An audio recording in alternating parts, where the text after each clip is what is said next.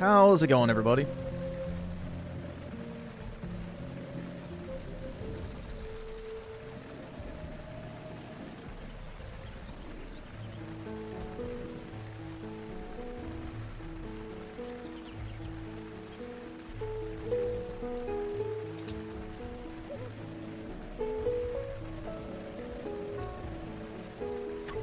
Playing SCP. I don't even know what that is. SCP.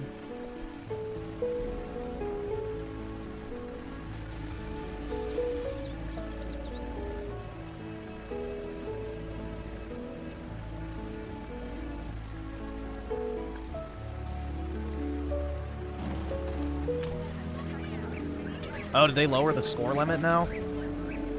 Interesting. It's 900 instead of 1,000.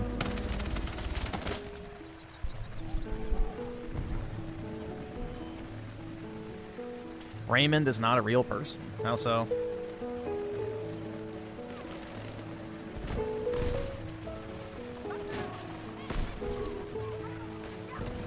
I think his problem is that he's a little too real.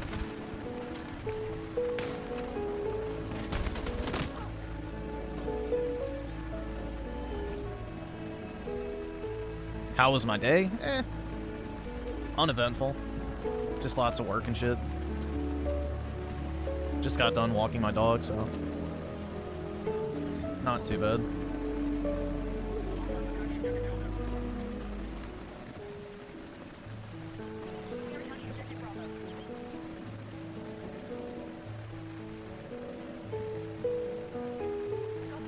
Dude, I don't think DSP would ever collab with me even if I wanted to. It would be funny if he would, but yeah, I highly doubt it.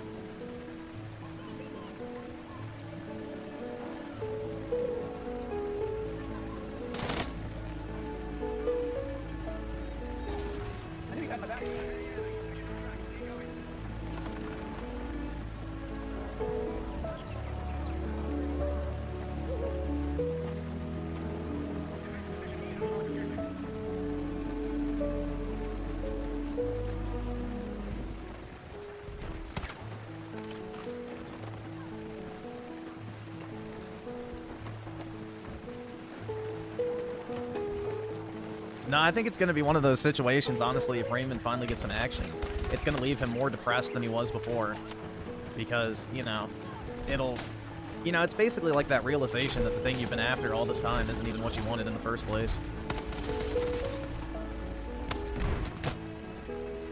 Like, imagine spending a decade building something up in your head. Like, oh, if I can just get this one thing, then I'll be happy. If I can just get this thing... You know, if only this one thing will happen to me, then all of my woes in life will just... It's like... Then when you finally get it, nothing changes, you're like, oh, fuck.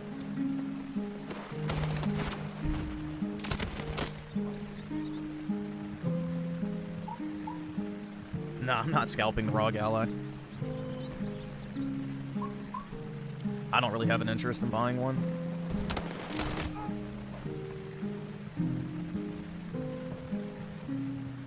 They're gonna make plenty of them, but... It is what it is.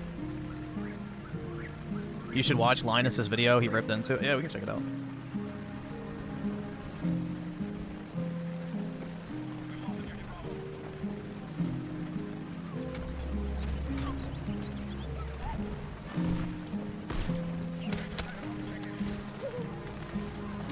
Oh shit.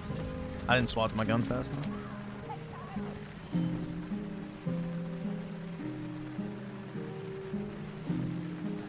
I don't really have a desire to watch a moist shitical video.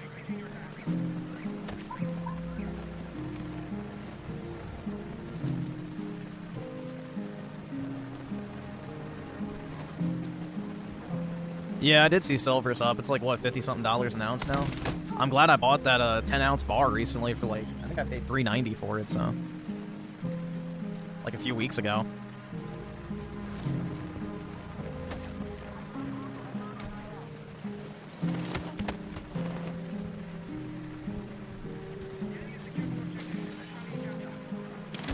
I don't have a ton of precious metal because I don't have like an actual bolted down safe. So I haven't really put heavy money into precious metals personally. I kind of wish I had, obviously. I like precious metals. I think they're cool. Like having a stack of silver bars would be fucking badass, but Yeah, unless I have like a safe that I can actually bolt down to the ground, I don't really feel comfortable having, you know, that type of shit laying around, because there's no way to trace if somebody steals your silver. All they have to do is melt it down and it's unrecognizable.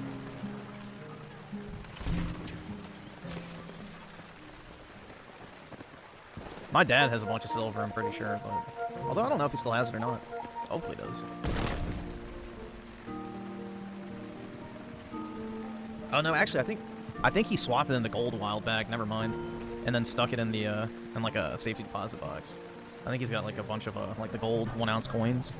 But I don't know how much gold is going up in relation to silver. I know silver's doing a lot better right now.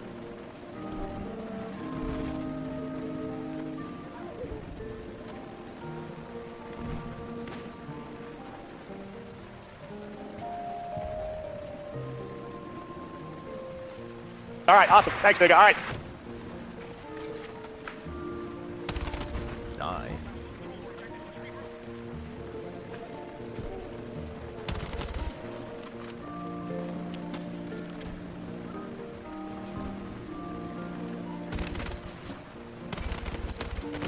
Huh?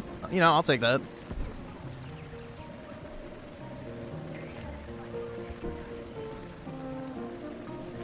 I'll take that.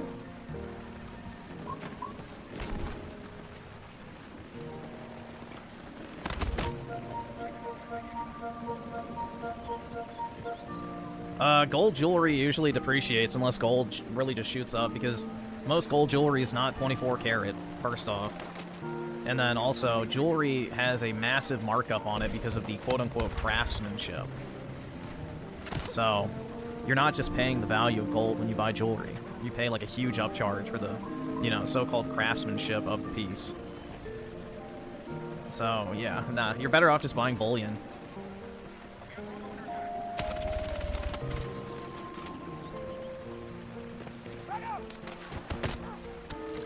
Oh, that works.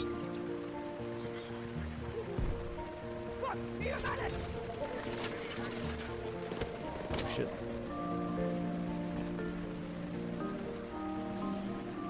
But yeah, if you're looking to just hold value in precious metal, just buy bars. Bars and coins. Which even with coins, you have to kind of be careful with, because some coins have, like, collector's value, so you might overpay for that. But yeah, generally speaking, like, gold 1-ounce bars is your best bet. Just buy those.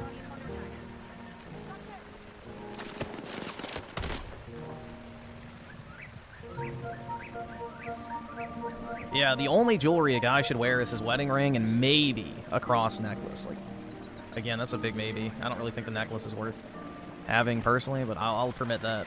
I won't judge over that, but yeah, I don't know. I'm not a fan of jewelry. A wedding ring is really the only jewelry a guy should wear. A watch isn't jewelry. A watch is a timepiece. It's a different category.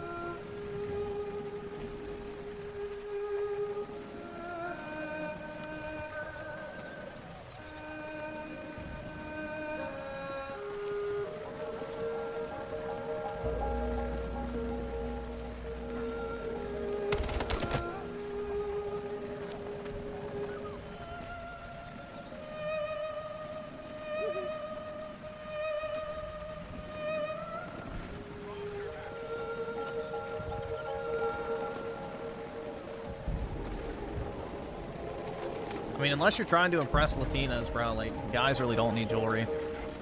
Hispanic women like jewelry on guys. That's about it. I guess black women do too, so there you go.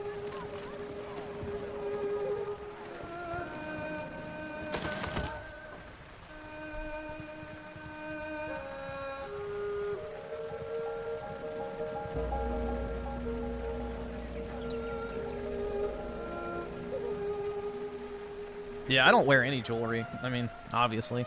I'm not married, but yeah, I don't have any jewelry myself.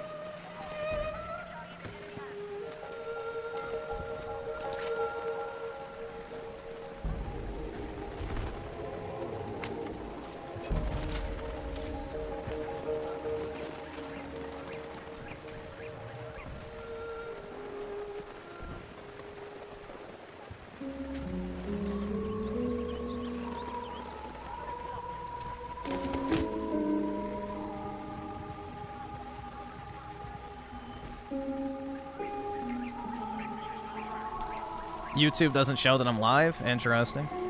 I wonder if they're like fucking with the stream notifications again. That would be typical, honestly.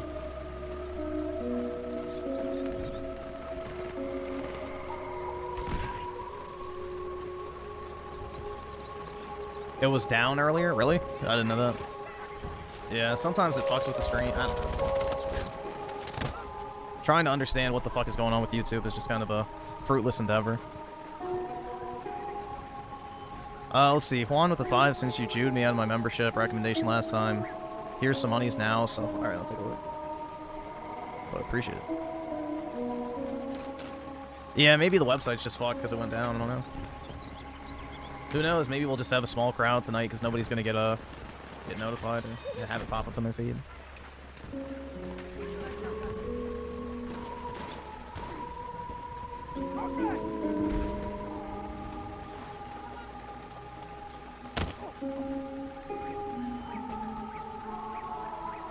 Indian sabotage?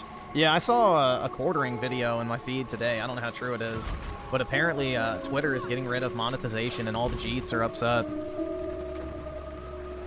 They're gonna have to go back to scamming grandmas now, instead of LARPing as American political commentators or Israeli shills.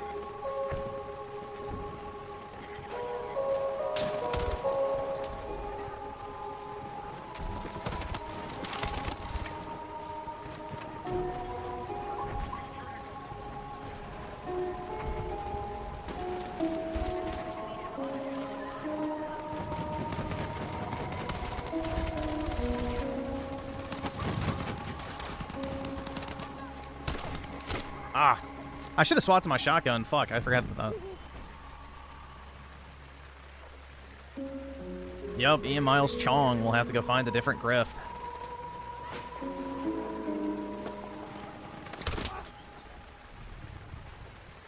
It's like the #1 job in India right now is either scamming or, you know, just shitposting on Twitter.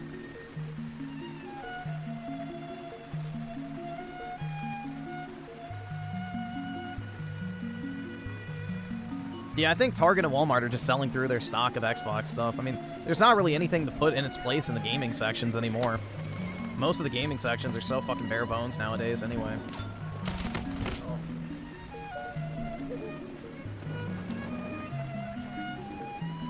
Griffin would be too shy to get naked in a sauna with a Finnish 8? Bro, what?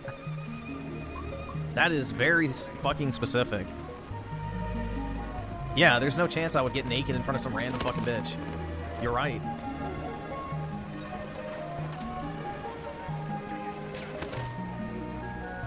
I wouldn't just walk into a random... For one, what fucking sauna is mixed gender? 2, yeah, no shit, I wouldn't just strip naked in front of some random person. It seems like a pretty common reaction, but I don't know.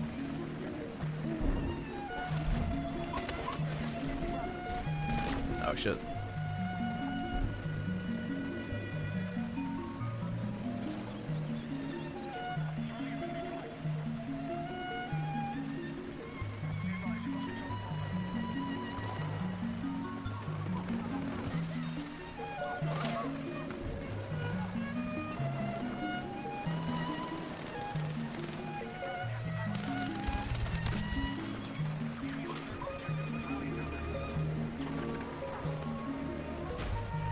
I'm tall? Nah, I'm a manlet, bro. I'm 5'11", so it's over.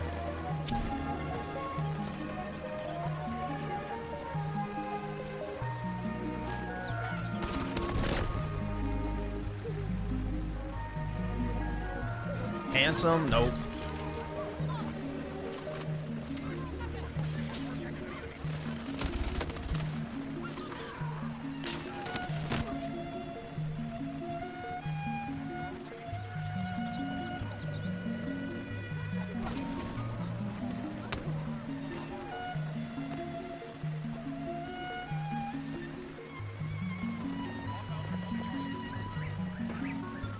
Every Finnish home has a sauna. Griffin would know this if he was Finnish. Well, I'm not.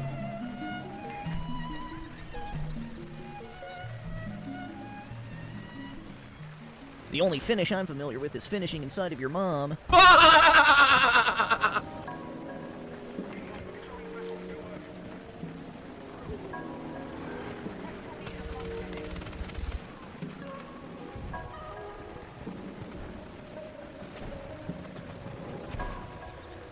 Yeah, I can't say I know too much about Finland.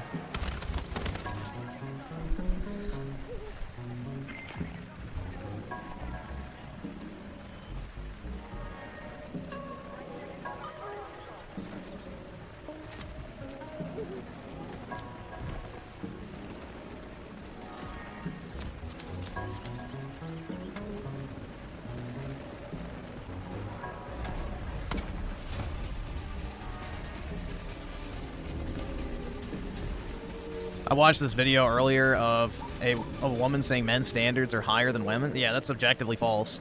We literally have the data to prove that to be completely false, so... Yeah, that's an insane, insane cope. We already know that's not the case. Really, all women have to do is not be fat and not be a bitch. That's it. That's pretty much it. Nobody cares how much money a woman has, what her education is, her job. You know, all she has to really be is not fat and not a bitch. That's it. Which even then, some people do like fat chicks, so... Rich, Overview Tech USA.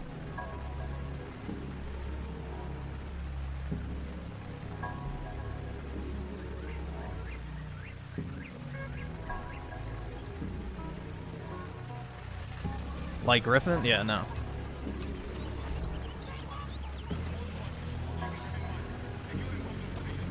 I'm like genuinely not attracted to big bitches, personally. Like, the whole massive titties thing doesn't really do anything for me, so that's like the only redeeming thing about fat chicks. Is people who really like big tits. Which I'm not even too big on, so... Dude, what a fucking piece of shit. Trying to make me lose the capture. Fuck that dick licker.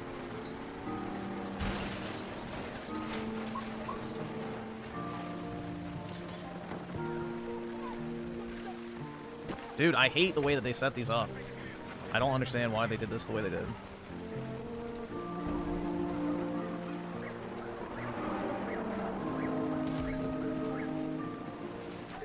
Yeah, so they've lowered the score limit on a lot of these maps. Interesting. Because this one's only 700. I guess they figure, like, it's just not as fun because the maps are too big. So the matches take too long.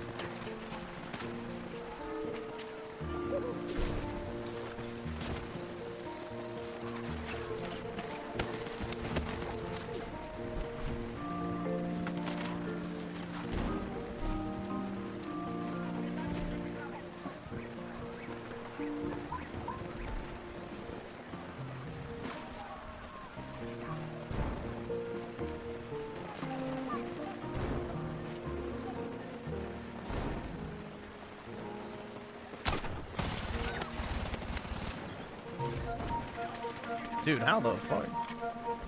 I hit that guy like 6 times and didn't kill him. Yeah, dude, the All thing right, awesome. is... Thanks, nigga. All right. Alright, so think of all, like, the big black women, right? And then think about how hard it is for fat people to wipe their ass, okay? Then add on the fact that they have those big-ass fake nails. And you have some nasty, you know, dookie, let's just say. Now imagine a bunch of them get into a public swimming pool. Yuck. You're literally swimming in a toilet. Be careful of public pools, guys.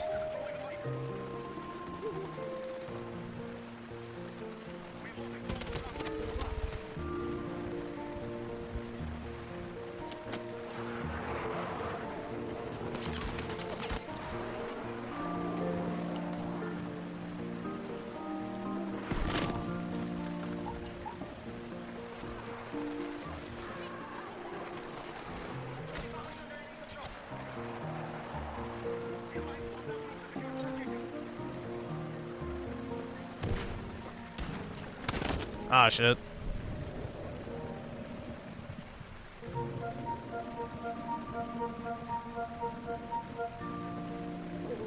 Well, let's see. Masochist mode with a 5. I know you hate everyone, Griffin. I hate you too. Stay based. Appreciate it, man. I don't try to hate everyone. It just ends up being that way. Call it learned behavior, but...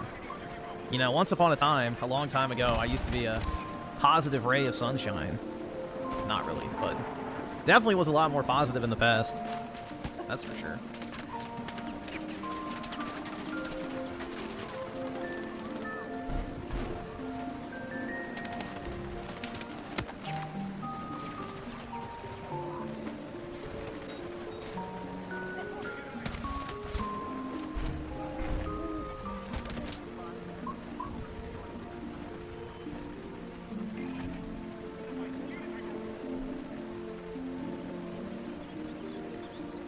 Have I ever gotten a plane seat behind a black guy or Indian? I did about 3 years ago, and both my brother and dad were gagging at this black guy's deathly pit. Ew.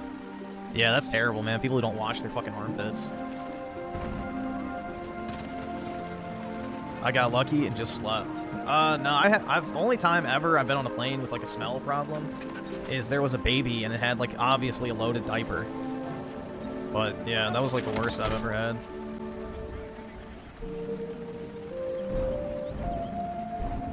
Luckily, it was on the other end of the plane, but you would still get a whiff of it every once in a while. It was nasty. It was a short flight, though.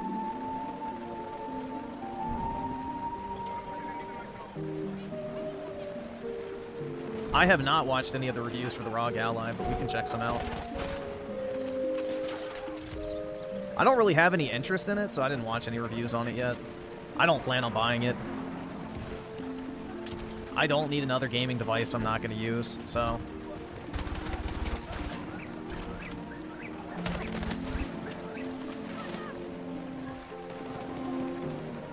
Oh, shit.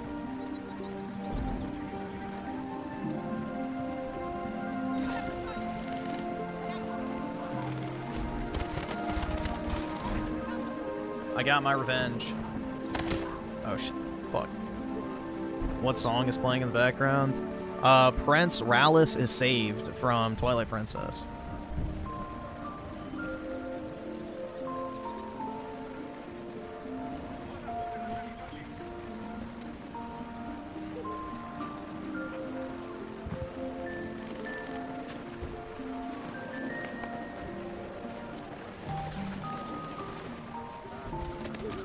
What? Bro.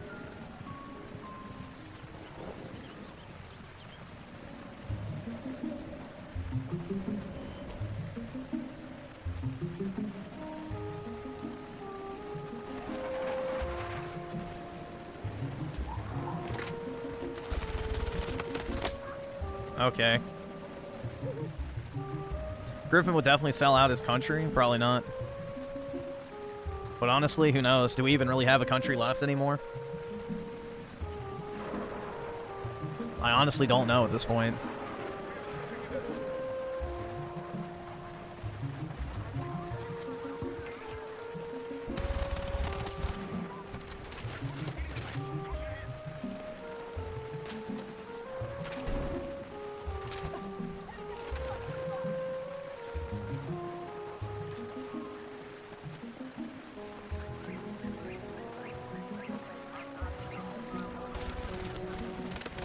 Oh shit, really?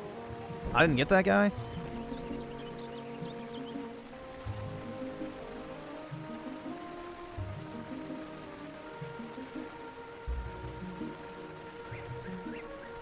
Fix my stream? I don't know what that means, PK.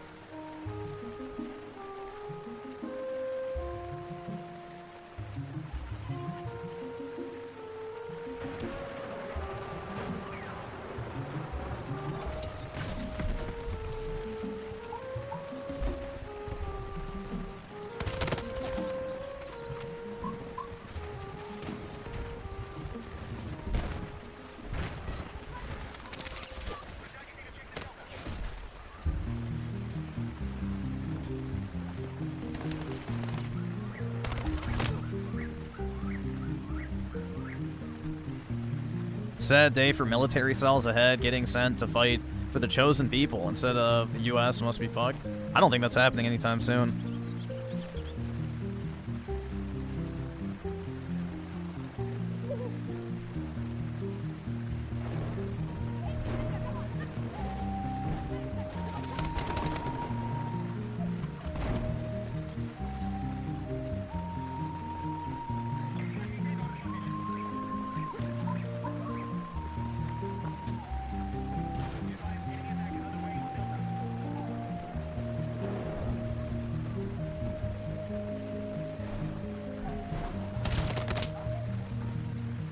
Just got a new phone? Nice, man. Congrats.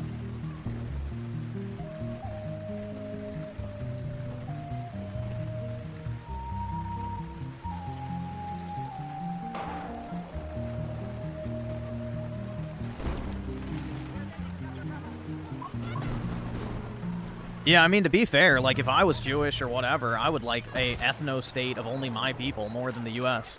Just like if there was actually, you know, basically, let's say, a white fucking version of America that was only white Christians. Obviously, I'd probably like that place better than the United States. So... especially if it has a good standard of living. Imagine that, dude. People enjoy being around their own people. Shocking. If only someone could have predicted that.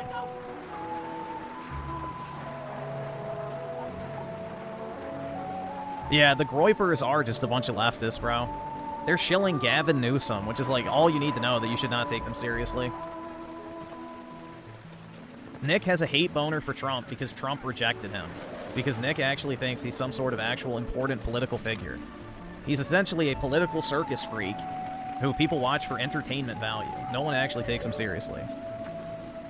And, you know, he thinks he's like some important fucking, you know, player in the political sphere. It's like, bro, you're a joke. Most of your audience isn't even Americans.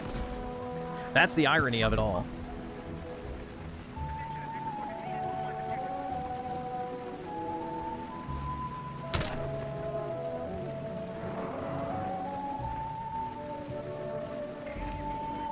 All right, awesome. I'm Thanks, not paying nigga. All child right. support with a 5. I saw a cringe ad of the Dems and Newscom acting like they just passed Prop 50 to own Trump. Cope has reached new lows. Also, you prefer Una or Tifa? I would say Tifa, personally. I'm not the biggest Una fan. I think Tifa is definitely the superior specimen.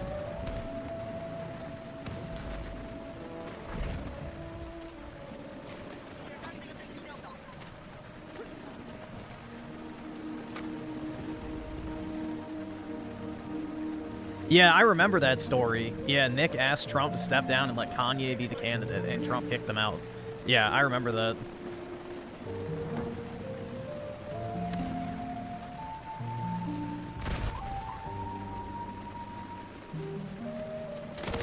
But yeah, totally serious, like a totally serious political figure, guys.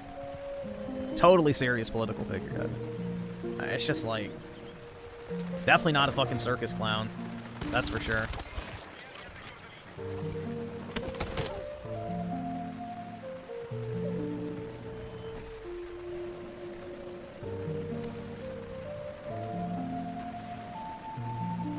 The thing is, bro, is the Nick Fuentes types are just serial complainers. That's it. They have no grift if things are actually going well. So they have to act like everything's the fucking end of the world constantly. And they have to constantly talk shit about anyone and everyone that's ever in power at that moment. Because, you know, if they're not doing that, then they have no relevance at all. And on top of that, Nick is a compromised individual, so...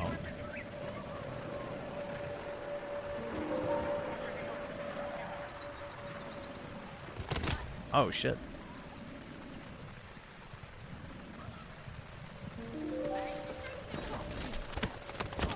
Dude, fuck that.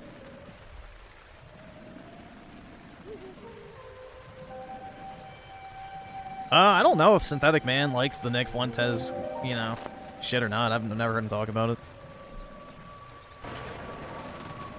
I have no clue.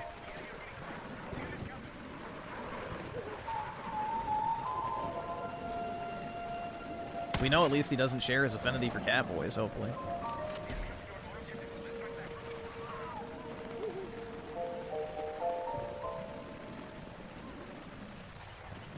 Dude, what a fucking idiot. He spawns on me and he's not going to help cap the point? Jesus.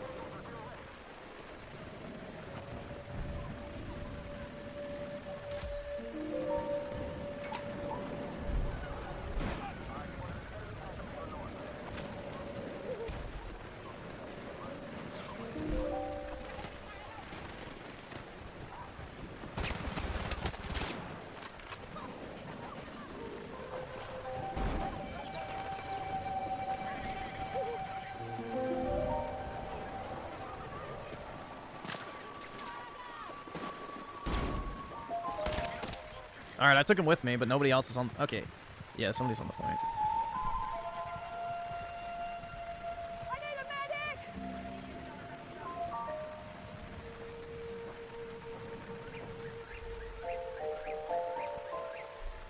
Do I consider myself a chud? I more so consider myself to be an actual human being. Damn, I'm top of the team? That's bad.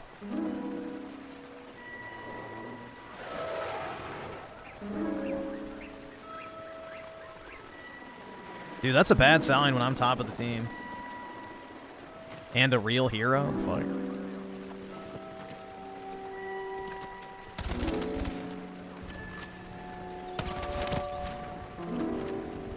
Chuds are people too? I guess. I don't know, I don't really need to label myself as anything. Chud is a weird name. Yeah, it is kind of.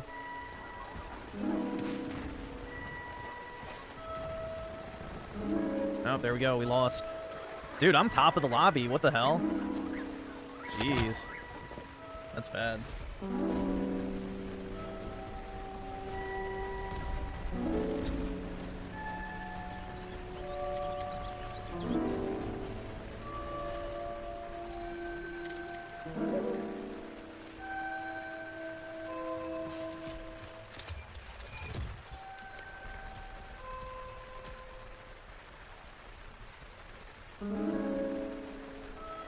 Calling yourself a chud or incel is weird. Have some self-respect. Yeah. Agreed. You're just a person, bro. Although, for a lot of people, air quotes, they're not even human. They're hardly even qualifying as human in a lot of cases.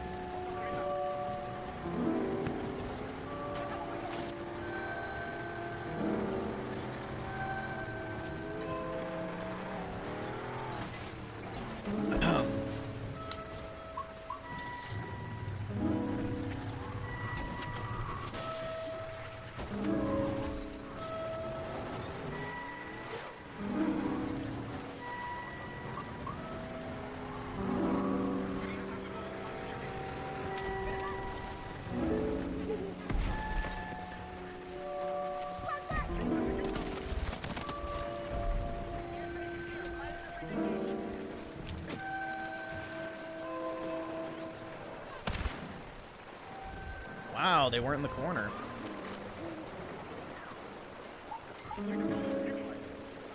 They're on top of the roof, most likely.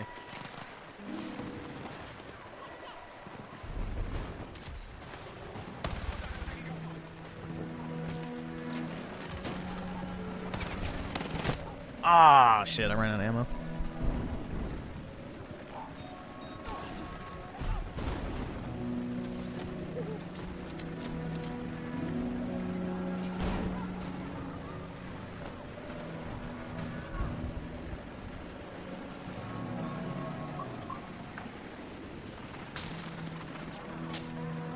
Snipe. Fuck. Let's see. Daryl's on. All right, awesome. Thanks, nigga. All right. Not gonna lie, Raymond have that serial killer vibes if he don't get his way. Yeah, I don't know, bro. Like, I feel like he's like a ticking time bomb, which is kind of mean to say, but maybe it is good that he rants on the internet because it gets his anger out.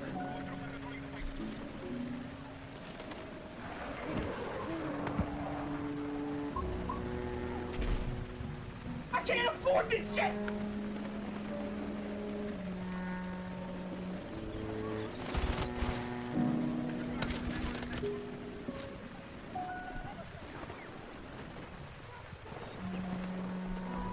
Yeah, he's just super unhinged, man. Zero emotional regulation at all. That's his biggest problem.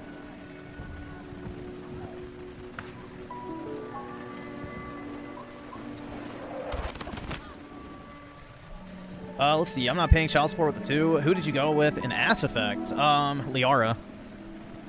Well, I can appreciate the energy of Ashley, the anti-alien racist. You know, it's Mass Effect, so you kind of have to fucking alien, bro. I feel like it's just the obvious choice.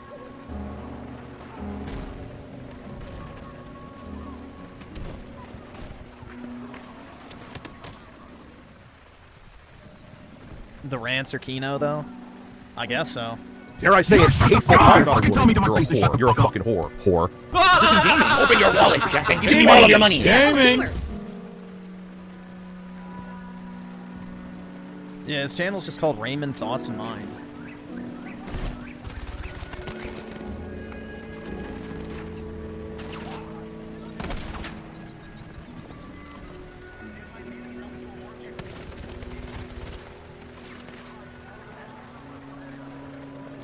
Oh, shit.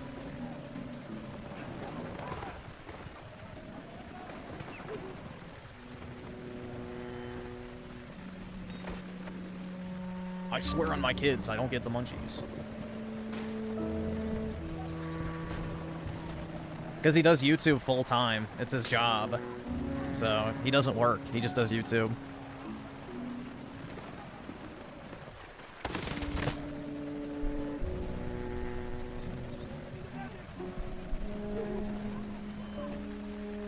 Yeah, the World War II vet video was pretty good yesterday. Those are real British people that we heard from. Am I pro-Palestine? Dude, I don't give a fuck about Palestine.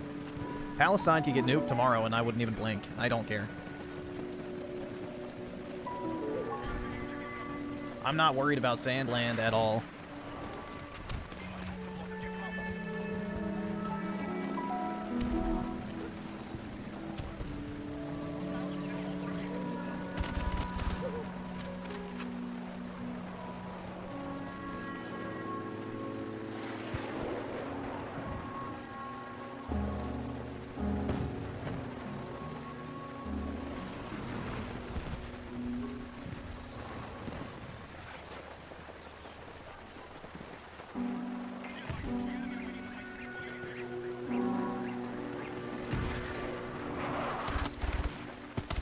Ah.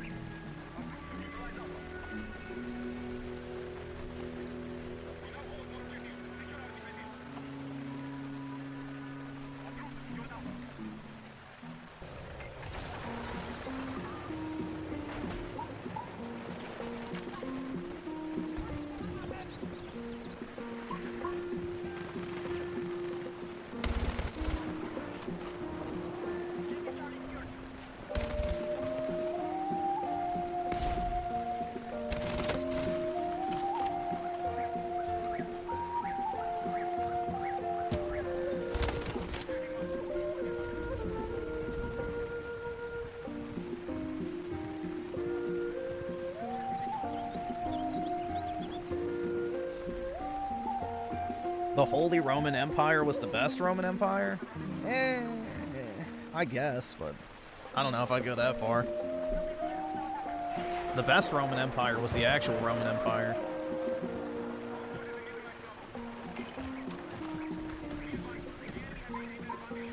The Holy Roman Empire was just a bunch of Germanic states for the most part.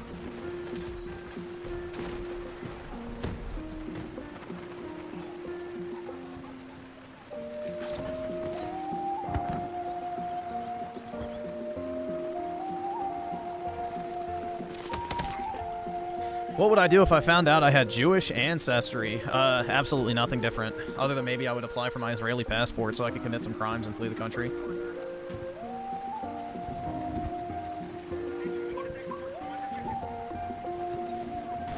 But I highly doubt I have any Jew in me. Alright, awesome. Thanks, nigga. Alright. Either subscribe, donate, or get the fuck out.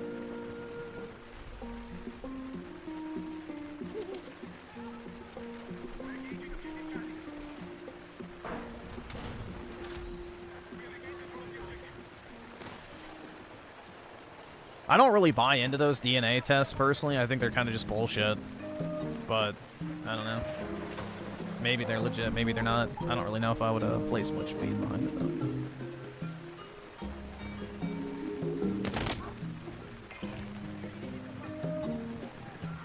Let's see. Raging Boar with a 5. One thing trans women should be happy about is they don't menstruate. Incorrect. They put ketchup in their underwear and pretend that they're having their period. Didn't you know? And no, I'm not. That's not a joke.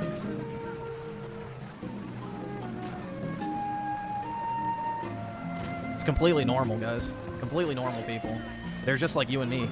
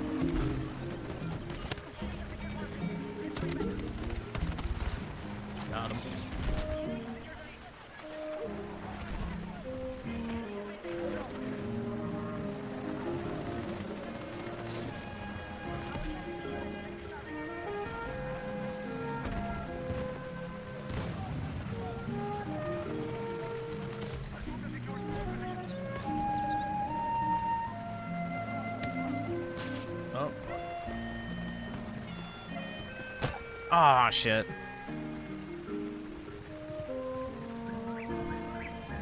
Griffin was promised Area 3,000 years ago. That's right. She should have been mine.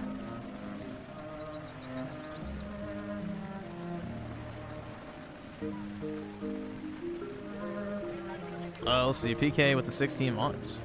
Griff, watch the newest video by yours truly. What the fuck?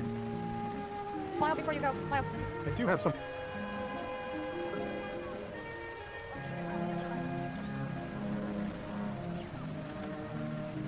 What the hell is this?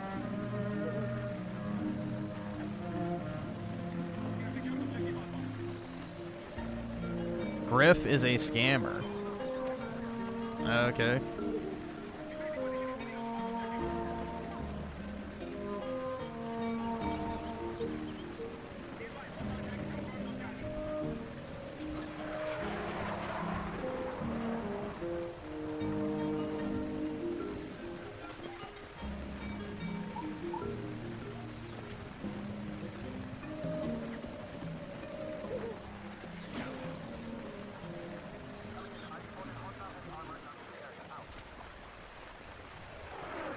Well, maybe Iraq is onto something, man.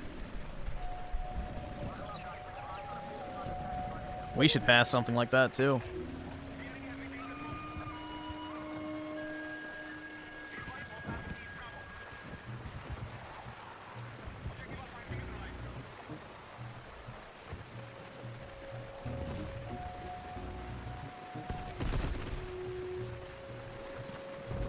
Dude, you can't convert to Judaism. It's not how it works.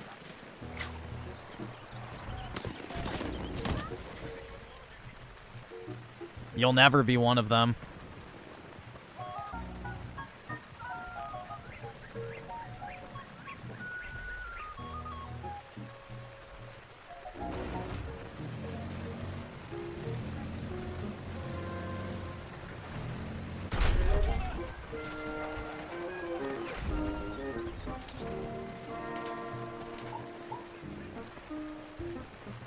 You will never be welcomed into the fold.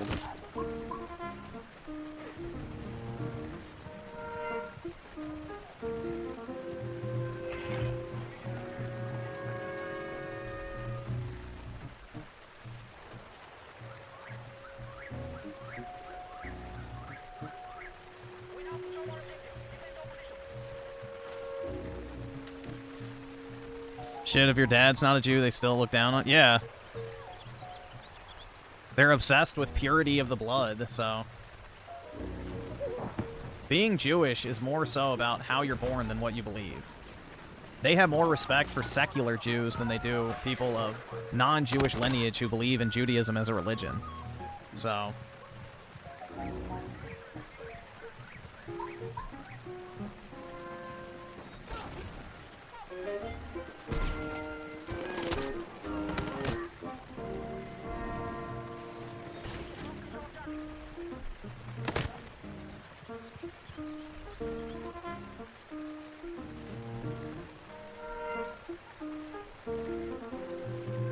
It doesn't matter. Ivanka's children will never be considered Jewish. Because she is not a Jew. Therefore, her kids are not Jews. They're at best half-breeds.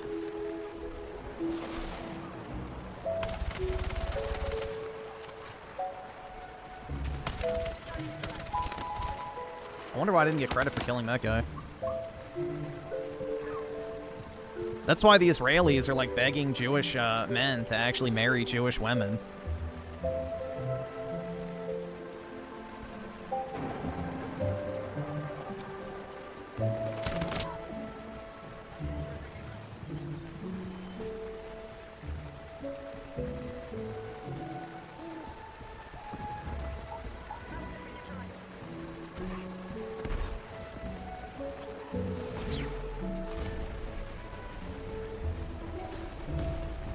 Put a ring on Abby Shapiro. Yeah, no thanks. I'm good.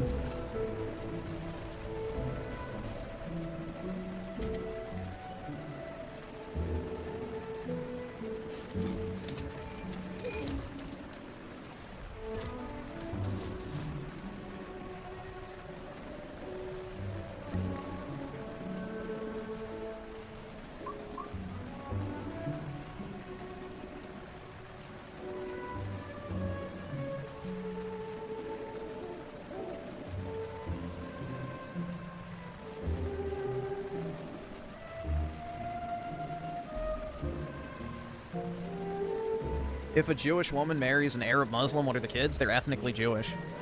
So the way Judaism tracks lineage is through the mother. So if your mother is a ethnic Jew, then you are a Jew. That is the requirement. If your father is a Jew, but your mother is not a Jew, you're not a Jew. It's weird.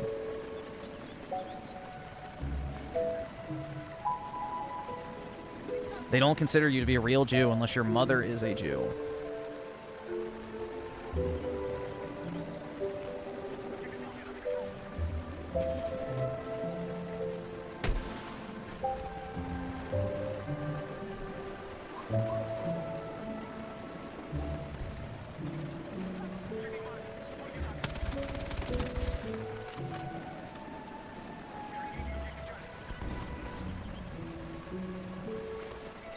Why? It's to discourage Jewish men from taking wives of foreign lands, basically. It's to dissuade men from going and, like, taking wives from foreign lands. Because, like, it goes back to, like, you know, with King Solomon, his downfall was taking foreign wives, and they, you know, basically brain rotted him. There's a bunch of shit in the Bible about it, but, yeah, long story short, it's to dissuade men from marrying outside of the Jewish people. So they won't take foreign wives and therefore have foreign influence.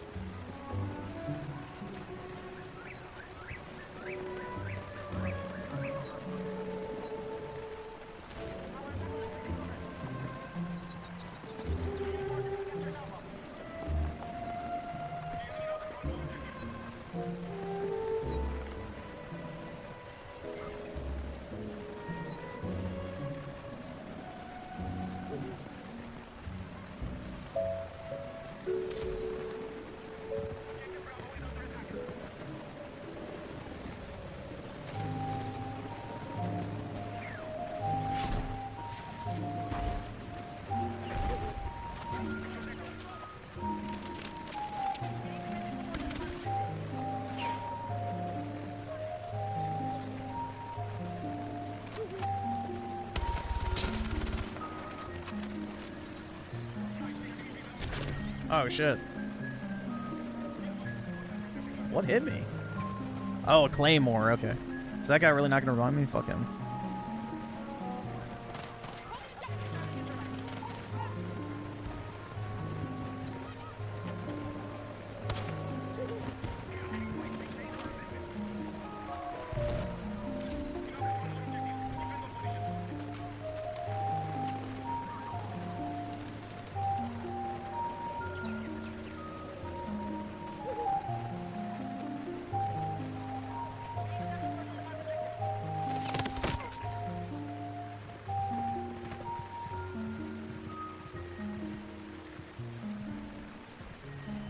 So a Jewish man can't colonize, but a Jewish woman can get blacked? Well, there's a lot of like, if you wonder where modern feminism comes from, a lot of it stems from Judaism. Because, you know, they worship the female divine, which is like, you know, literal fucking blasphemy. But anyway, yeah, there's a lot of feminist shit in Jewish culture, and most Jewish men are like subservient to their Jewish wives. So it's a very matriarchal culture.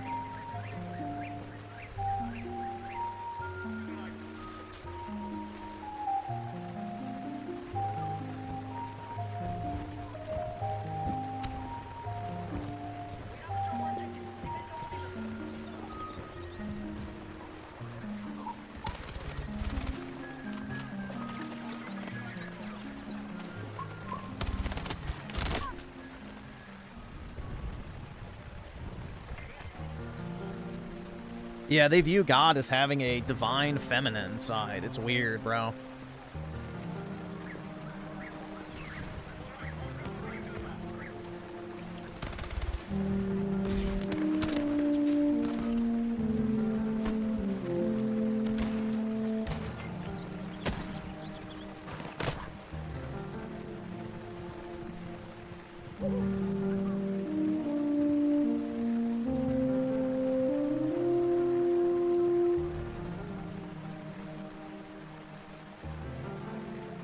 But yeah, I don't know, man. It's pretty weird. There's a lot of strange differences with different cultures and shit. All I know is I wish my culture was that of my grandparents, I'll just put it that way, or before.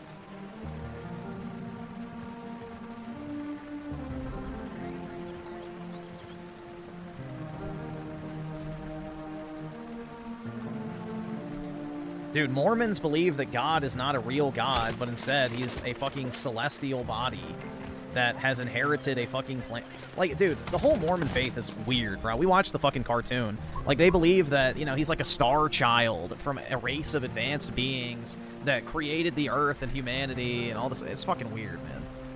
Very fucking weird. It's like a sci-fi fucking fan fiction. And yeah, when you die, if you've been, you know, good according to the Mormon teachings, you know, the better you live in life, the bigger the planet you get to rule over as a god yourself. So the Mormons don't believe in a singular god. They believe that you literally become a god when you die, and you get a fucking planet to rule over filled with women that you have celestial sex with for all of eternity. It's literally Islam, but instead of 72 virgins, you get an entire planet to be the god of and a bunch of women to fuck.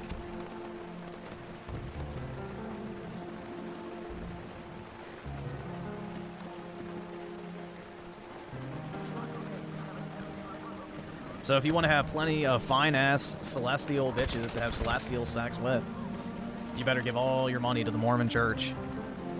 Yeah, that's the thing, bro. Religions that have to use sex to sell you on them are pretty much bullshit, I feel like.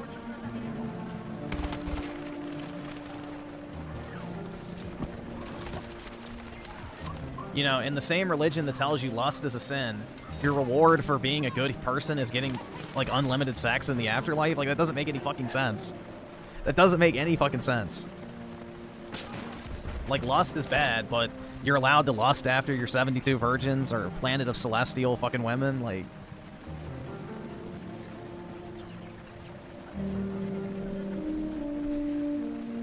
It's just odd.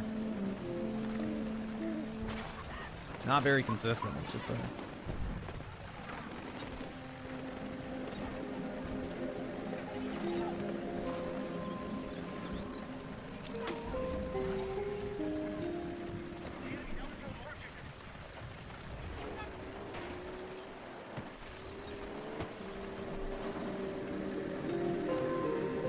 I don't think it's that there's way more women in the world, but it's like a 1 or 2% difference. Like 51% women, 49% men. It's a pretty even split.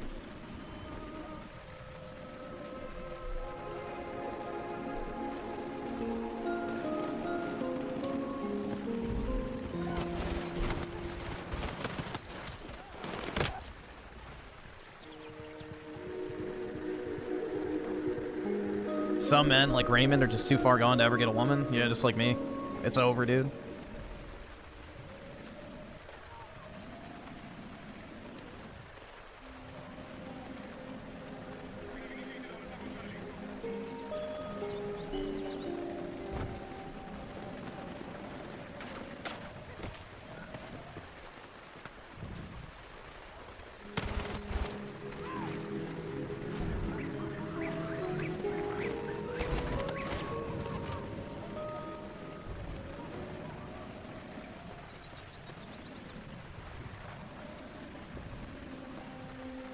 If you want a handheld PC, just get a laptop? I don't necessarily agree with that, but if you're really desperate for PC gaming on the go, then maybe.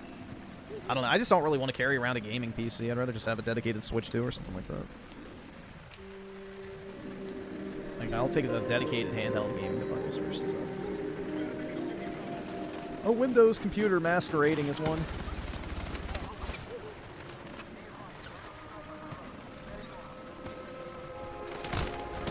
Oh, shit.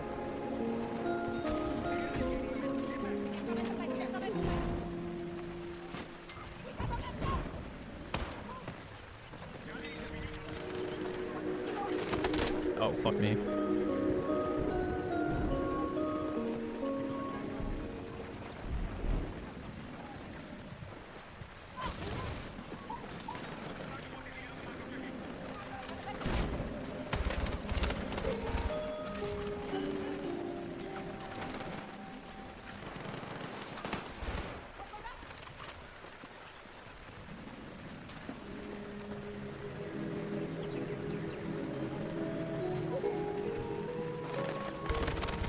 Dude, what was I stuck? Oh, I guess that yellow thing or whatever.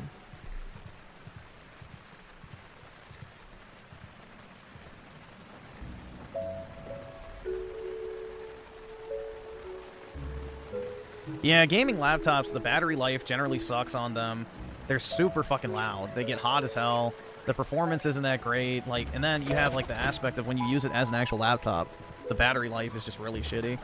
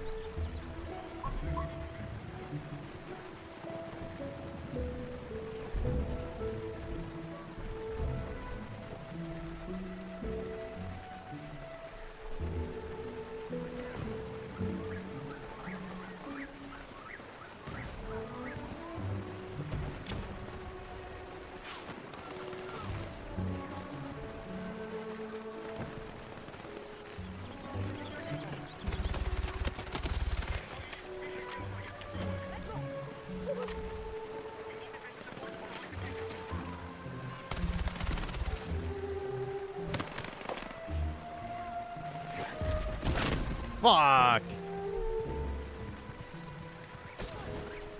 I would just buy an actual gaming PC, personally, if you really want to play PC games. I think the whole mobile form factor for PC gaming is just kind of a waste of money in general. More often than not, you're probably just going to be disappointed.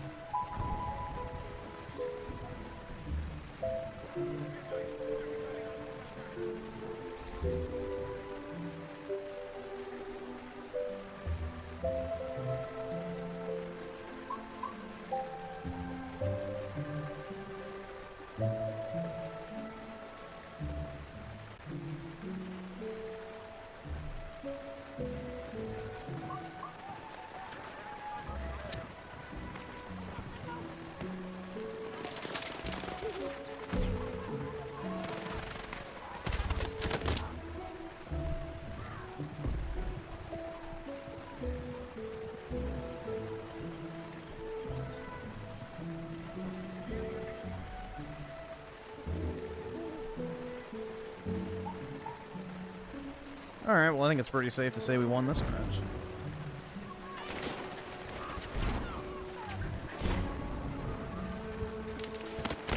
Oh, fuck.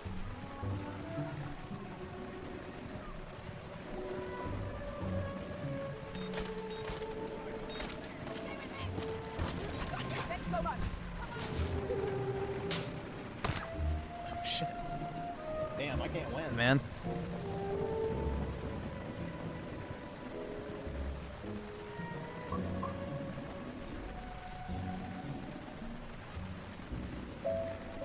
Hold on, what's this?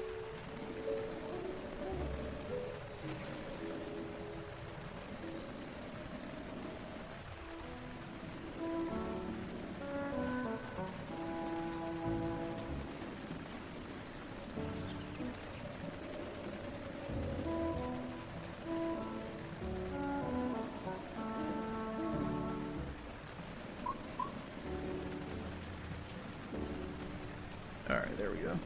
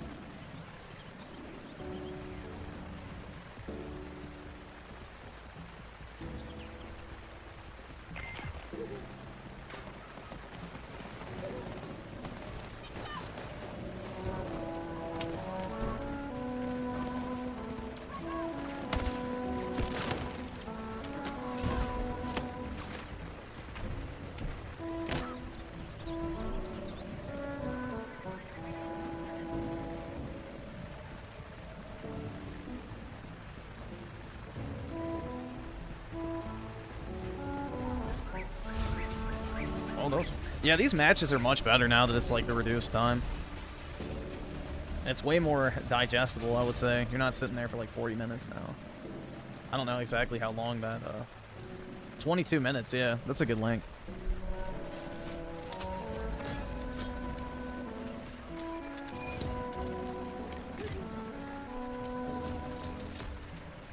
Oh, I got the extended magnets.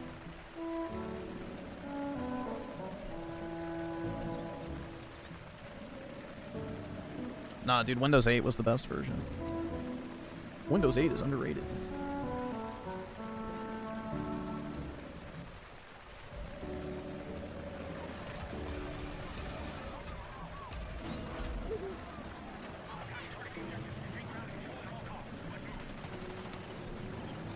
Yeah, I remember like Windows 8 was like all part of that effort by Microsoft to, you know, have the UWP, I think is what it was called, where they had like their mobile platform, desktop, and then tablet, and then Xbox. They tried to basically unify all the devices, and it was a disaster.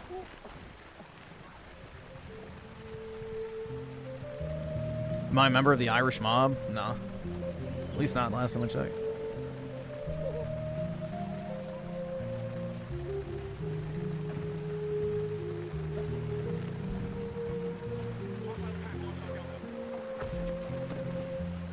Damn, bro. My dog is fucking busting ass. Jeez. This motherfucker shit 3 times on the walk, too.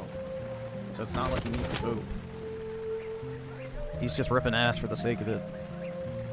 Nasty ass motherfucker.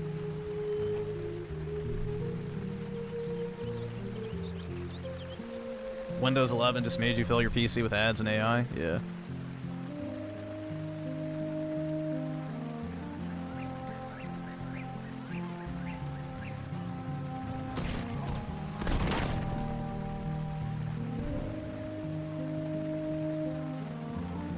No, I don't care about my sub count. It means nothing to me.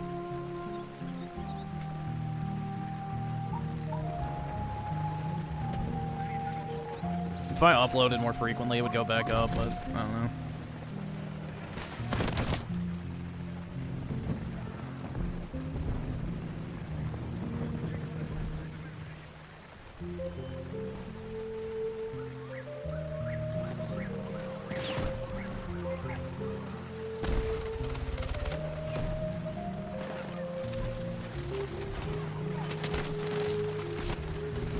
Oh, shit.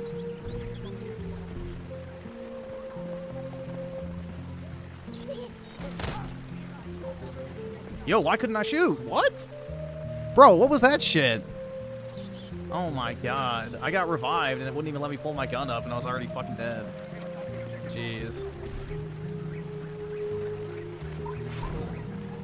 Past 2 game reviews got decent views. Yeah, they did fine.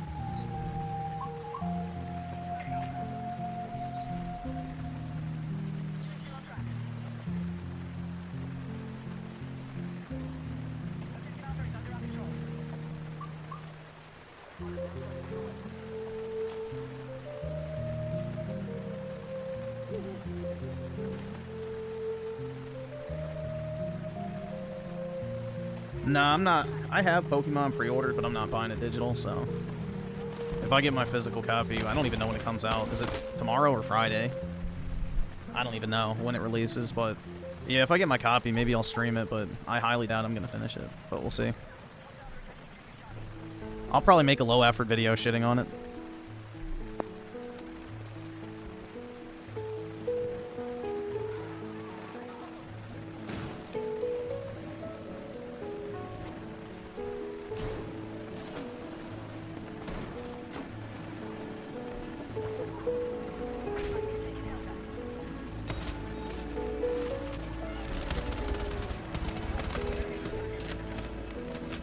Yeah, if you pre-order it at Best Buy, you get a free $10 gift card, so that's how I'm getting it. The story's on another level of cringe. Oh, great. Lovely.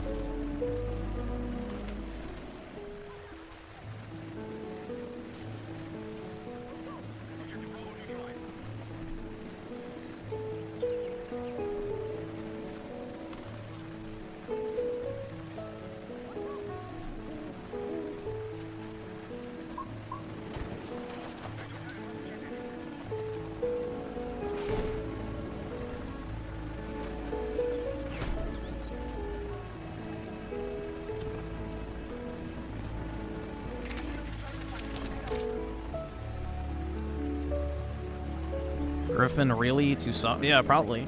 I'm not gonna like the I'm not gonna like the new Pokemon game for sure.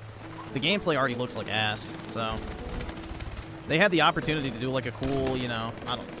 It just bothers me that we never got a Pokemon game with better fidelity than fucking whatever it's called, Battle Revolution. So. Like, why don't they just make... I don't know. There's many things that they could fix about modern Pokemon, but they don't want to.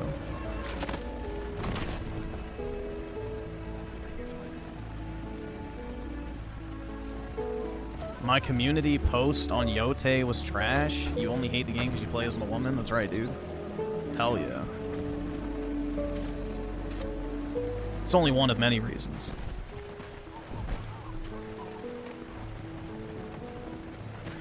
But yeah, it doesn't help that you play as that ugly fucking bitch.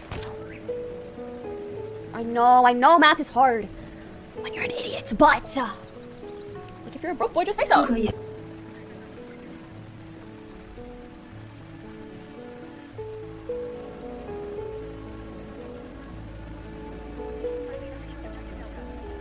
They should make Pokemon open world with traversal. They already have. That's exactly what Scarlet and Violet was. It was fucking an open world Pokemon game where you ride your Pokemon through the world. That's literally what Scarlet and Violet was, and it sucked.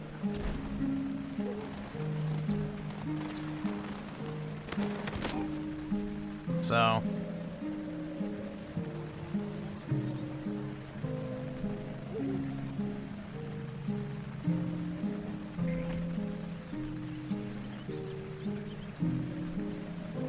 nah, Legends of Arceus was dog shit. It's another fucking slop open world Pokemon game, but with the heckin' Japanese art style, so people soyed out over it. It's basically a Pokemon game set in feudal Japan. So all the weebs like that shit. And it had shitty stealth mechanics, too.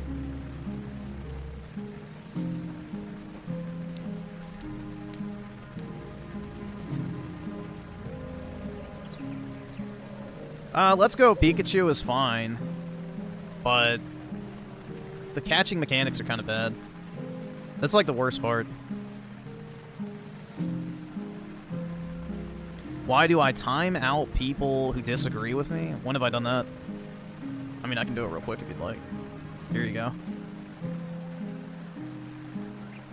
There you go. Enjoy.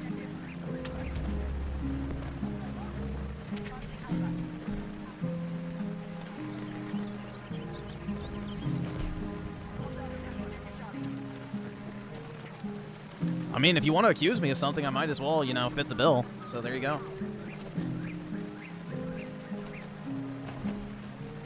I don't know what his problem is, but whatever.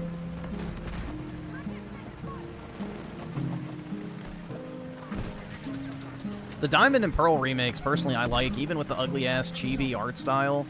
The core game is really good, so... Gen 4 is goated anyway, so... It's worth playing.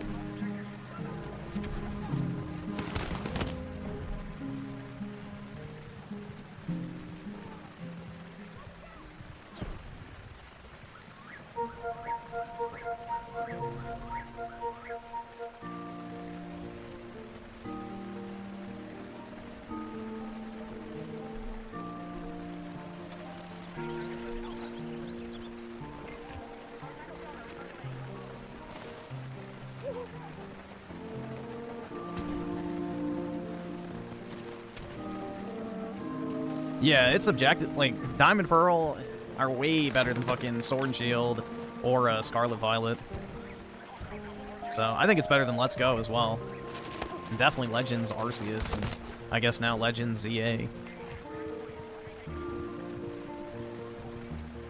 Internal Game Freak document said we need to make the Gen 5 remakes better. Yeah. I mean, that's the thing. It does kind of irritate me because Omega Ruby and Alpha Sapphire, you know, those games got a god tier remake. Like, they were objectively better than the original versions. And, you know, Diamond Pearl, they kind of just skimped out on it. They just did a bare bones, like, remaster, pretty much. With the ugly, chibi art style. They should have just used the Let's Go art style and it would have been perfect. But no.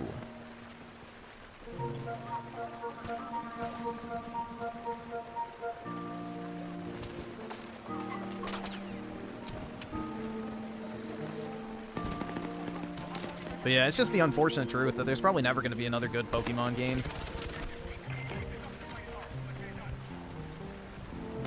It is sad. You know, Game Freak's more interested in making their shitty fucking Sekiro clone. Alright, hold on. Holy shit. Point that cannon somewhere else. Jeez, man. He is busting cheeks.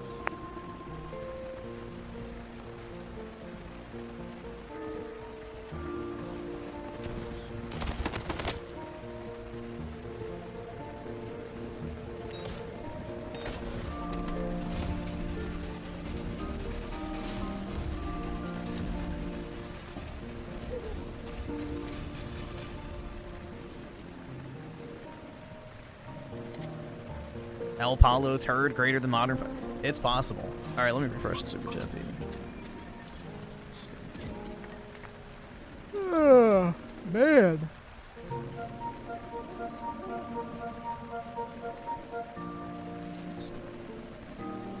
Ignored Lord Danielson. He's going through a lot. He lost his black husband to AIDS. Yeah, I don't know, man. Mad that I talk shit about Ghost of Yowie for whatever reason. Let's see. So E-Man with the fit. Oh god. Suffa Griffin Play SCP. It's not on Steam. Is this like some shitty China? Is this another one of those fucking gotcha slop games? Like fucking Nikkei? Let me see. What is it? Oh my god, this looks like fucking garbage. Just from a singular screenshot, it looks terrible.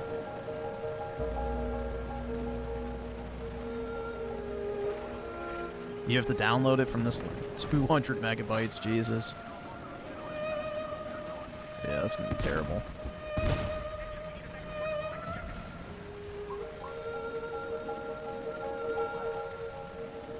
It's a horror game? Ah, great.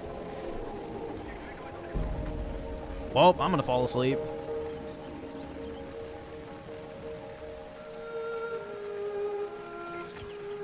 Is it a hide-and-seek simulator? You just run away from shit the entire time?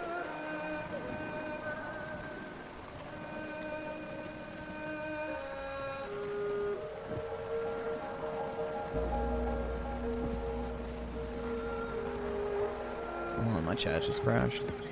There we go.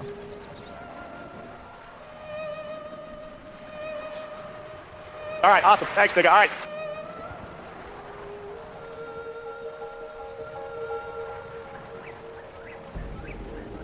Let's see, so Radigan with the 10. Appreciate it, man. The video game industry has screwed us for far too long, so it's time for revenge. And revenge is a meal best served hot. The kind of hot they'll never forget or be rid of. Well, soon they're all going to be fucking fired, which, you know, can't happen soon enough if you ask me. This whole sympathy, you know, act every time one of these studios shuts down, it's like, good fucking riddance, man. So, they'll get what's coming to them, that's for sure. The industry's not sustainable.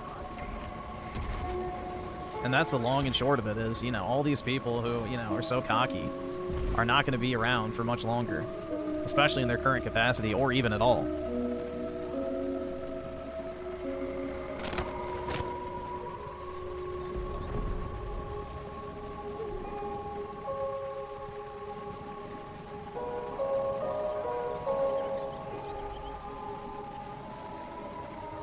Mod me and I'll forgive you. I'm a priest.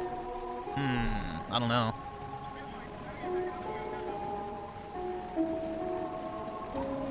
No, but we're gonna have a pretty big gaming crash, I feel like. The gaming crash is inevitable. These budgets keep ballooning. The actual development teams don't develop anymore. They just outsource everything to, like, Singapore and India. And the games aren't selling. It's literally a boomer hobby at this point, which, not literally, but figuratively. Like, the average audience for a paid-for video game is, like, in their 30s at this point. So, there's an aging demographic of people that actually care about full-priced video game releases. The majority of children just play free-to-play games, or maybe they'll buy something like Battlefield or COD, and that's it.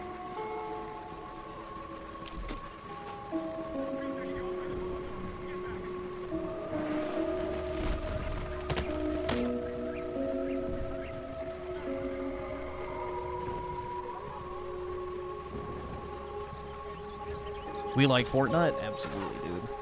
I mean, I get it from, like, a kid's perspective. I don't like Fortnite, but, you know, if you grew up playing it, it's, like, basically its own video game platform. They've got, like, a shitload of different games within Fortnite. Same with Roblox and Minecraft and all those other games. They're basically gaming platforms, not just an individual game.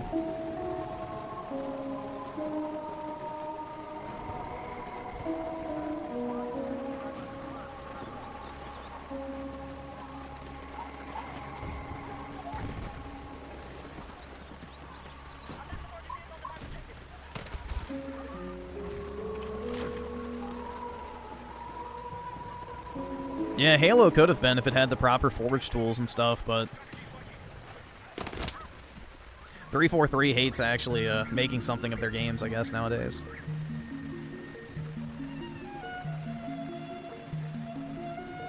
Gaming is not okay. Oh my god.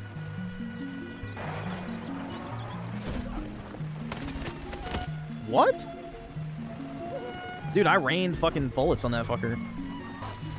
No bueno. There we go. Oh, shit.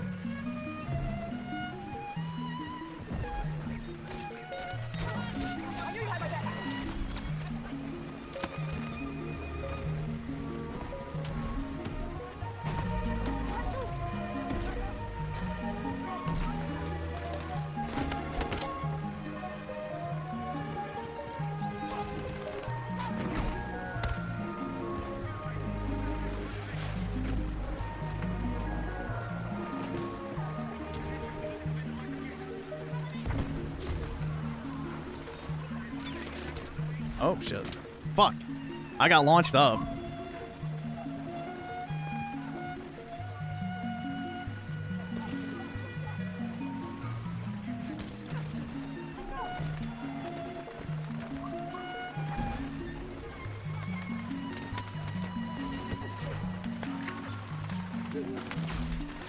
You're leaving forever? Goodbye, FBI.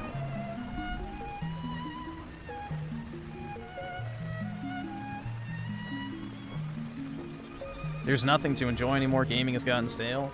Yeah, that's the thing, man. You can only have, like, meaningless distractions for so much in life. And especially when those distractions get worse and worse each year. You know, if gaming was still firing on all cylinders like in the past, maybe we wouldn't be sick of gaming. But not in its current state.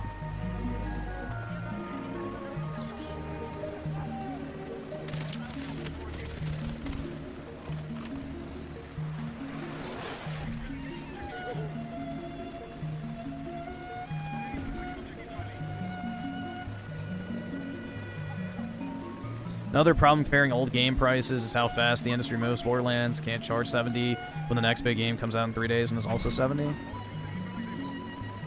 Well, Borderlands can't charge 70 because the game is fucking busted on PC, so that's the reason why that game's already on sale. On console, I think it's selling fine.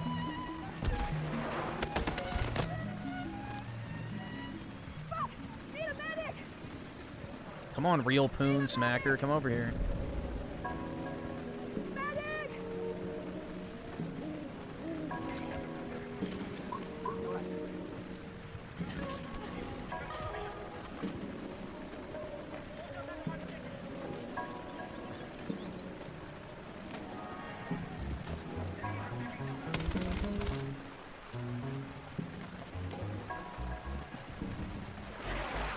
Yeah, honestly, my only cope for gaming still is Final Fantasy Remake Part 3. That's it. Other than that, there's not really anything I'm, like, excited for.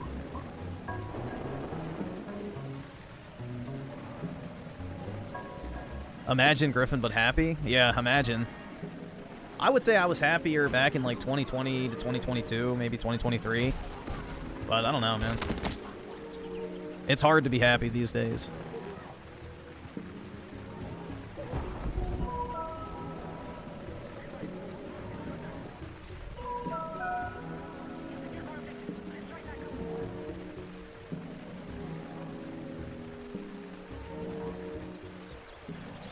Have I ever played... I've never played Ni no Kuni, but I know of it, and I think I own physical copies on PlayStation. But I know of it, I've never played it, though.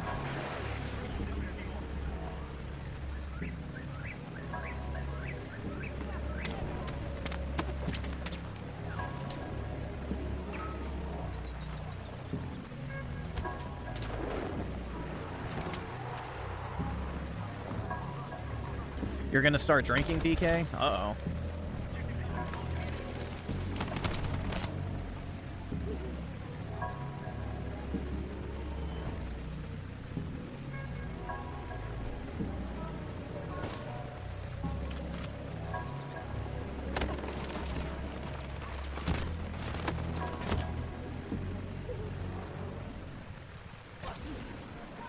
Drink to ease the pain? I've tried that, it doesn't work.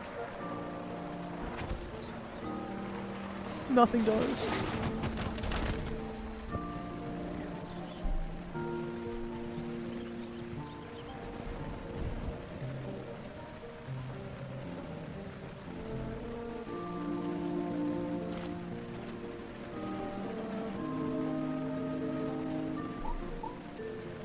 Yeah, the problem is I can't get drunk anymore, so... I have full-time employment. So it's not like I can get fucking wasted and then, you know, stream and then just go to sleep. Did you see Quartering call Melonie Mac old? I did not. I mean, he's not wrong, but what was, like, the context of it?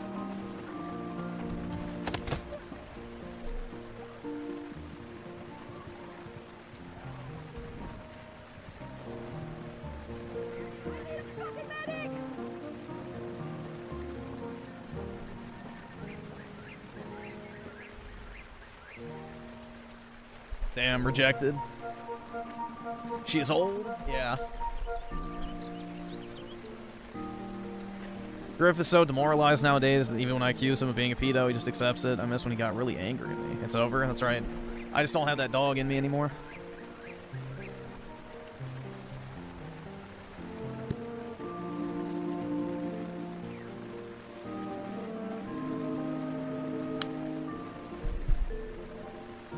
I just don't have that dog in me.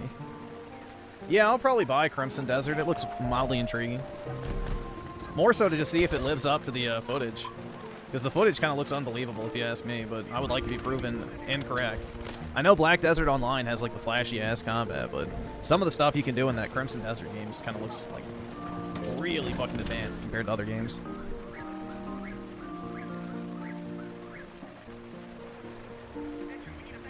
Griffin's rabies is messing with his mind. Now he has no energy. Yeah.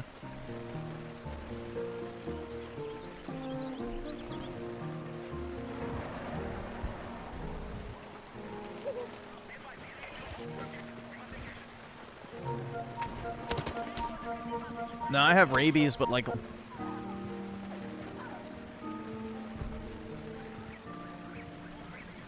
I'll get it on PC, most likely. I mean, there's not really a point in buying it on console if I actually want it. The only reason I would buy something on console, I feel like now, is if it's exclusive or if I want to sell it.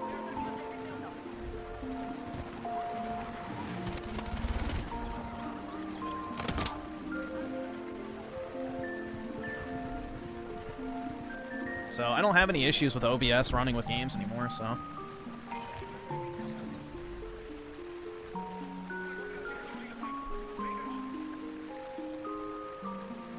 He referenced Laserdisc in the same breath as calling her old? Bruh. Do I regret buying my PS5 Pro? Not really, I don't. In the grand scheme of things, man, it's not even that much money.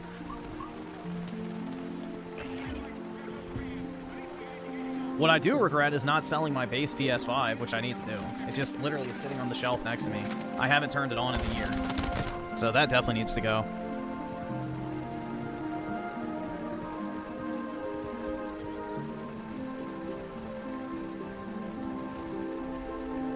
wonder how much GameStop even gives for those. Let's see.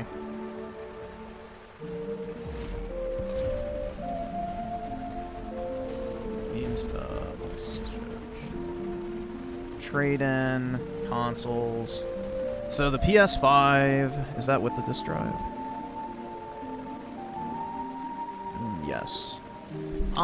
They give $300 store credit. That's pretty good. That's not bad. $300 store credit's not bad. I can just get a Steam gift card or something.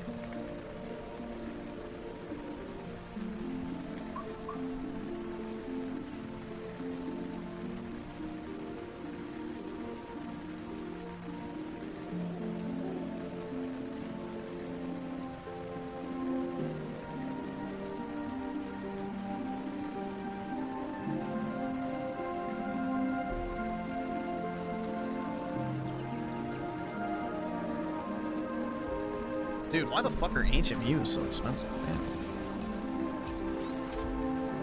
Yeah, I'll probably buy a PS6, but I will definitely not be buying the new Xbox. Because I still need it for, like, the exclusive games and shit if I'm still making content at that point. Which, who knows if I will be or not. You never know. I might be long gone from the internet at that point.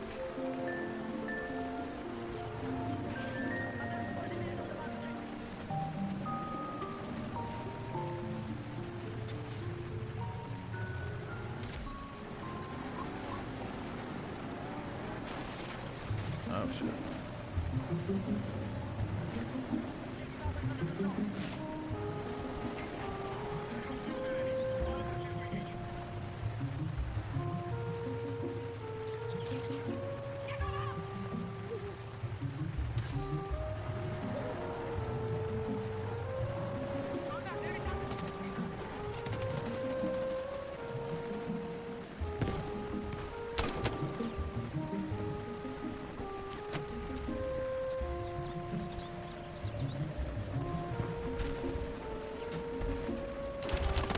Ah.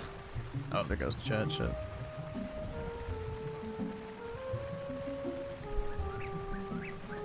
Yeah, I'll buy Ninja Gaiden.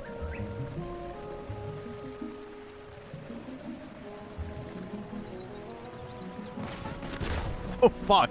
That was a terrible decision.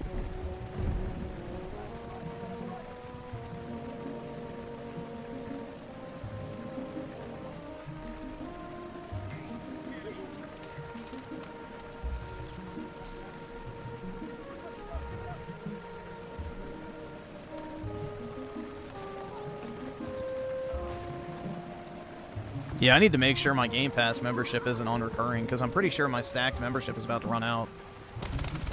I'm sure at some point it will. And I'd rather not get pinged for, what, 30 bucks? So...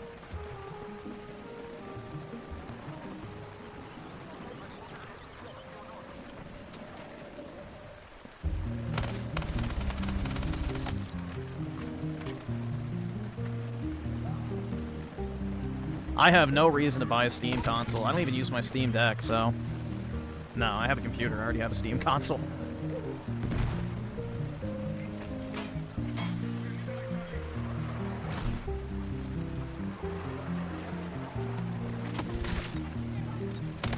You shut the fuck! Don't you fucking tell me to my face to shut the fuck up! Oski Woski with the 10. Appreciate it, man. Pete Gaiden 4 released in 5 days, so I made this quick little playlist. The first 5 songs are my favorite. Alright? Let's see.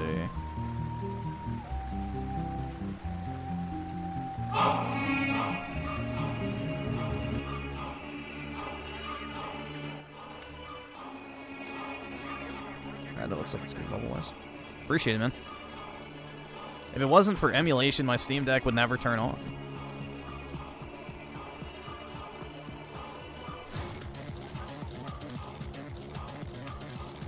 I think pure digital gaming, except controllers, will be the future. Yeah, definitely. That's where it's all headed eventually, man. I think we'll always have, like, dedicated gaming hardware because people will always want the, you know, one-to-one inputs, and I don't know. I think it's going to be hard to sell people in 100% cloud of, you know, the age of 18 and up. Now, Gen Alpha, they'll probably buy into cloud streaming and stuff. So I think we probably have like another 10, 20 years before cloud streaming becomes anything significant. But I think people will always desire having like a dedicated handheld or like a dedicated console / computer. But I think in the next 20 years it'll become the standard.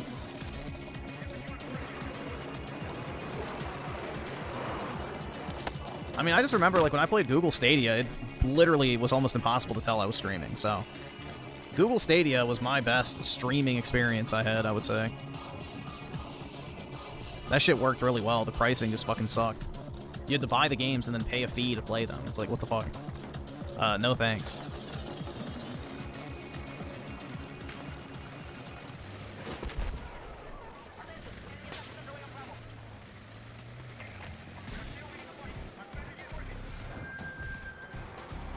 Yeah, and it wasn't cheap either. It was like you had to buy the games for full price, so 60, 70 bucks. And then it was like $10 a month in order to play the games in like full HD. So it was really dumb. But bro, when I say like the implementation of that was really good, it was phenomenally good. You literally just typed in Stadia on your like browser on Google Chrome, and within 10 seconds you were playing the game. Like, it worked really well. Yeah, I still have the Stadia controller. Like, the technology was actually really good. It's just the pricing was bad.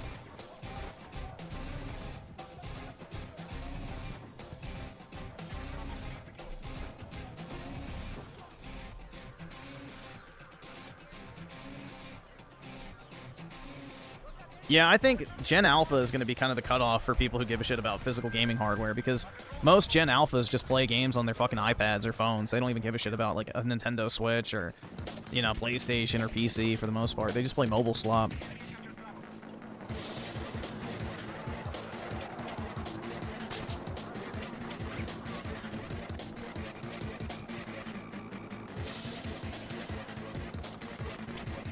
And they don't even use, like, a controller when they play mobile games. They just use the touchscreen.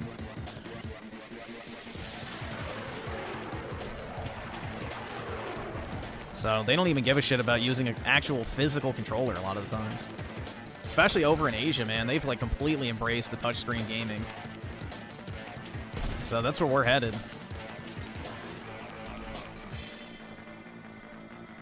Yeah, personally, I like the tactile feel of actually having, like, a controller in hand. I hate playing on touchscreens. But if it's what you grow up using, then you just get used to it. And you don't really know any different. So, that is the dilemma.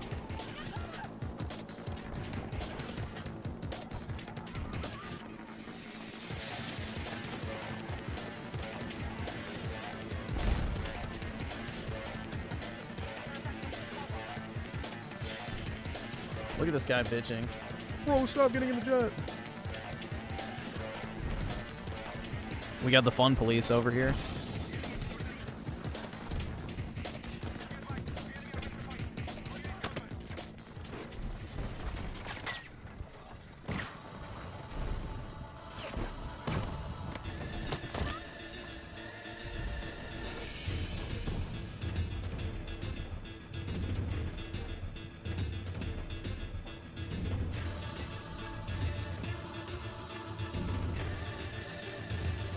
Yeah, PC gaming's still a thing in Asia. I'm just talking about, like, the kids. Bro, like, people play a shit ton of games on their phones in Asia, especially the kids. Like, the Chinese almost exclusively play on their phones.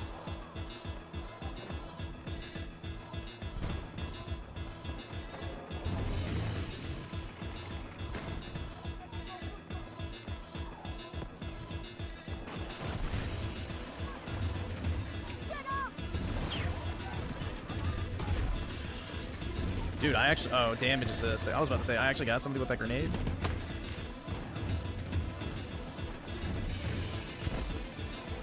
Oh, fuck. Yeah, I knew that was coming. They got 2 tanks down there. Shit.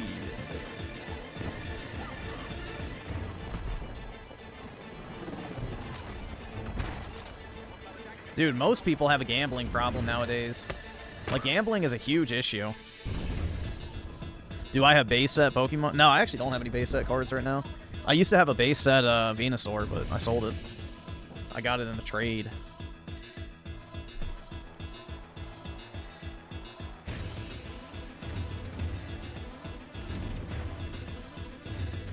But yeah, maybe after this match or maybe the next one, we'll swap over to whatever that fucking what was it, SPC game?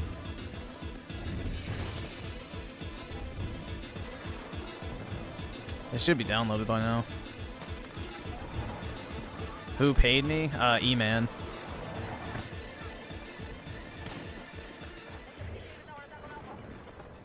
It looks like one of those retarded PewDiePie type games, so it looks like one of those, like, you know, super aughts, like PewDiePie type games that, you know, grown men would pretend to be scared by for the, you know, heckin' kids. It just has that look like the stupid fucking Slender Man game.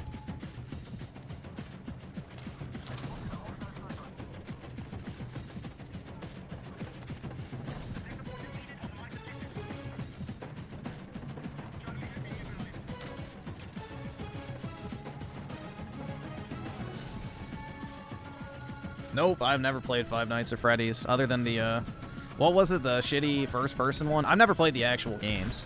I played some crappy spin-off that Degeneration got me to play, but it was bad.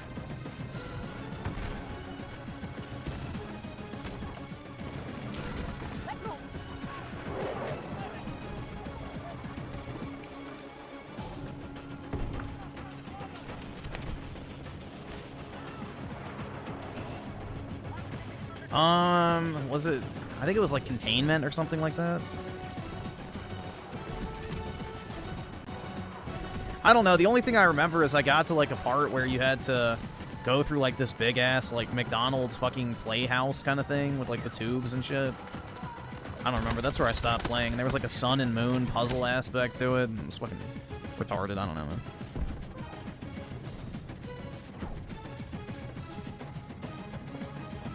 Nope, I never played the original Slender Man. Wasn't it literally just walking through the woods and it would just randomly pop up?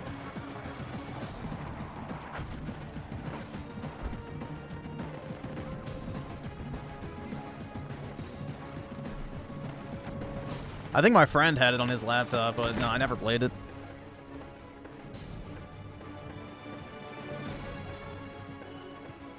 Yeah, I never really deliberately seeked out horror games, because I'm not really a fan.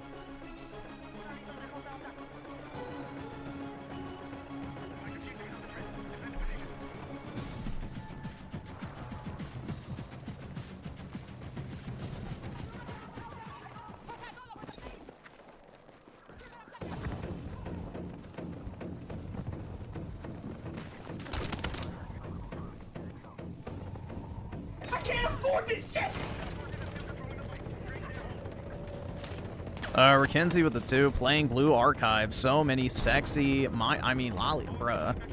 Come on. Don't do that shit. Stop gooning.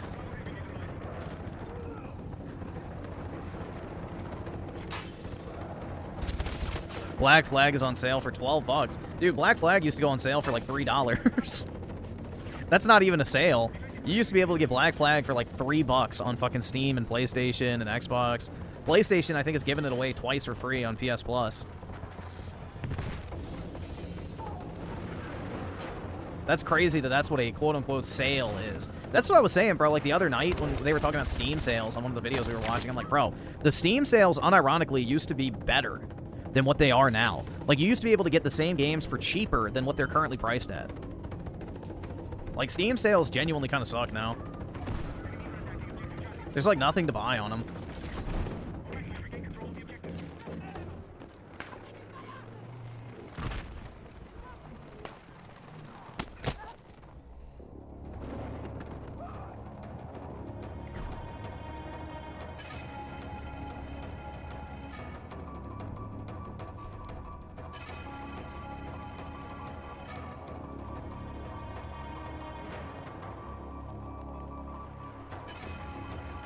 Honey Archive is free, like my sex offender registry.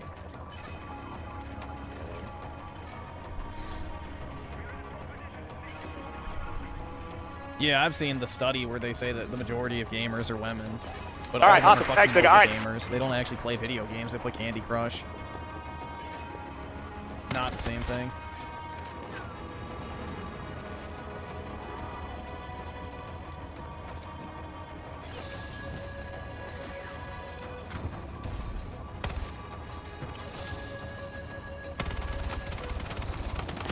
Alright, I got him.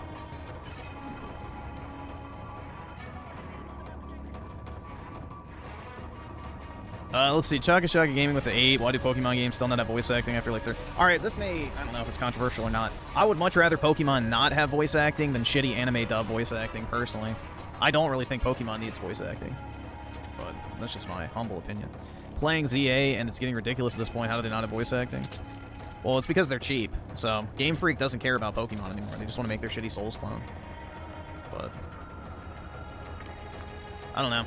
Unless they're going to actually have, like, normal-sounding voices, I'd rather them not do it. Which I feel like they would have, like, the anime-style voice acting, like, from the TV show. So it would be really fucking bad. If it's, like, real voice acting, like something like Devil May Cry, Final Fantasy... I guess like a Slopjima game where they actually have like real voice actors. Not like, come on guys, we can do it! Like, bro, that type of shit.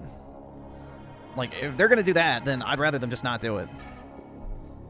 Like, if they're gonna do the fucking, you know, Pokemon TV show voice actors, then yeah, no. But I don't really care about voice acting in a Pokemon game. I'd rather just skip most of the text anyway, because most of it's a waste of time.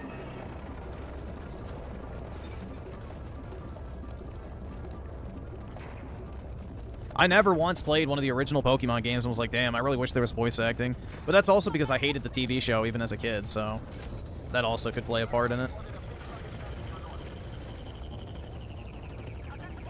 I wanted the games to be as far removed from the show as possible.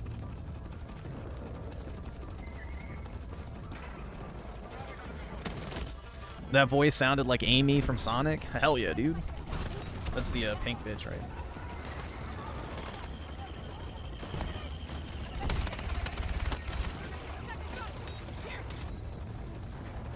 Dude, I hate Ash Ketchup. That fucker's retarded. More like Cream the Rabbit to me. Oh my god. Yeah, let's have a debate on which furry I sound the most like.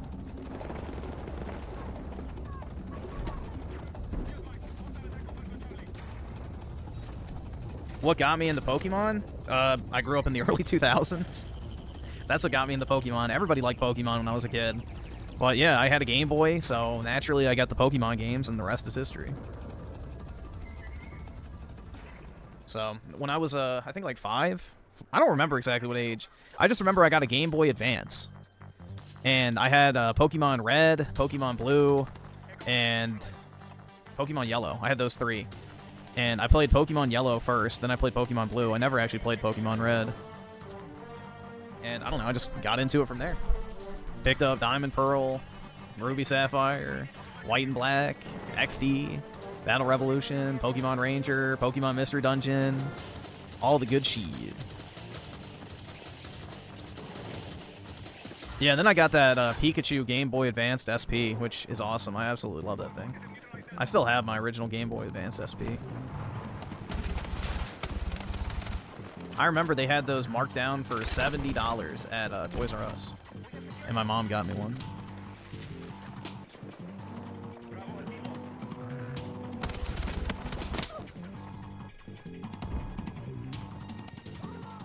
Yeah, I played X and Y. I don't mind X and Y. I just wish the legendaries were better.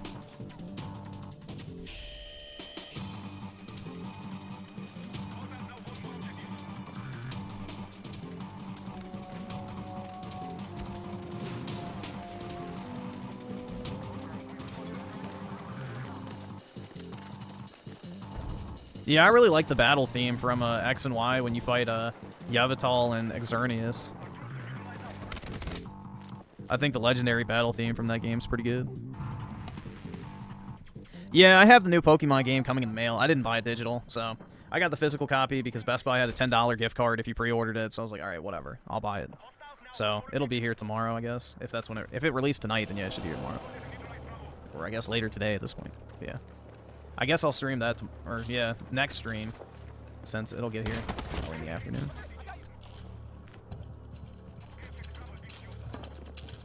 Dude, Gen 3 has the best music.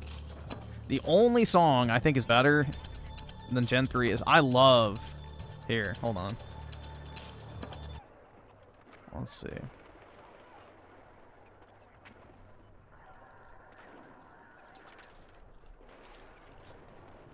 Let's see. This one. This is like so nostalgic.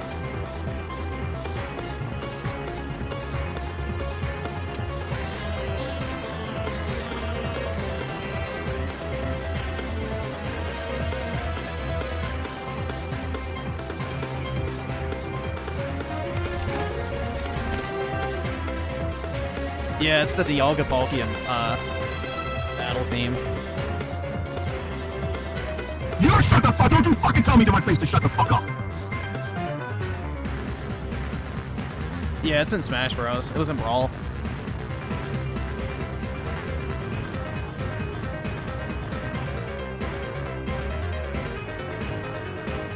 I don't know, I like anything with a piano, so it makes me partial to it. But also because it's just like super member berry inducing.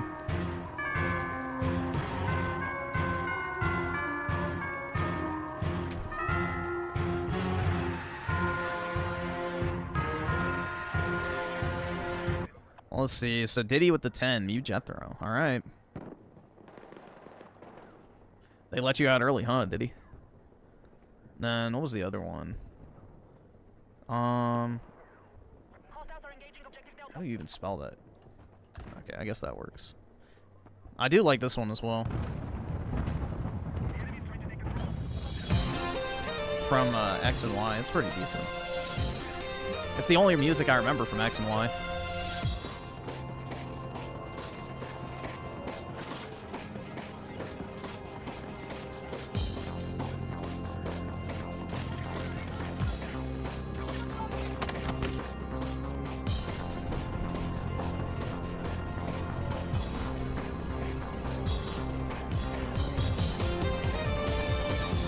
You should use your vast Pokemon knowledge to obtain a female. Much better than trying to swim them over with political talk. Yeah, I guess. But what caliber of woman are we talking about here? Pokemon's not exactly known for its attractive women. If you want to talk about actual fem cells, then there you go.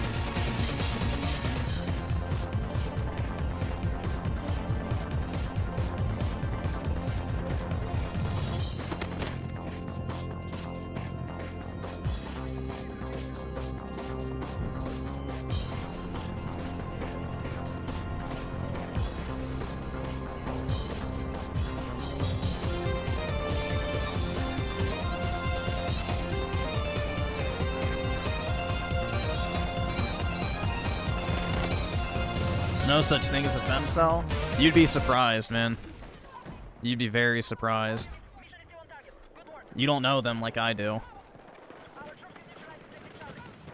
Those bitches are nasty.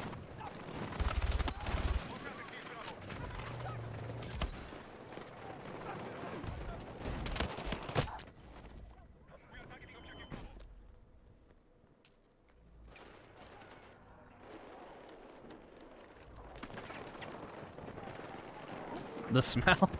It's not even so much that, bro. They're just like super uncapped, baggy-ass nerd clothing, usually Coke bottle glasses.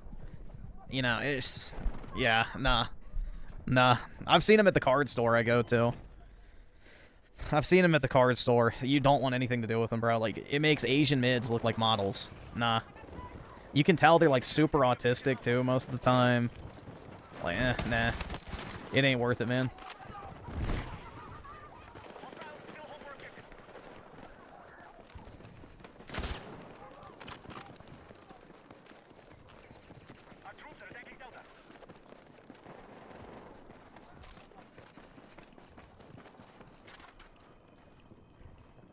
Yeah, and if they're not, like, just really freaky looking, they're, like, covered in tattoos and piercings.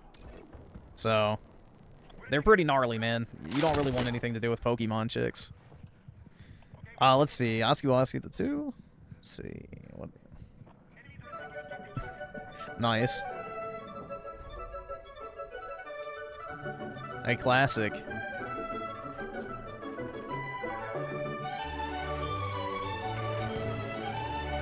You're saying a Pokemon girl is not your looks match? Hey, I'm not that much of an unlovable chud.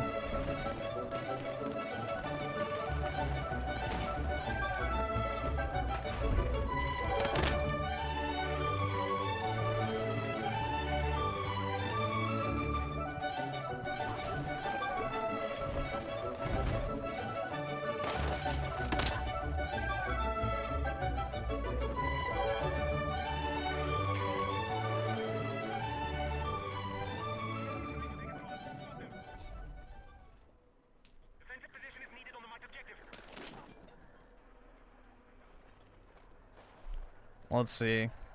Now I kind of want to play this.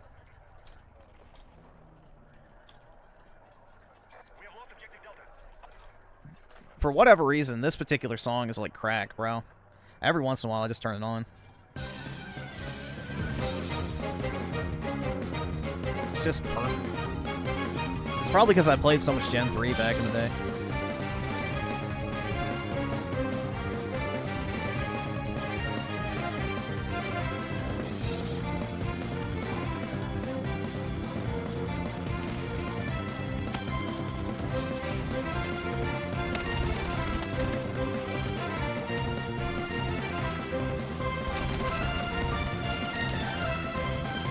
Shit, I ran out of ammo. Yeah, I'll stream it tomorrow. I gotta wait for my physical copy to show up.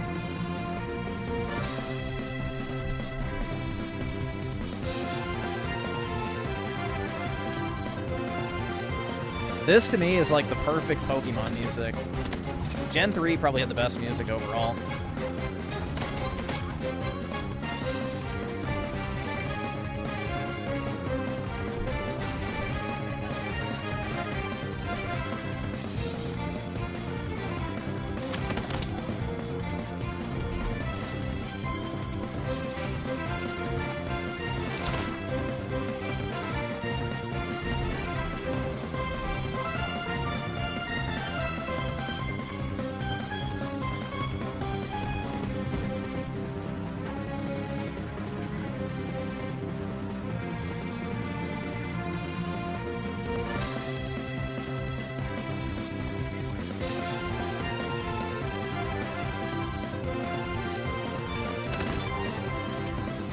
Damn, I'm just doing terrible. I just think they should go back to making the classic style games, honestly. Like, stop trying to do this open world, grand scale shit. Go back to the basics.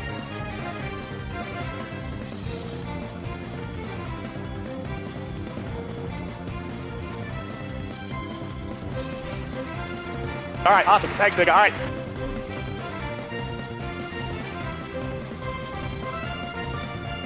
Back to 2D sprites. I don't even think they need to do that.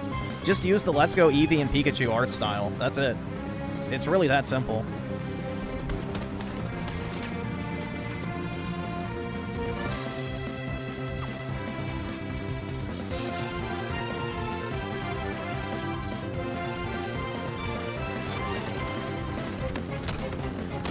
Oh, shit.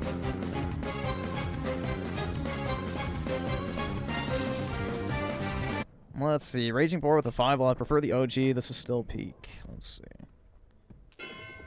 Oh, yeah. Yep.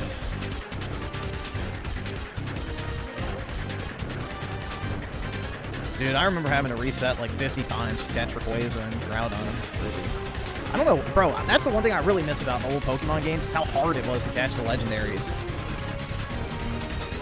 I miss that aspect. It actually used to mean something when you caught the legendaries. Like, it would take hours sometimes. Now it's like a guaranteed catch with a fucking Pokeball.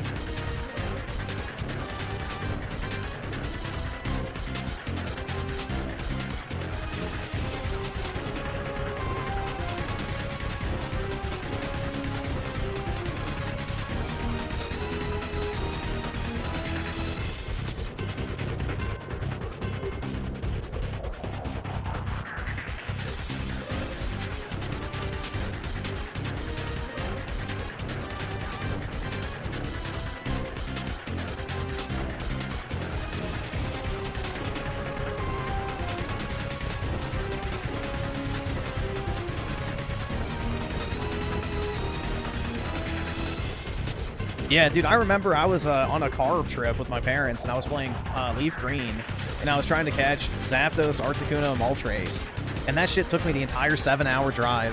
I can't afford this shit! It took me like the whole 7-hour drive to catch the 3 of them because they kept breaking out. So, and I think I also got Mewtwo on that trip too. But yeah, catching a legendary actually meant something. Not anymore. It's like they just hand them to you.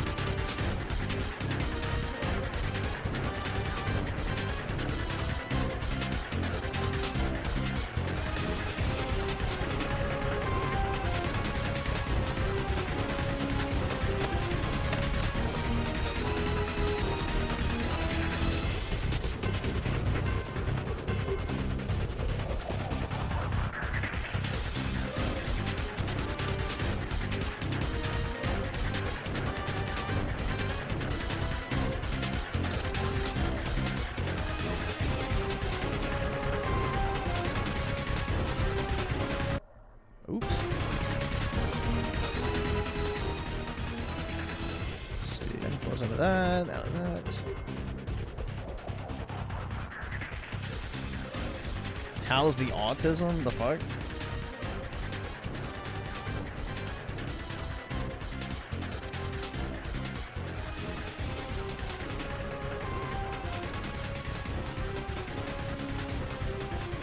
Bruh, I heard the most retarded edit of the NHH song.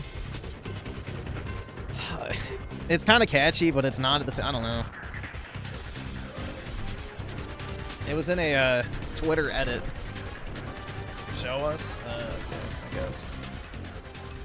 Let's see. I'm key with the 2. What is this? Oh, great.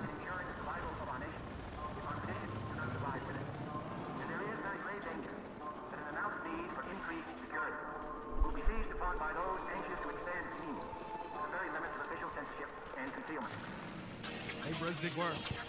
We'll have a little peaceful song right here. Some nice, calm, soothing. What the fuck is this?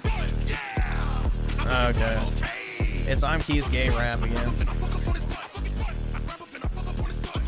This honestly might be the most straight rap music.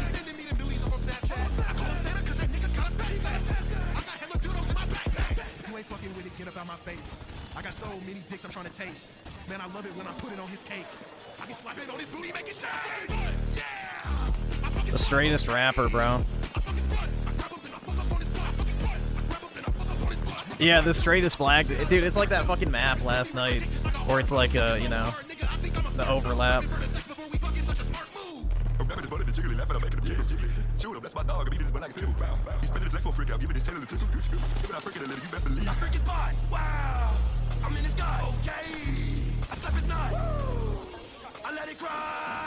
All right, awesome. Thanks, nigga. All right.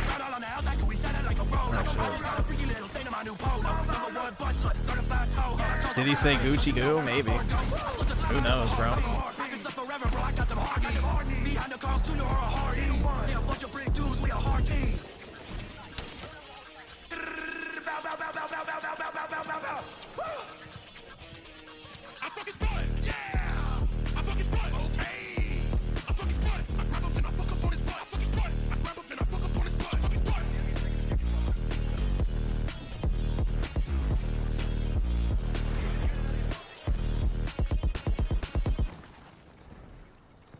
There we go.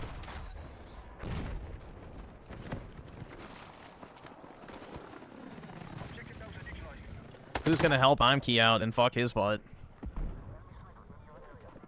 Let's see. Raging Boar with the 5. Oh god. Hopefully not more of that. Okay, nuts.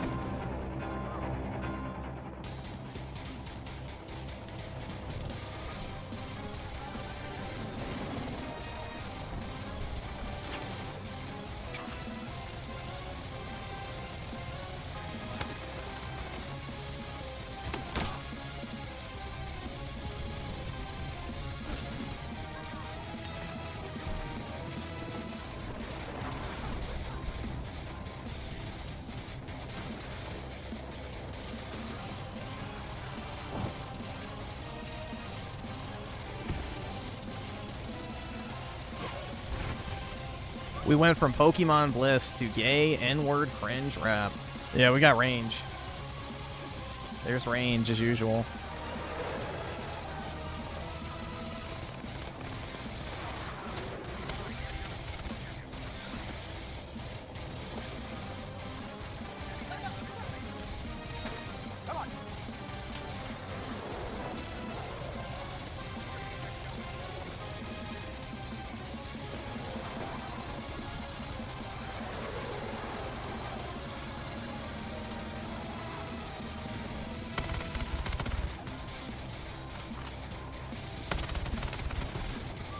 Damn, I didn't get that guy.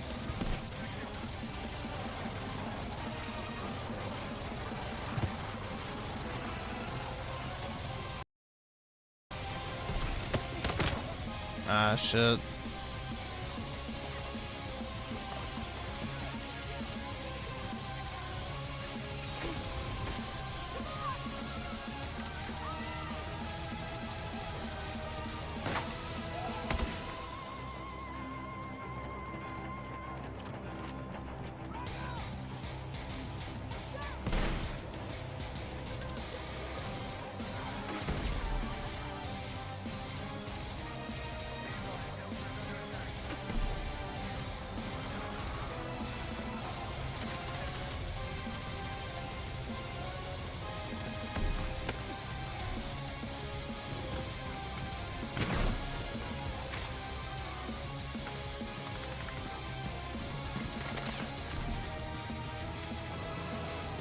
Yeah, dude, ghetto culture is about as exciting as getting a cancer diagnosis. So yeah, Eminem is definitely a plant by the music industry to ghetto-fy white people.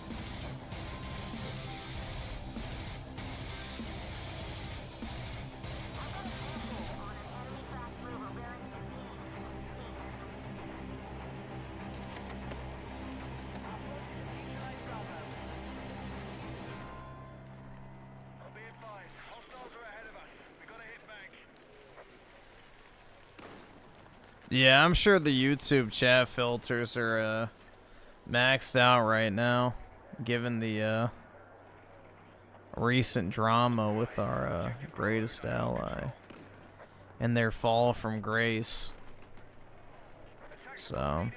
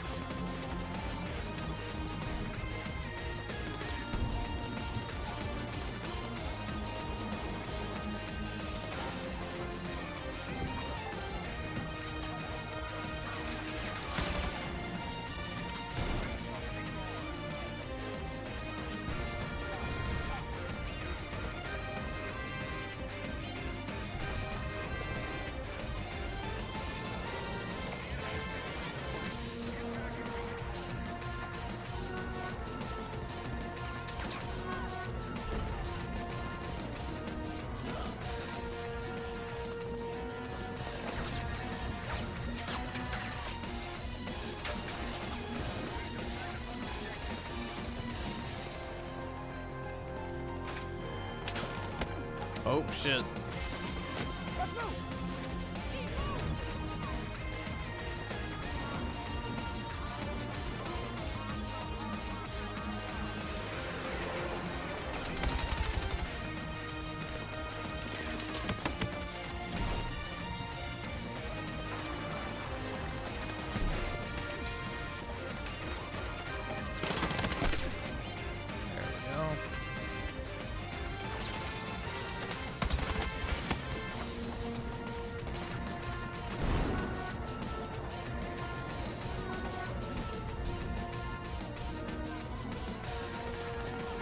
Bro, this thing needs to heal me. I can't afford this shit! The health regen's very slow, which I know you're supposed to use like the med kit thing. It's...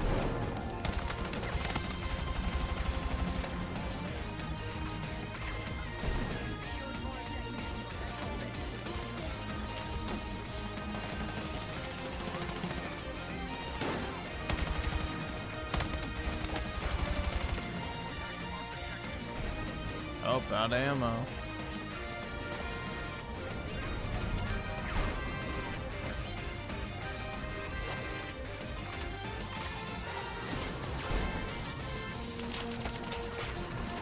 A tank is shooting in.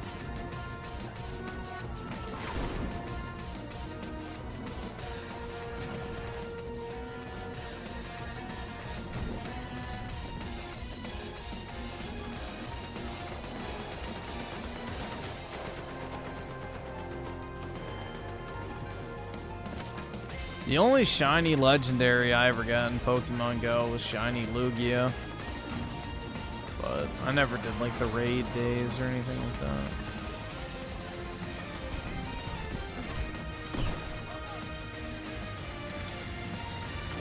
that. Yo, what the fuck?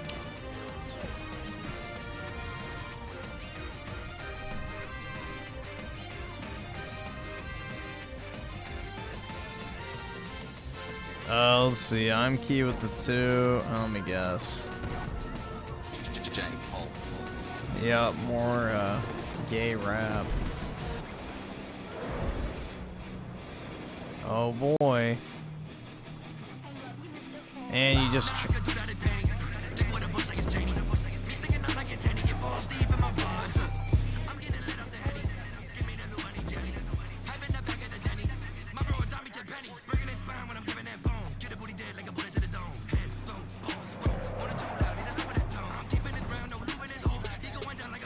Oh, chat crash. Oh, man.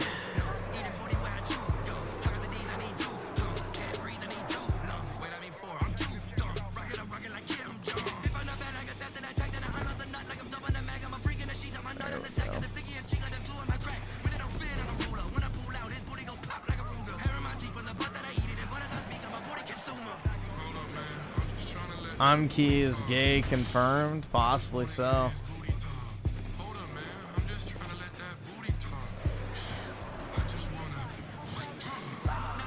Yeah, the music was so bad it crashed my chat page.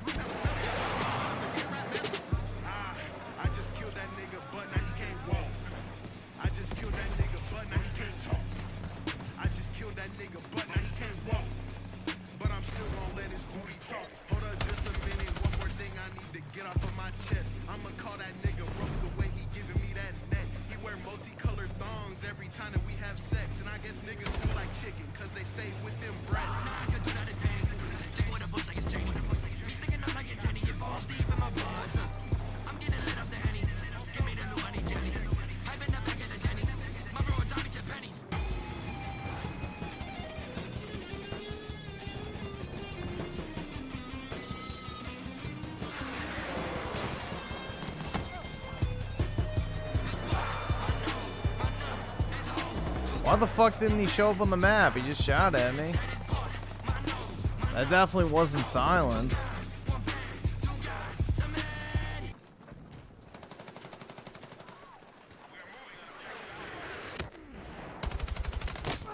Shit. Just random gibberish. Welcome to 99% of rap.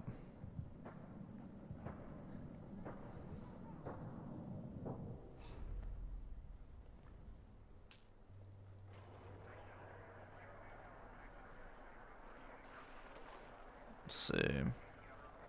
Let's put it back on this for now. After this match, we'll do the whatever SPC game.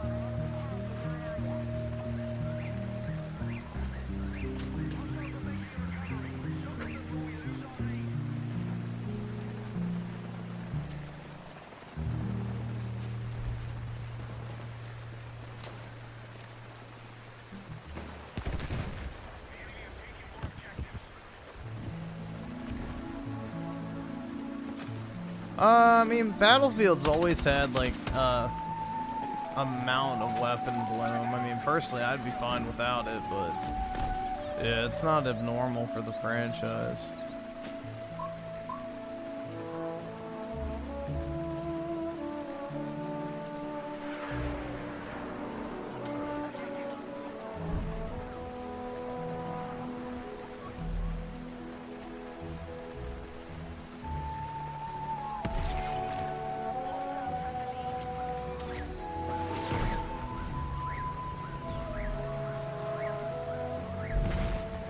Oh shit, yeah, it hit the mine.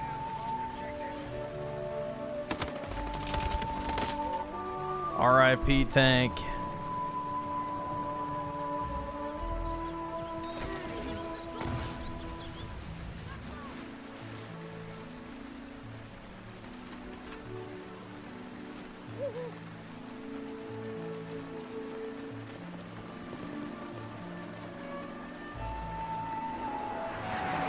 Oh yeah, I'm key. They were so great.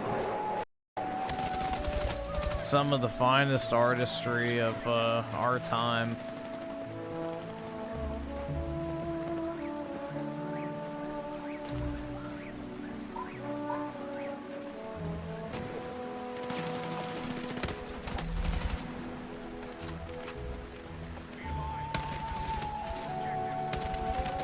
Ah. Almost a triple. I think they're giving 2 maps this season, but I'm not sure. Your dad's friend made almost 20K a month before retiring. That's pretty good. You can definitely live pretty comfortably off of that.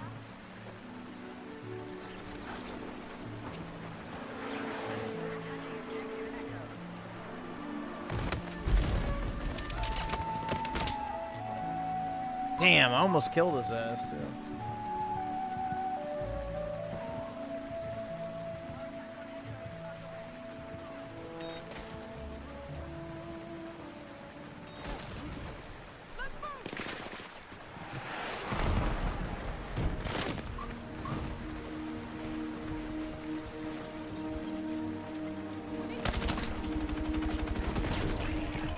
Oh, shit.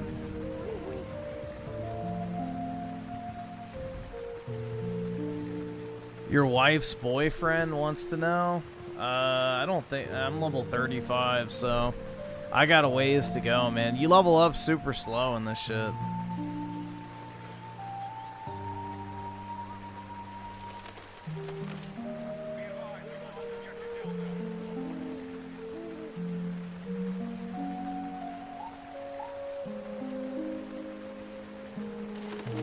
How's it going, new generation? Let's see. Yeah, we're about to get our fucking ass beat anyway. Just take one of these.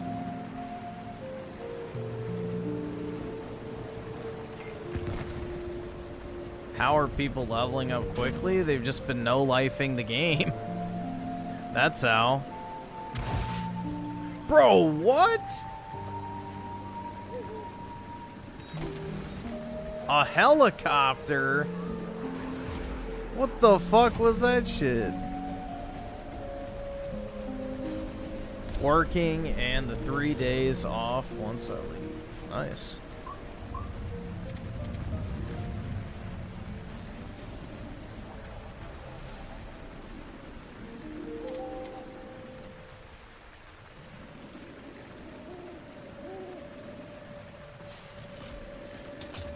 I haven't used any double XP. I think I have double XP tokens, but I haven't used them.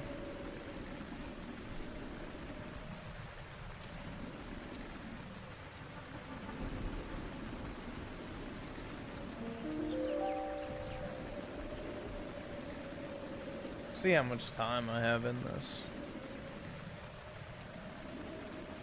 35 hours, just about. So about a level an hour, basically.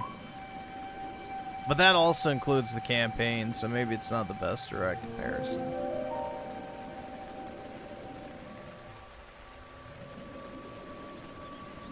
Oh, speaking of let me send that, let me see if I can find the edit real quick.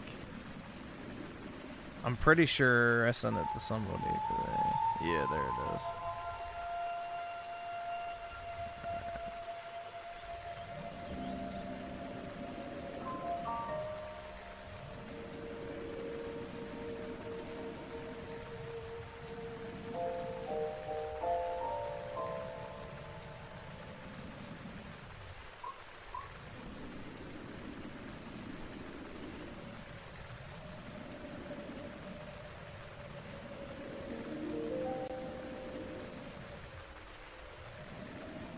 Yeah, this is a...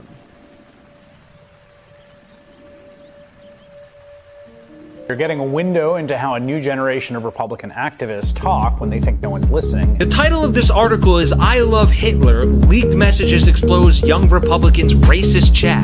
They include comments supposedly from young Republican leaders saying things like, quote, I love Hitler. Thousands of messages shared in a group chat of young Republicans is revealing some racist thoughts that they even worried about being leaked. You people owe me an apology. All my niggas Nazis, all my niggas Nazis, nigga. All my niggas Nazis, nigga. All my niggas Nazis, all my niggas Nazis, nigga. All my niggas Nazis, nigga. All my niggas Nazis, nigga. You wanna fuck with the pen? I put the crumb on the bench. They don't understand it. She reaching down to my pants. She got the world in her hands.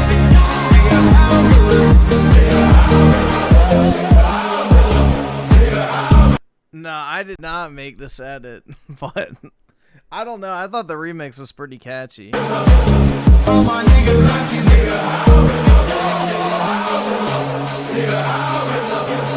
one of the better ones I've heard. They don't understand it. I put the crumb on the bench. Nigga, how all my niggas Nazis, all my niggas Nazis, nigga. All my niggas Nazis, nigga. All my niggas Nazis, all my niggas Nazis, nigga.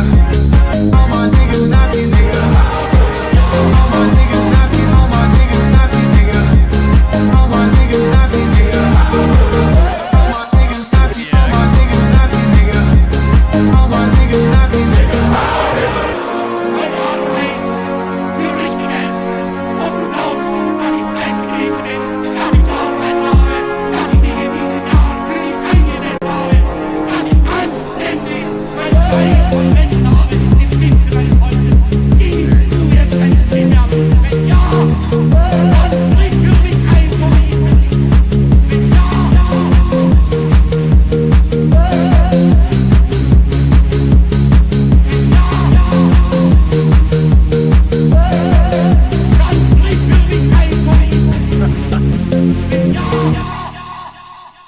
Yeah, the edit's pretty good, man. But, yeah. I thought that was funny, especially at the beginning. You're getting a window into how a new generation of Republican activists talk when they think no one's listening. The title of this article is I Love Hitler. Leaked messages expose young Republicans' racist chat. They include comments supposedly from young Republican leaders saying things like, quote, I love Hitler. Thousands of messages shared in a group chat of young Republicans is revealing some racist thoughts that they even worried about being leaked. You people owe me an apology. That shit's funny as fuck, bro. Oh my god. Alright, let me see how I fucking... I guess I just have to open it. Let me open whatever this fucking file is that downloaded.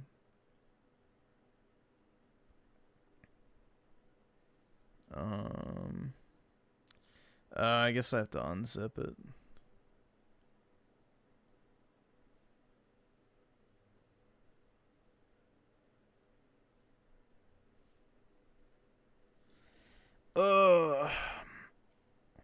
It is super catchy. I mean, the original's already super catchy, but yeah.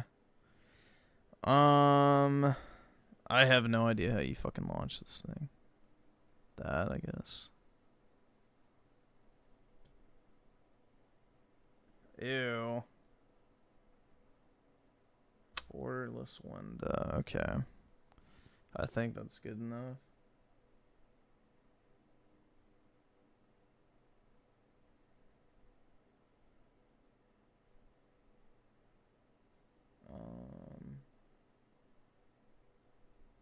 Yeah, I guess that's it. This is gonna be dog shit, bro. I can feel it in my bones.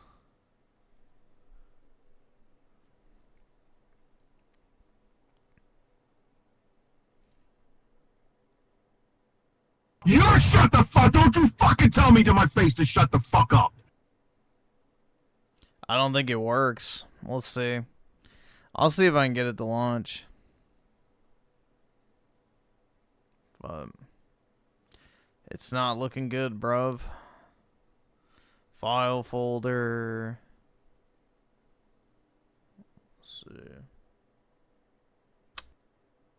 Unable to create 3D scene. Let me try it in full screen.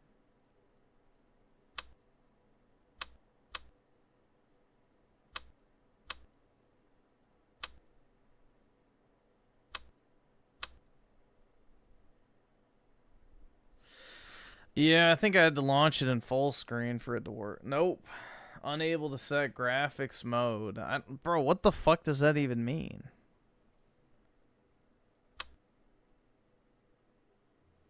Let me try selecting my other 5090. There's two listed, so I wonder if that's it.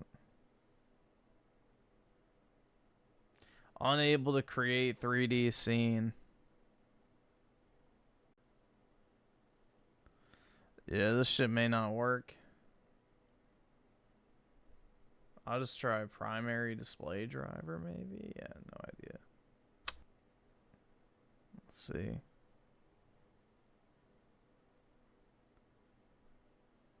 Nope.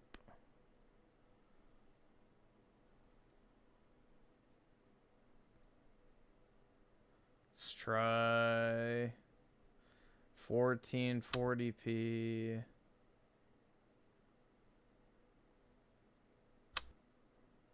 Nope.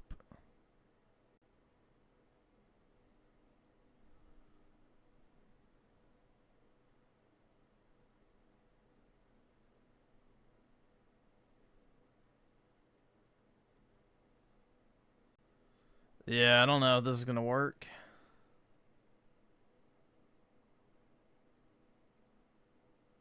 Try that. Nope.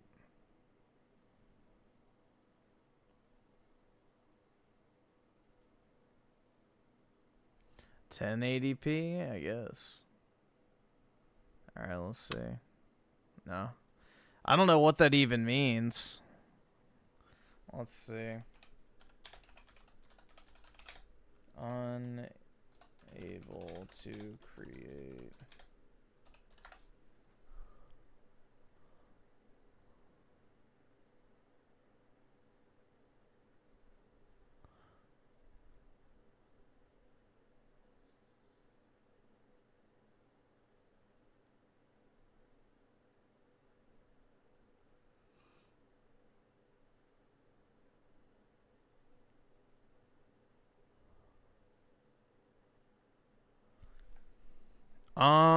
So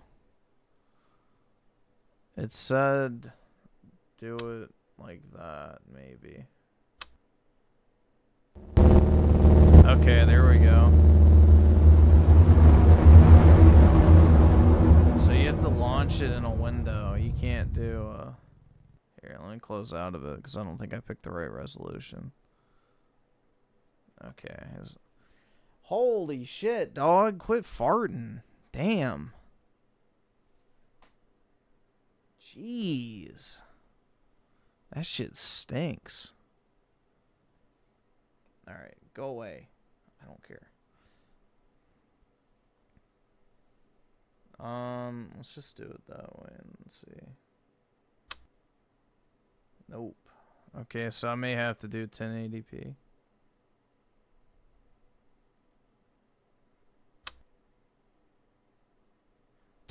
This is so fucking bad. Jesus.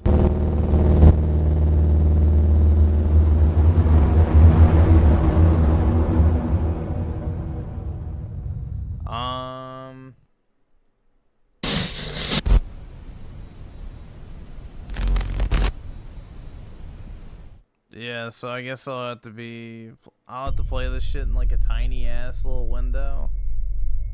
Jesus, bro. How old is this game? I have no idea what the fuck it even is, so.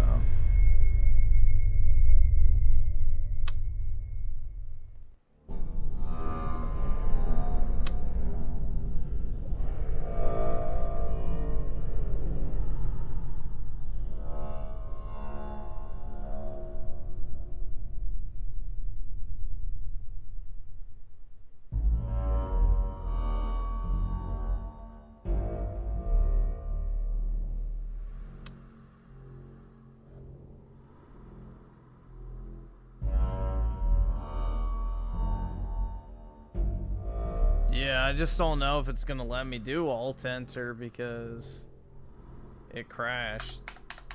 Nope.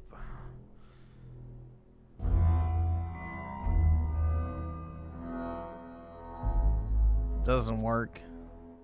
Here, what I can probably do is this.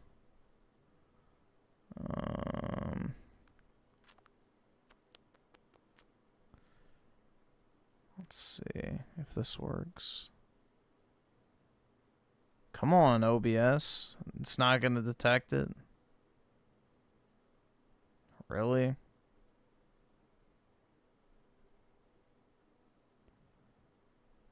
I don't understand why certain applications are able to be detected by OBS and some aren't.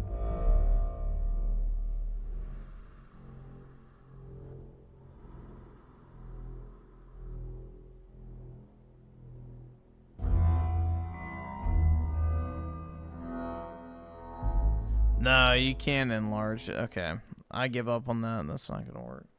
Nope, you can't drag it or anything. It's just locked.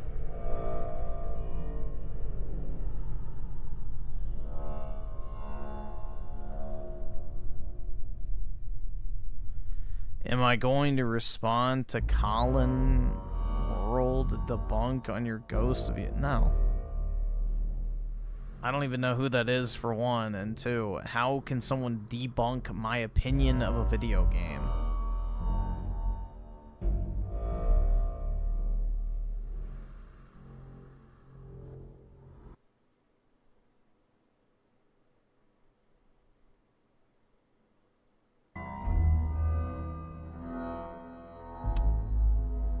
Alright, well, I guess it's just stuck like this. Let me try this real quick.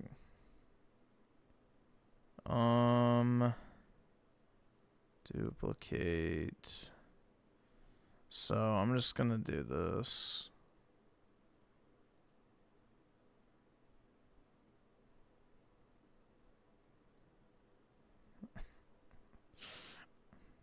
Get creative, I guess. No, that's missized. There's no easy way to do this. Alright, I guess that's good enough. That's as good as it's gonna get. So, I can't really do anything else. This is just one of those shitty old games that, you know, doesn't work right.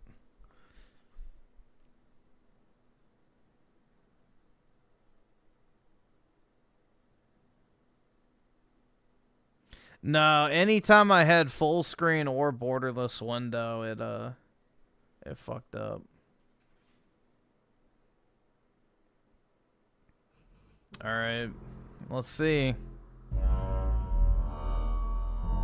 I have no idea what I'm doing, so.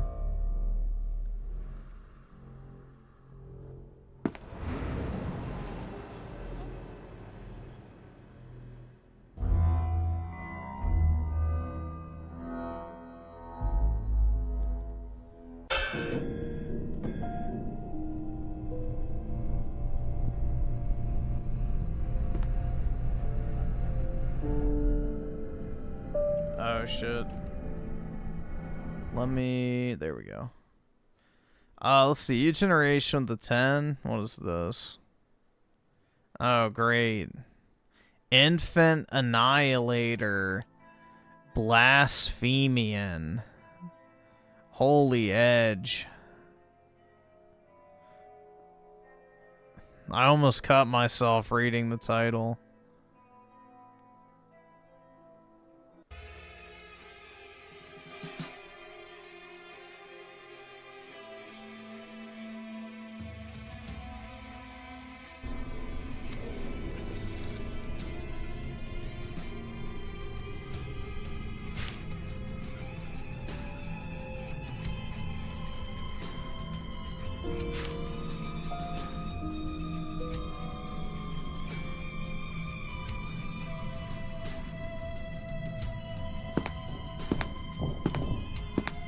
Control, this is Agent Aldrin. I need a request to open up cell 311. Oh my god. Jesus Christ. Just follow me. Oh, and by the way, we're also I really hope that you don't listen to this in your free time, you generation.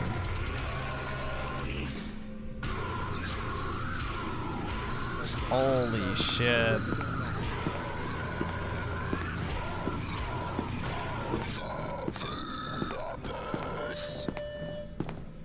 Attention. Doctor. Mayne.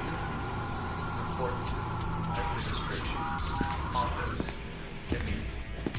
Why is it like flashing black?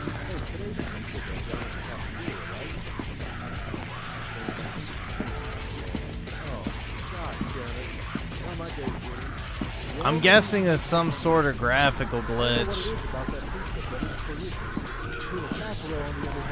I don't fucking know. Your eyes blinking? Oh my god.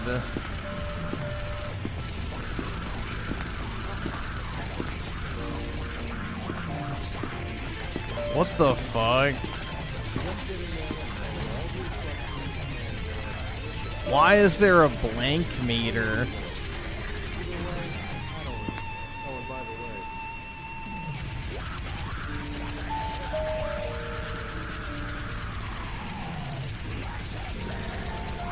I can't even tell what it is.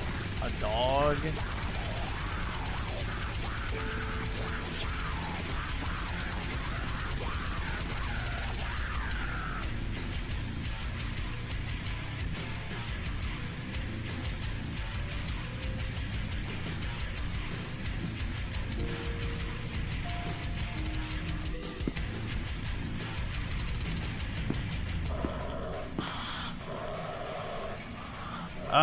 Oh, so it makes you,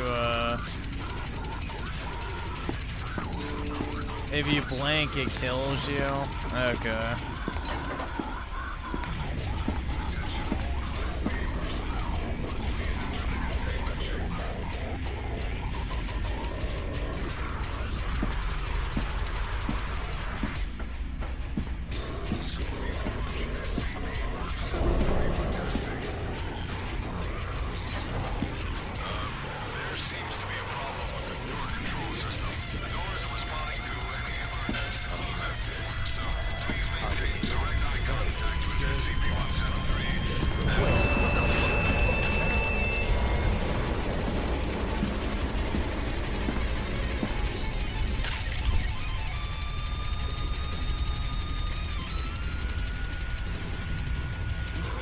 That's it.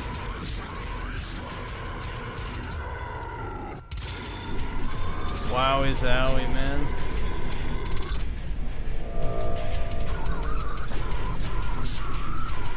That's it. You just have to keep restarting it.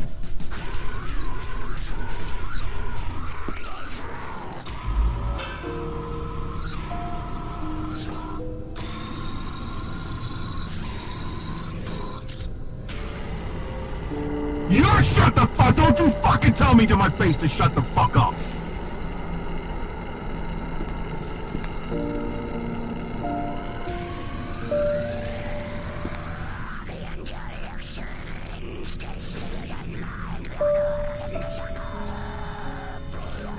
I have no idea how much time is left.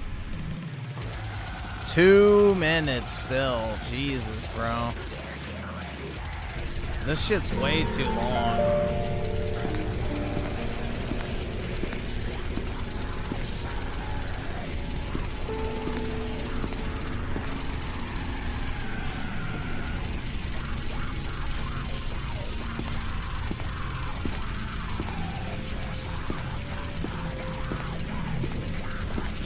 Alright, why the fuck can I not do anything?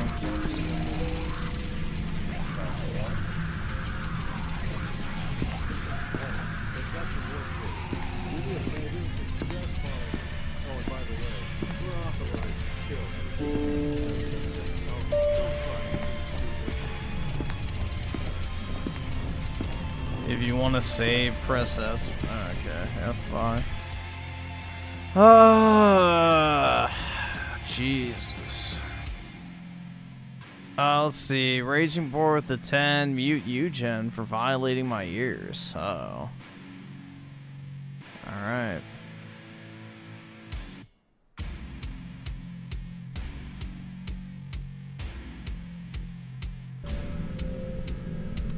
Attention. Technician Team A3. Please report to Tesla Gate 6.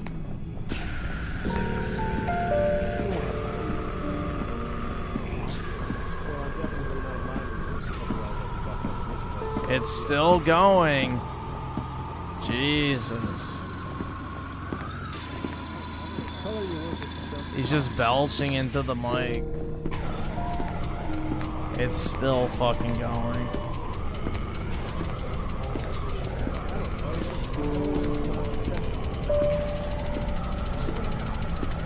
Well, we're here.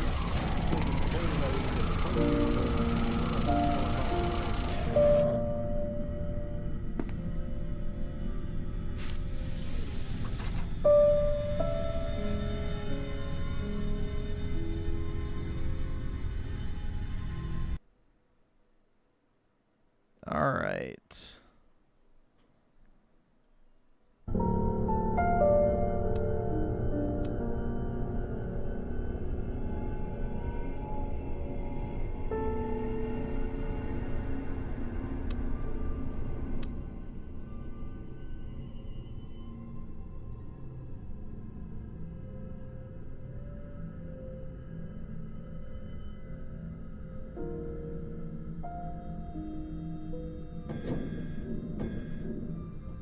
Okay.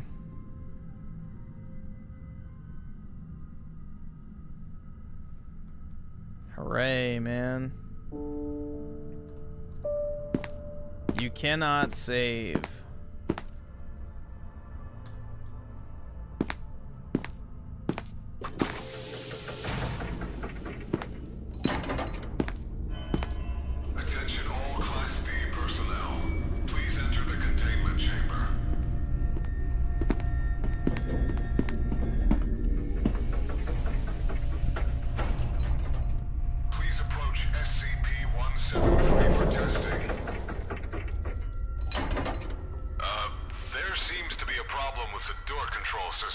door isn't responding to any of our attempts to close it. So please maintain direct eye contact with SCP-173 and... Wait, what the fuck?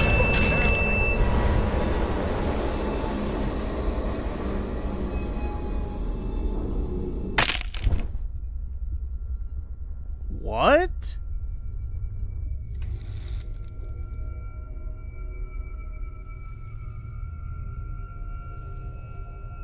I was looking right at it.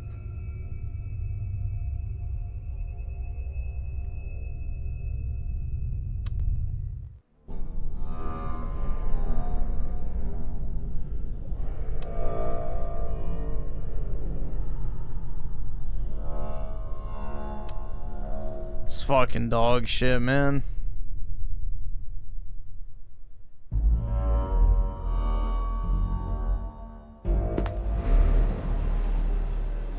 I don't understand how people find this shit fun. At all. This is just pure slop.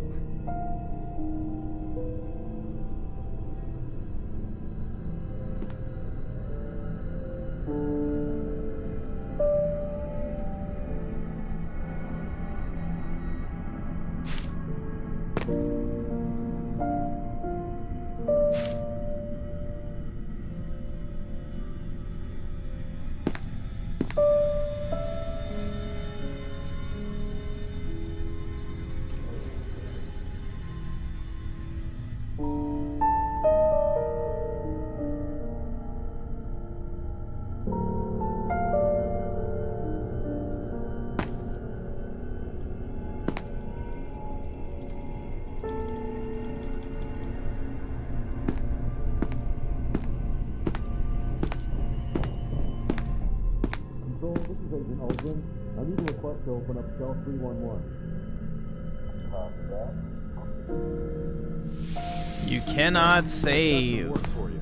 Do me a favor and just follow me.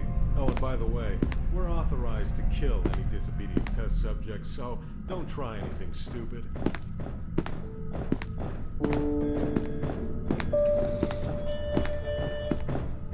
Attention. Dr. Maynard. Report to Administration's office immediately. So, you see any good movies lately? I don't know. Why is the music so loud? It keeps changing the setting. We watch movies. Oh, okay. Oh, what about video games? You know, that reminds me, somebody should make a video game based on this place. Why would anyone do that? I don't know. I just thought it was kind of a cool idea. Well, I don't play video games either.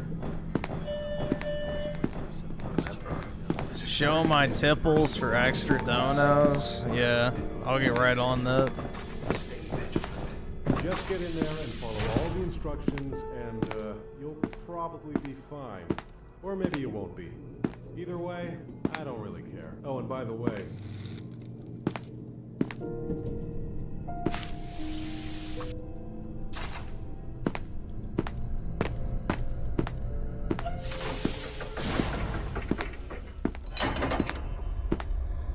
Attention all Class D personnel. Please enter the containment chamber.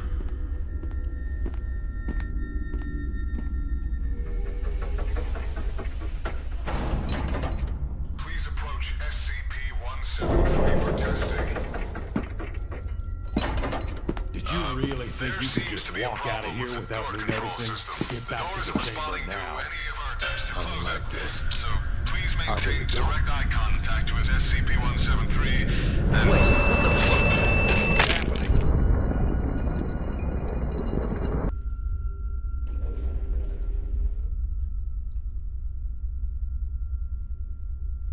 My meter was full. Whatever. This sure is fun, man.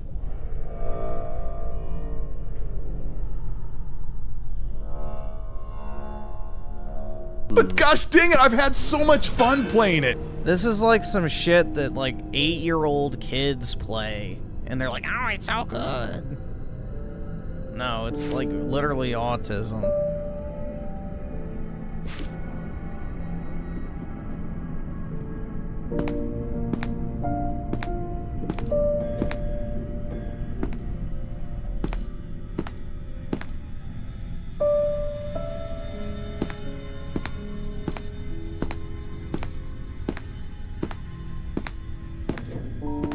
Mobile horror game slop, pretty much, man.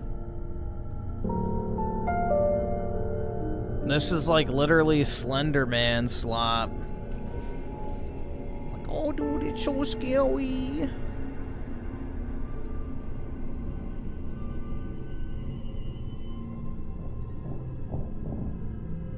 Control, this is Agent Aldrin. I need a request to open up cell 311. Hey, they've got some work for you. Do me a favor and just follow me. Oh, and by the way, we're authorized to exterminate any disobedient. Attention. What the Doctor. hell? Hey, Maynard. stop! Report He's getting away. Administration's office immediately. Holy fuck, you have to fucking walk there slowly each time? Holy shit, man. This is fucking dog shit. Yeah, this is like the same. Yeah, it's a Five Nights at Freddy's slop, pretty much. It's made for Sonic kids when they're tired of jerking off to fucking Rouge the Bat.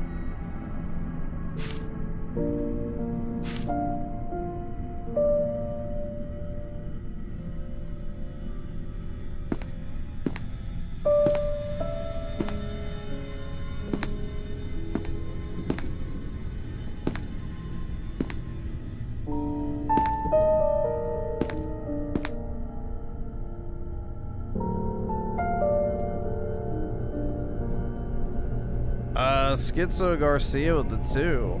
Nigger.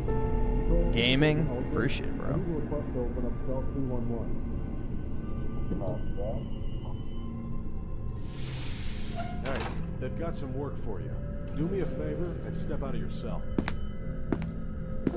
Just follow me. Oh, and by the way, we're authorized to kill any disobedient test subjects, so don't try anything stupid.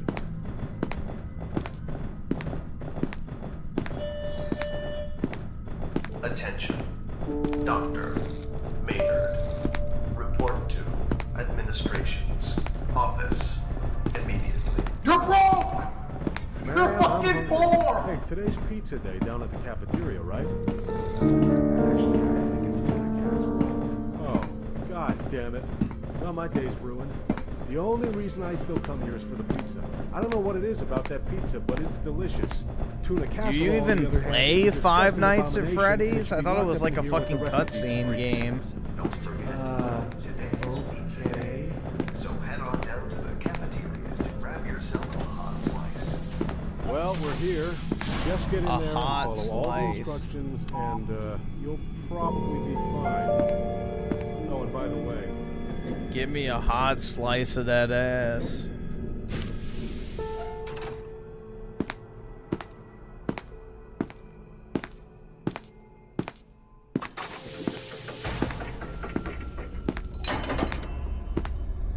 Attention all Class D personnel.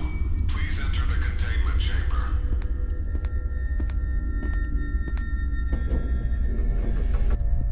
That shit just crashed.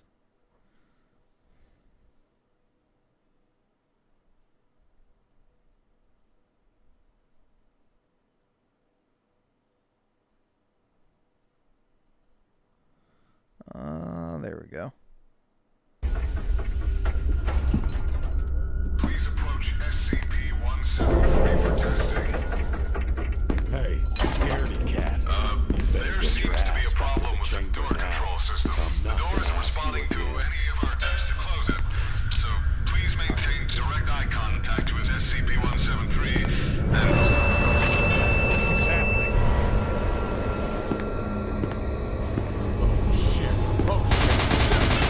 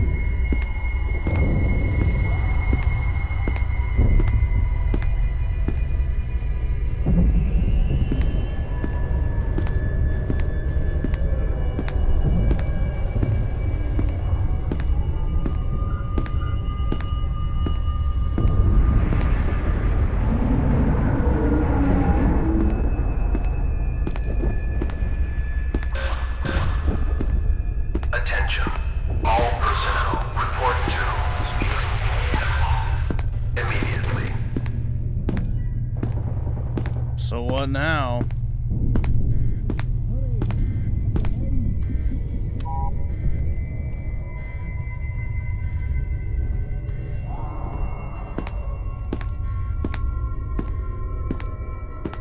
Oh.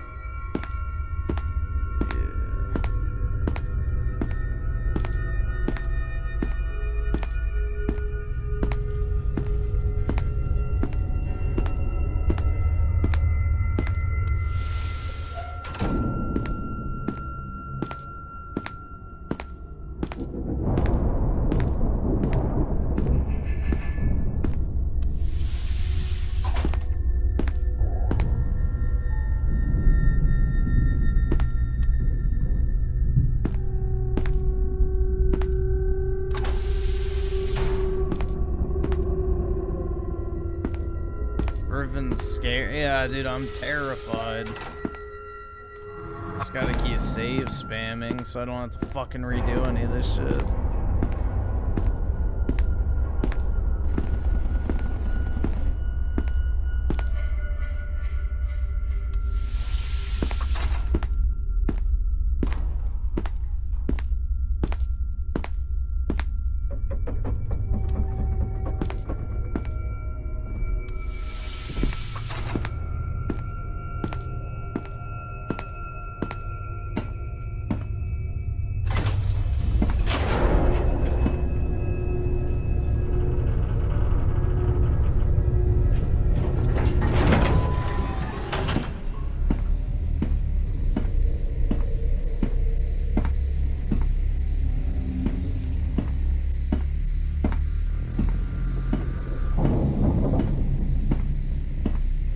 Oh my god, it's so spooky, dude.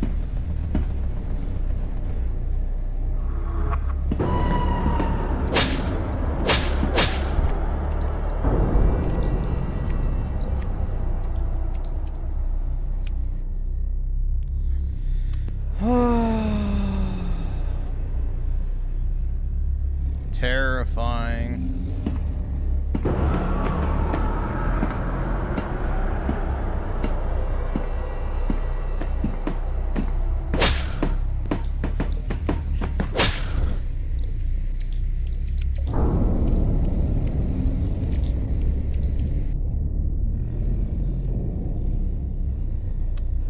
Wowie zowie, man. Absolutely horrifying. I can't afford this shit!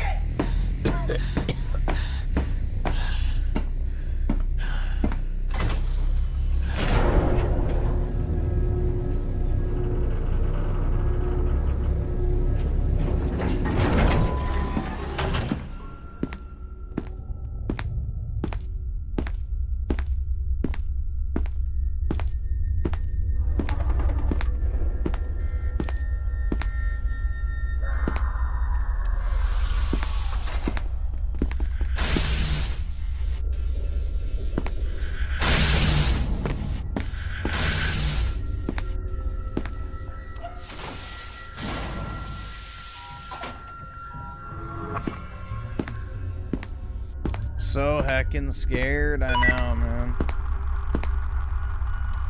Is that a...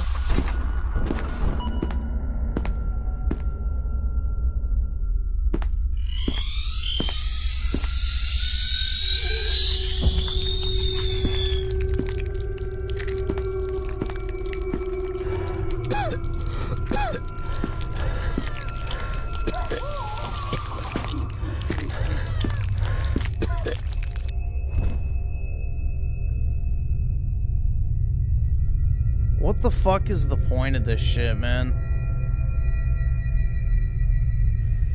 Like, what is the point of this? This is just fucking... This is literally fucking child slop. Like, this might be interesting if you're an 8-year-old child. Like, oh my god, dude, I just fucking died. Oh, no way. Jesus.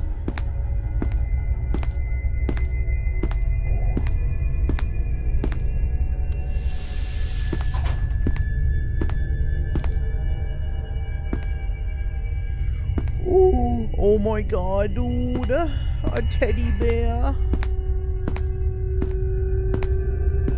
The teddy bear is gone. Oh. It's so scary.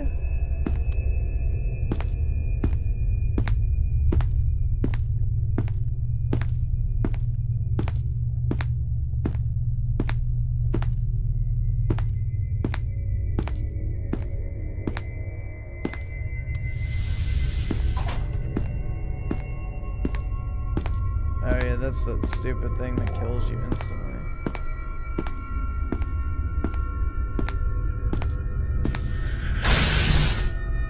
I didn't think I was that close to it. Whatever, doesn't matter. I have a save anyway. I was gonna see if you could pick up an item off of him.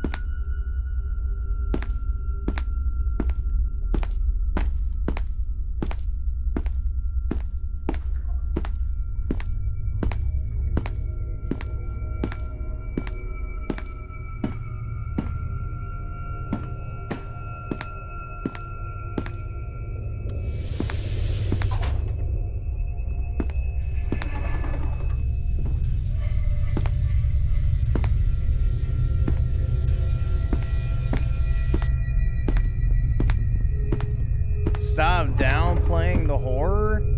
The only horror is the concept of having to play this for an extended period of time.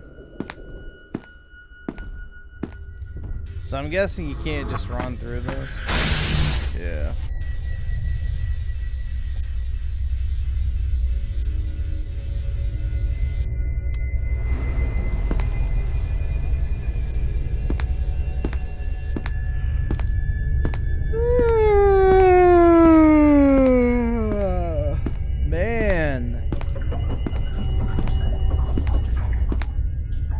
God, guys, it's so scary.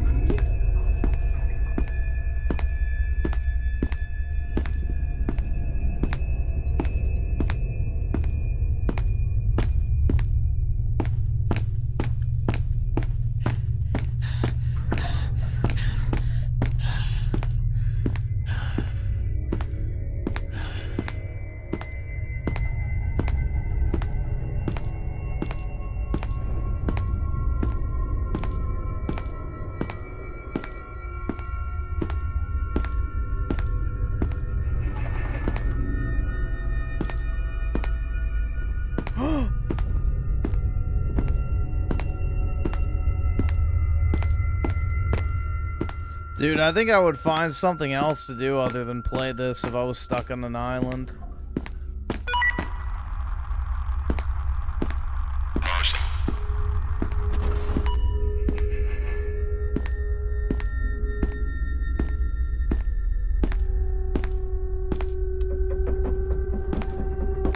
Yeah, I can just see it now. The fucking slop tubers of a different era going like, oh my god, it's so scary. Now give me monies.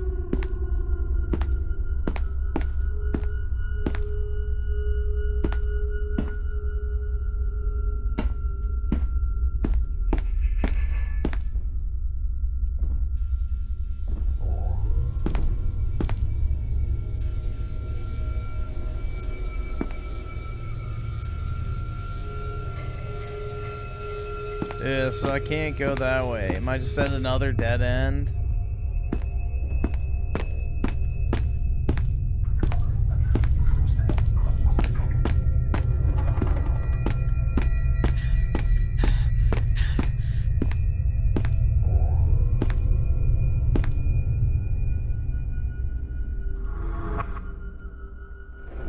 Bro, dude, this is not, like, even survival horror. It's just a fucking shitty puzzle game.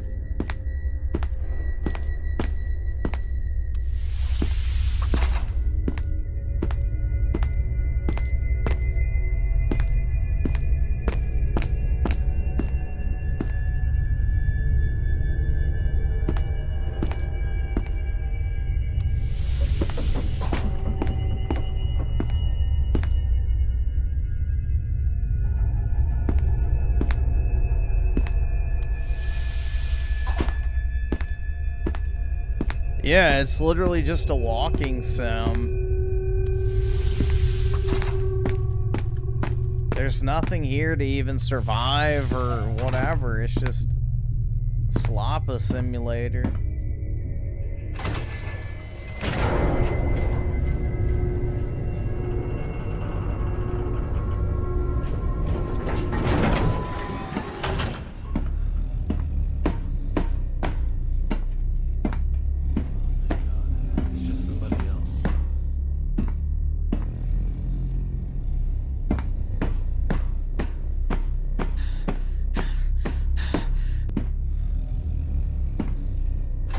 I just want to reset it so I get a good save point.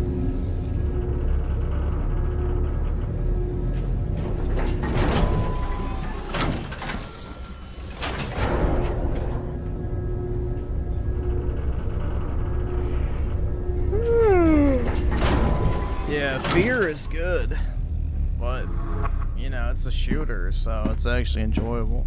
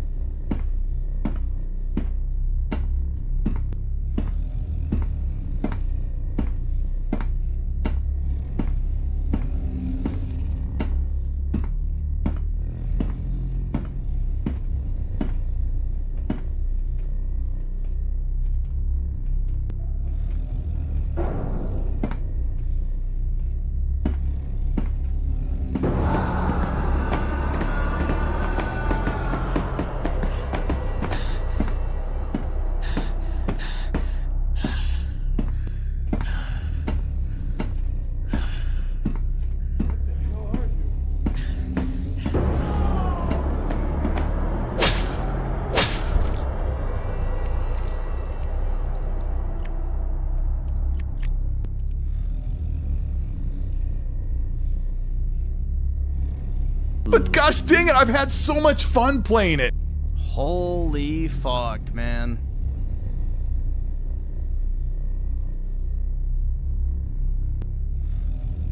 This is genuinely just shit. It's literally just shit.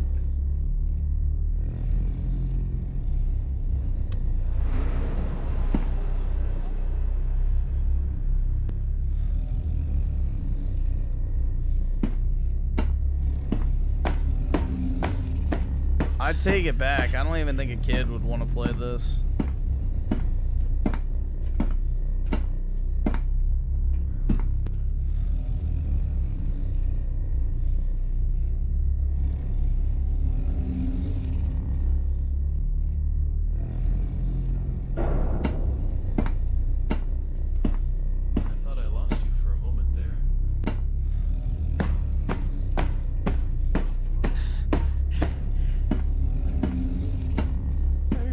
Who's there?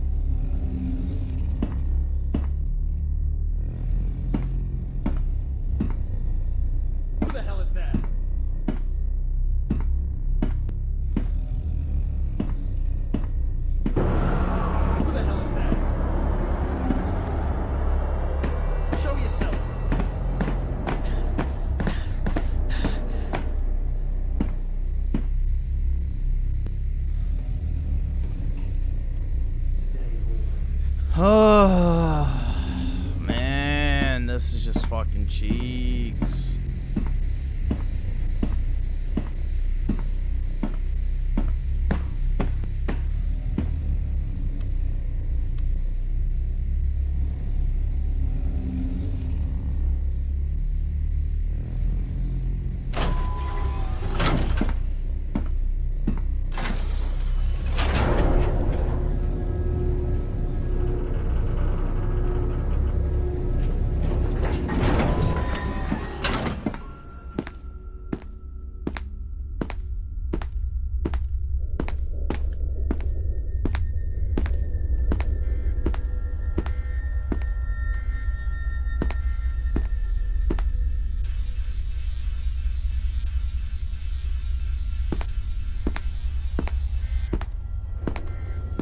Dude, what the fuck?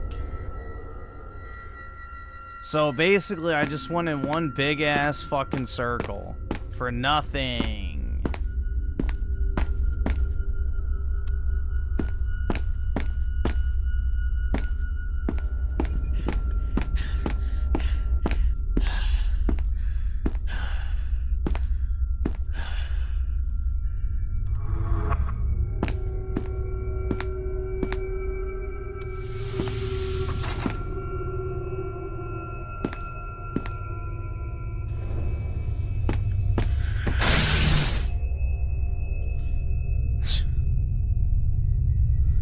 Holy shit, dude, who the fuck is this even for?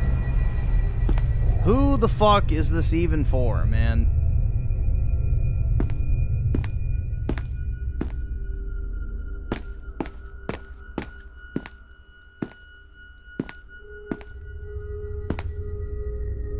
All right, awesome. Thanks, nigga. All right.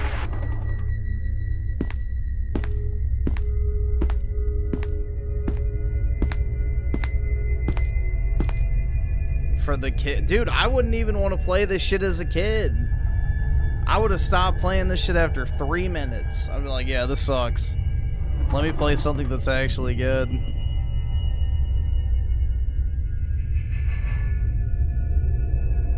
Let's see. So I'm not paying child support with the 2. Tali is the Quirk Chungus romance and Ass Effect. Yeah. But she's like, oh wait, is something gonna attack me? So, let's see what happens. Let's see. Your generation with the 5. This will make you feel. I don't think so.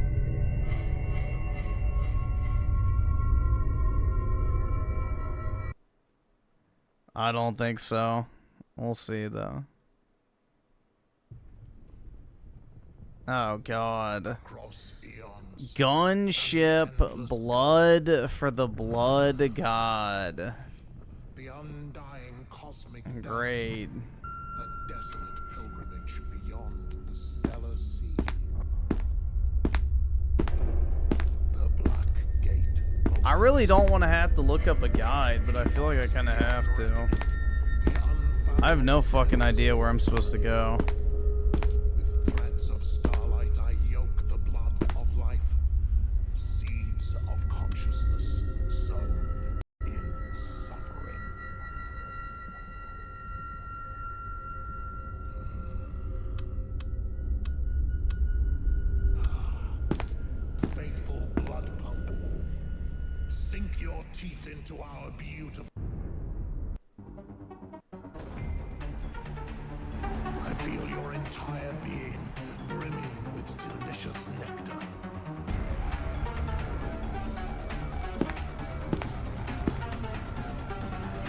Just up the volume again. I am preparing to draw your life, to infuse it into mine. The flower is so thirsty.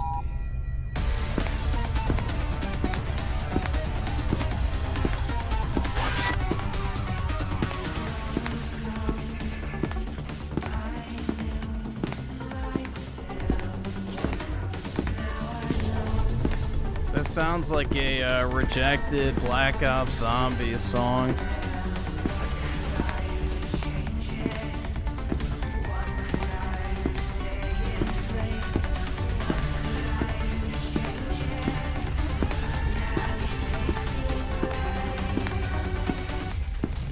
Rook, yeah.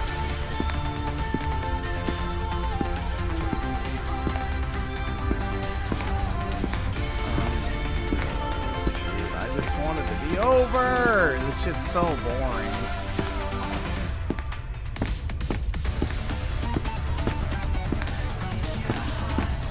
No fun detected.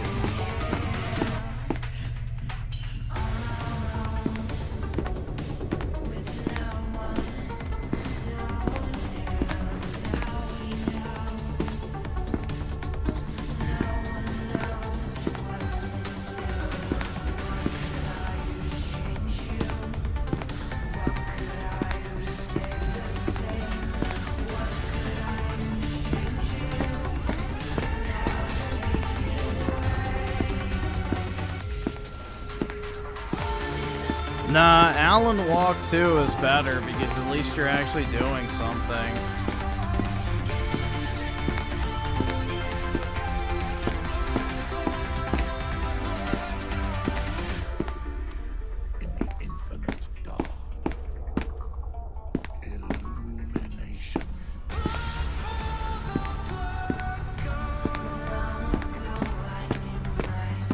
Do I have to pick up this piece of paper? Nope.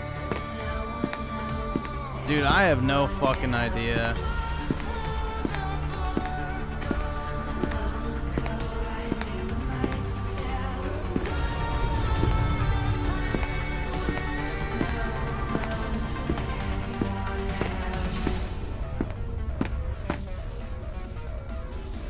You can't go through that. Yeah, but none of the bodies that I've encountered have had an ID card on them, so...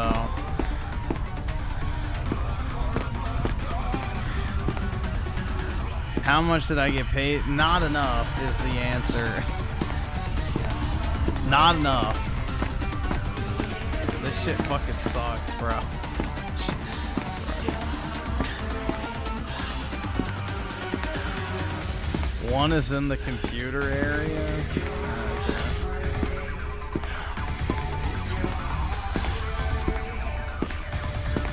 We'll see.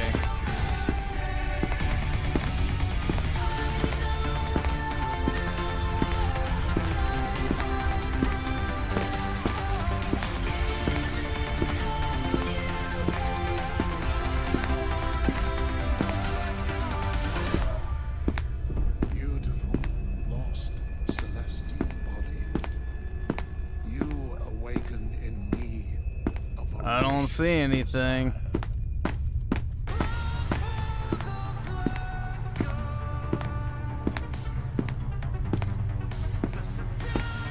This is so painfully... Yeah, it's just like... Ah, man.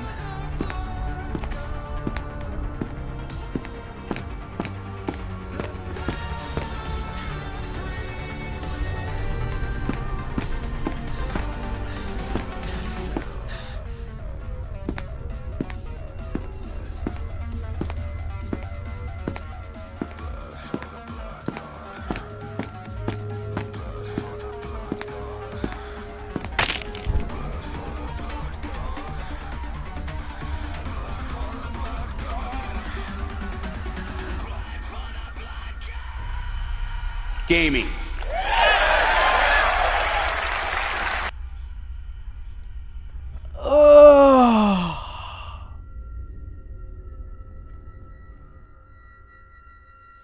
Again, I don't understand how this is supposed to be fun. I don't understand how this shit's supposed to be fun, bro. There's nothing about this that's fucking fun.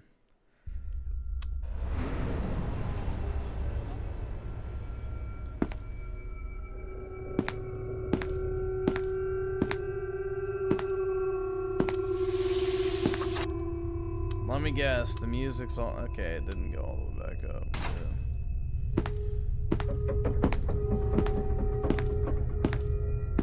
Yeah, if I was like some turbo aughts, I'd be like, oh my god! I got fucking killed! Stop moaning, you're turning your audience on.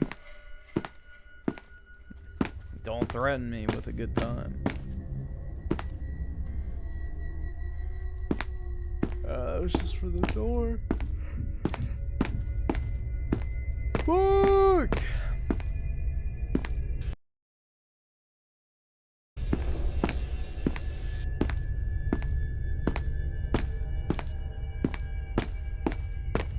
Like, give me a gun or something.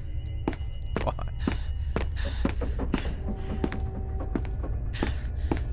Wouldn't it be more fun to just shoot a bunch of big scary monsters?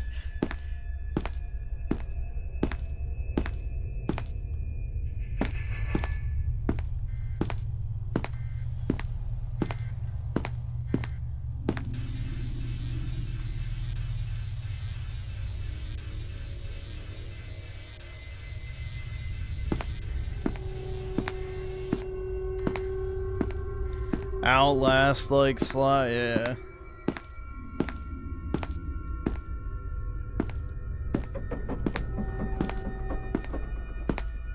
I don't really want to have to go deal with this stupid fucking lizard thing again. Fluffle Nugget with the 2. The Portal games are more scary than this Lapa, yeah. Although I really like the Portal games. Portal's actually fun. You know, makes you feel heckin' smart, dude.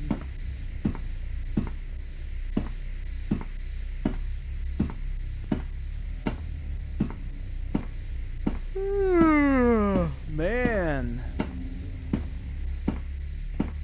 Who's that? Suicide! I can't afford this shit!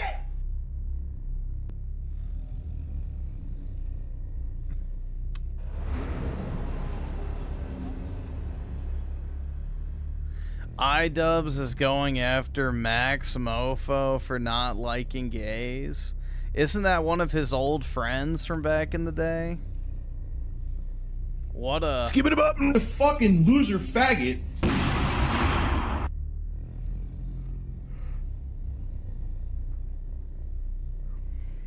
Yeah, that guy's just completely mind-cucked, bro. He's just completely mind-cucked. How sad. Alright, dog. You need to go out. Follow. You need to go out, dude. You are stinking up this damn room. Jeez. Holy fuck, man. He's just busting cheeks tonight. He's like passed out on the ground just snoring, so he's not even waking up when I was touching him. He's just busting cheeks.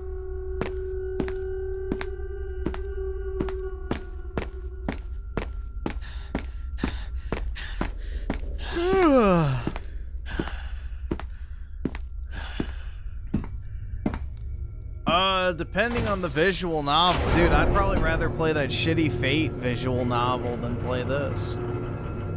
Honestly.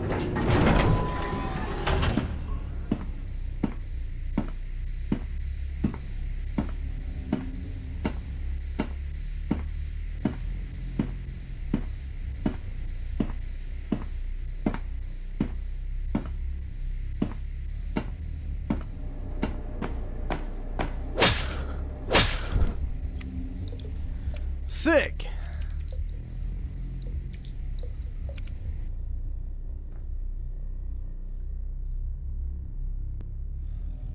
Play Griffin no balls? I have to play this. This fucking dog shit.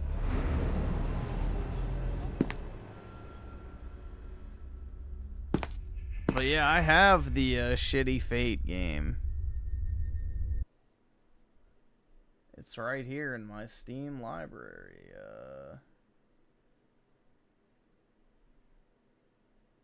Somewhere. Yeah, there. There it is, dude.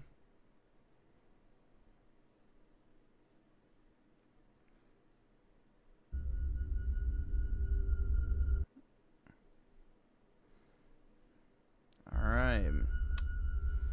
Wowie zowie.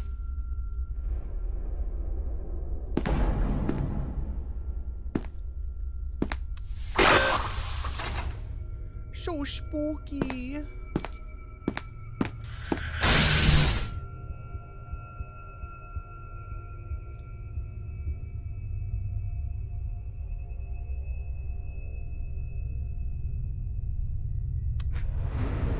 I don't even think there's a fear factor in this, man.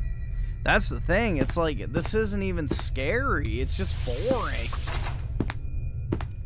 Like, that's my biggest, like, gripe. Is like, what the fuck? This just feels completely pointless. There's nothing here. It's just literally like a fucking puzzle game, basically. But it's not even a good puzzle game. It's just boring.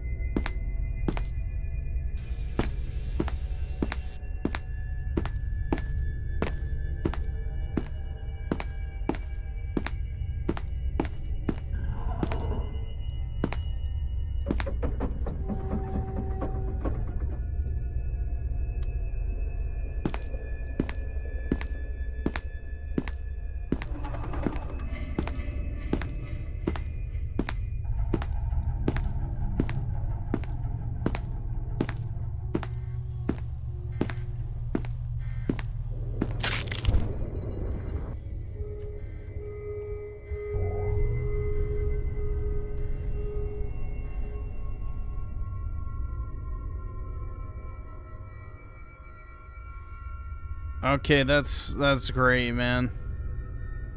It just randomly kills you for no reason. That's cool.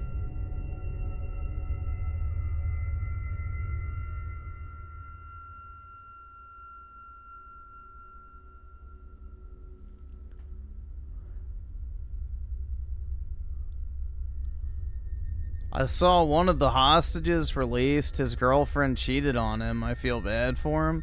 Bro, you can't trust women with that type of shit. It's like that one woman who, when her boyfriend got deployed in the military, remember, she filmed the porn and everybody found out and, like, fucking just, you know, completely, you know. But I think, like, she had to go into, like, hiding for a while because even her own family was shit-talking her.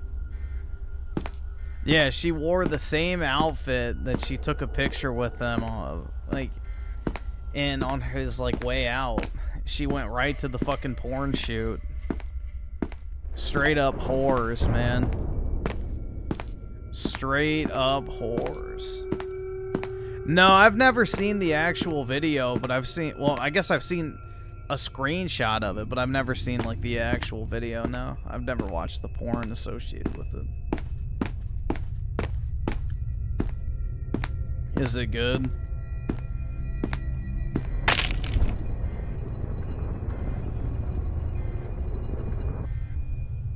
Nigger.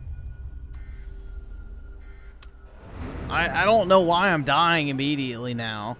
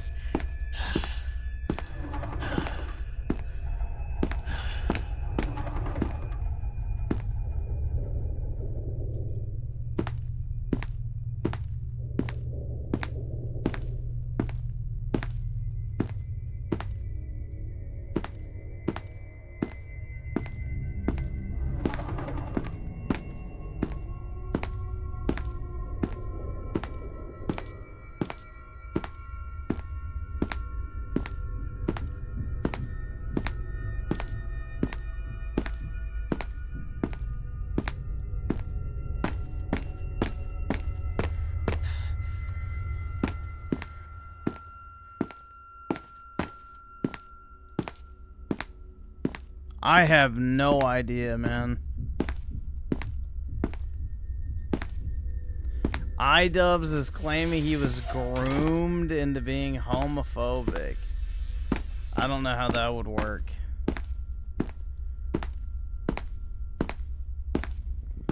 Time the electric trap.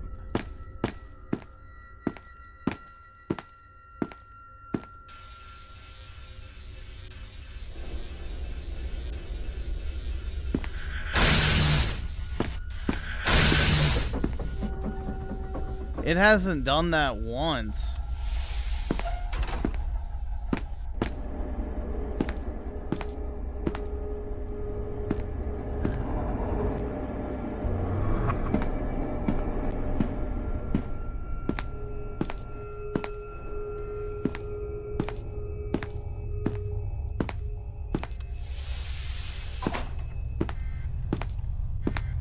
So spooky, dude. I think the shortest way out is through the southeast wing. Follow me. Did you hear that? I hope it wasn't me.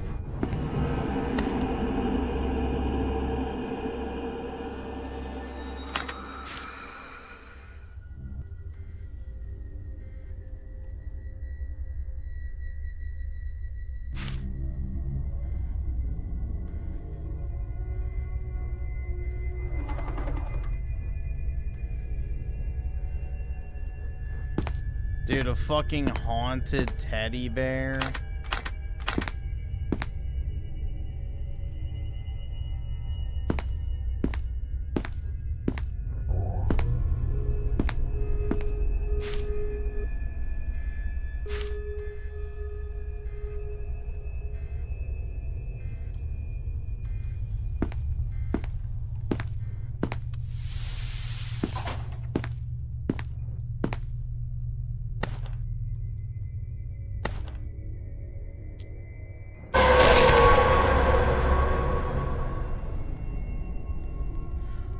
What the fuck? Is it Jewish or something? I picked up a coin. It's like, ah, give me it. Like, what the fuck is this shit? It's just fucking dog shit. It's fucking dog shit, man. I have no other word than dog shit.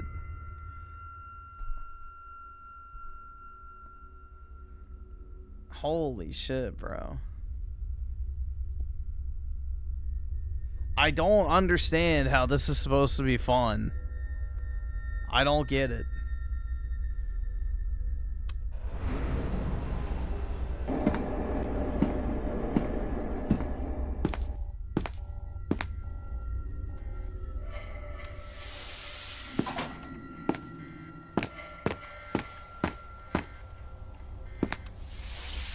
I think the shortest way out This is is through like the some southeast wing. infant shit. Follow me.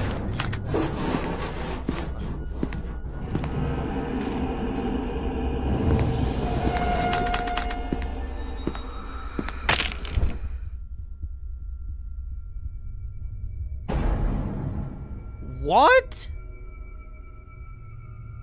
Dude, this is so fucking gay. It's just... What the fuck is the point of this shit, bro? You just play this if you want to beat your fucking balls with a hammer? Like, I don't get it. Where's the fun? The fun is not found. I think the shortest way out is through the southeast wing. Follow me.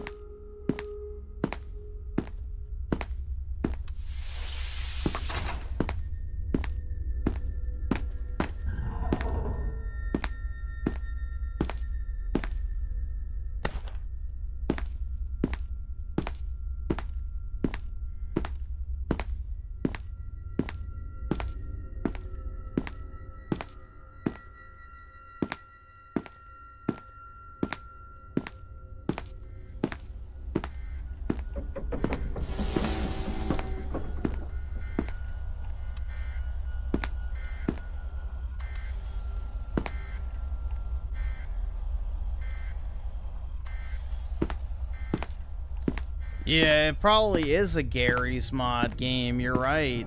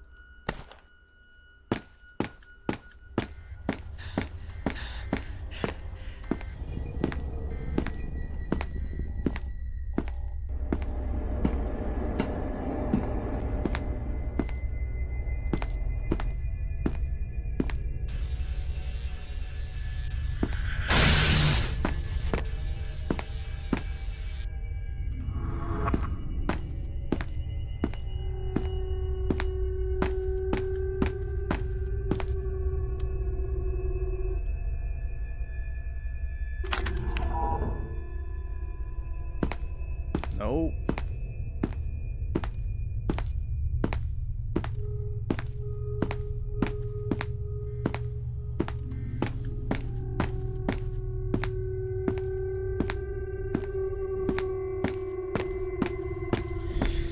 Oh, man. I'm having the time of my life, let me tell you.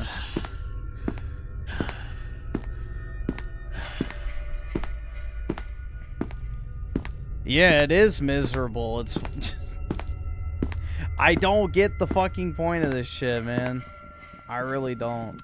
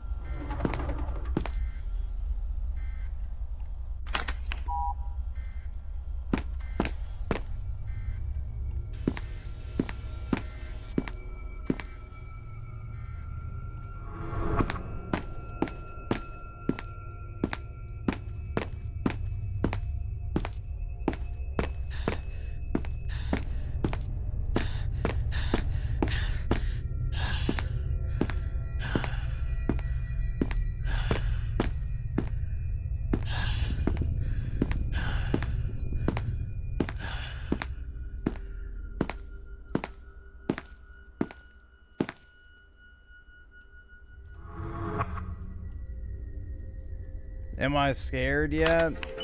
Nope.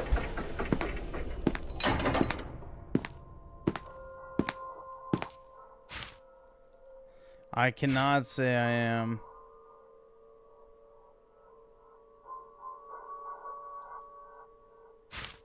Alright, nobody cares.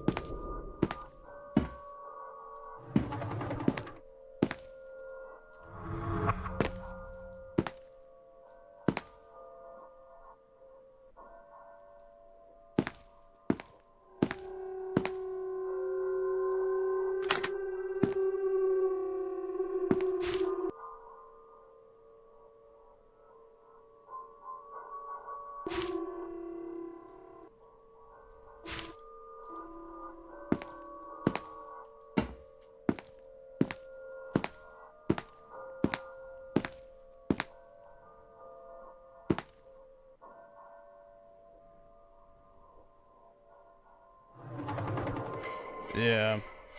But gosh dang it, I've had so much fun playing it. It's just, this feels pointless, dude. Put the key card in it and what?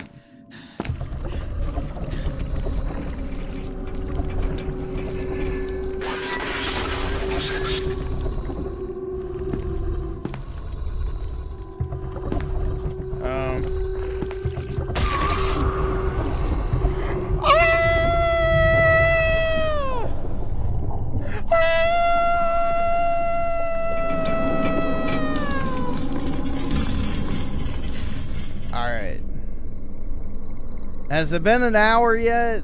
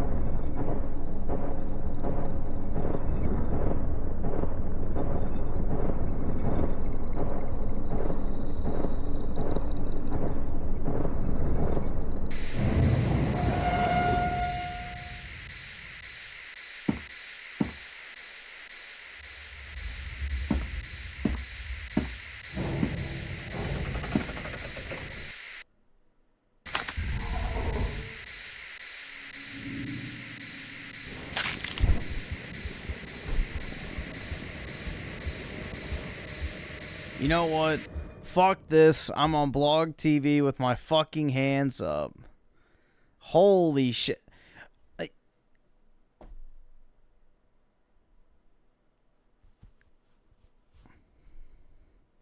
Yeah, fuck that, dude. Fuck that. Alright, I'm done. That's been an hour. At least I'm pretty sure it is. It's felt like 3. Yeah, it's been over an hour. Alright, dude, what the... Yeah, that was absolute fucking dog shit. That was absolute fucking dog shit. That was genuinely terrible. You just fucking randomly die, because, oh yeah, why not?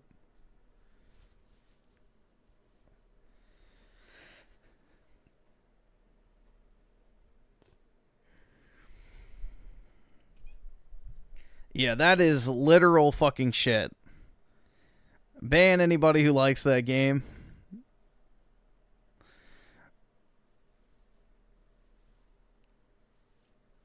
Holy fuck, dude. Oh my god. Yes, you do randomly die. I was sitting there healing, and then all of a sudden I get my fucking neck snapped for no fucking reason. 0 reason.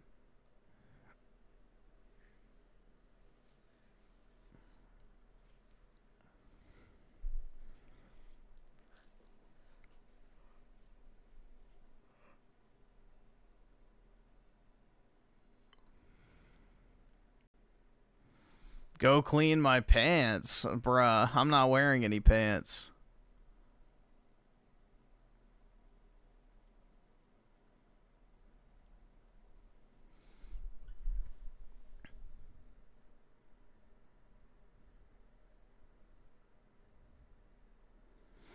He may have invited me. I just don't check the email associated with my channel, which I probably should. Here, let's check real quick. If I'm... Dude, I don't even know the sign-in for it. Let me check. I may not even be able to get in.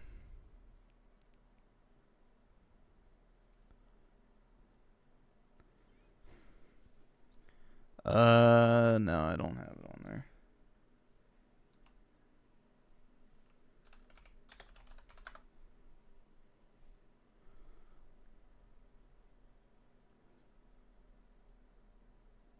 Let's see.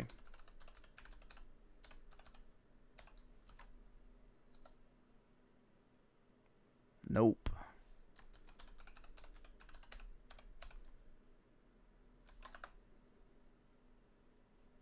Alright, forgot password.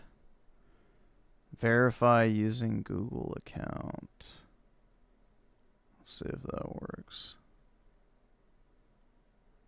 Alright.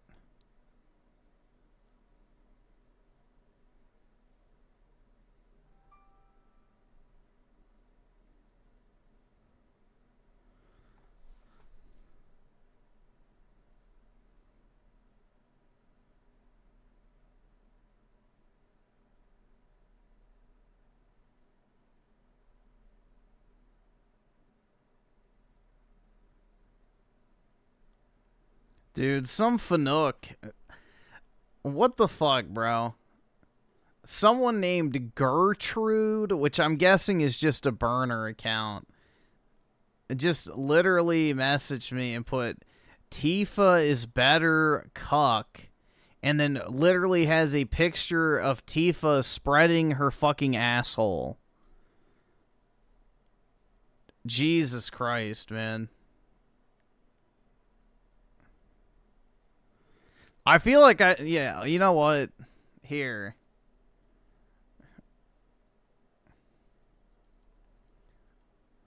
Send whatever vile shit you want to this email account. I don't fucking care. You know what? If you're gonna send me fucking porn, send whatever you want to that. You know, I don't have any sympathy.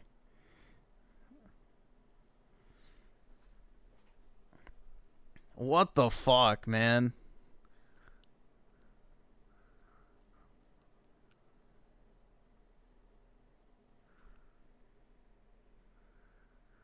I can't show evidence. It's literally too hold on, wait. I'll see if I can get some of it. Yeah, dude, I can't even show the one. Like, he put 3 pictures in there.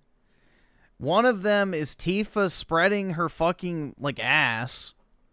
The other one is Cloud sucking on Tifa's tits. And the other one is Tifa with massive fucking titties that are, you know, like barely covered by a micro bikini with the fucking nipple hanging out. Like, bro.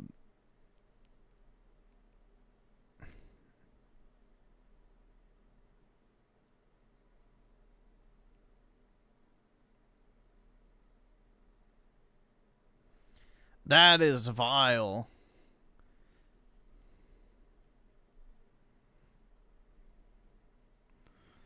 You know, I guess this person is a fan of Tifa porn, so yeah, share your stash if you want.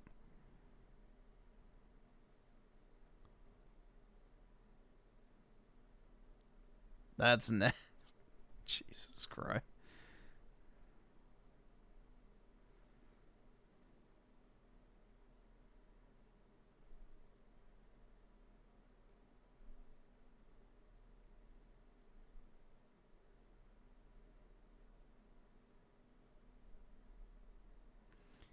I was just seeing what type of fucking China slop they were trying to get me to promote. Coin Factory? What the fuck is that?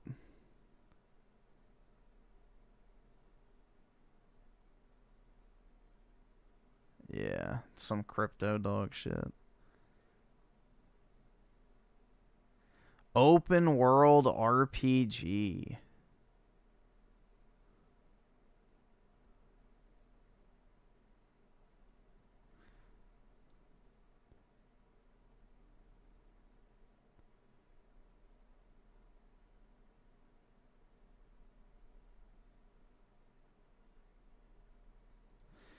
They want to pay me to stream some game, but won't say what the game is. Alright, well, I'm signed into this email now.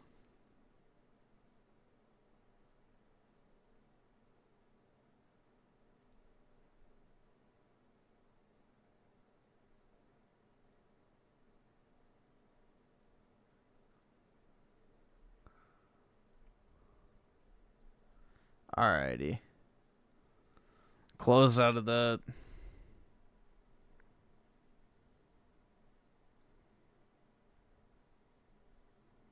Dude, I can't show fucking hentai on fucking stream. Sorry. I can't fucking show that shit on stream.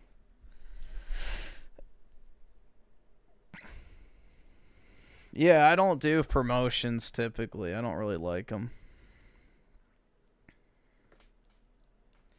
You can put a window over the images? No, I can't. The entire image is porn. Here, I'll show you what little bit I can actually pull up. Okay? It's going to be like a tiny ass little... It's literally just porn.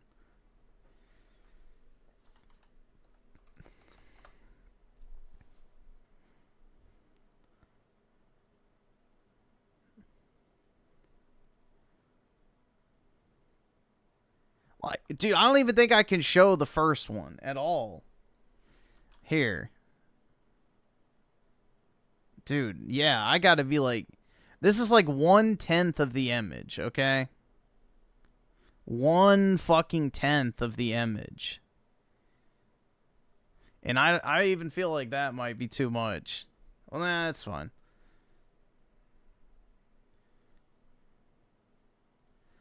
So there's the first one. As you can see, that's, you know, the left leg.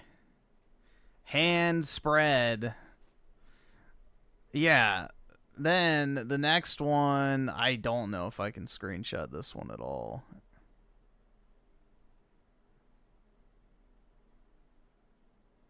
Yeah, I can't. It's just literally... I guess I could... It's not from fucking Snapchat to... Nah, I can't do that one. I can't copy that. And then this one, I can do part of, I guess. I just can't have the fucking nipple hanging out.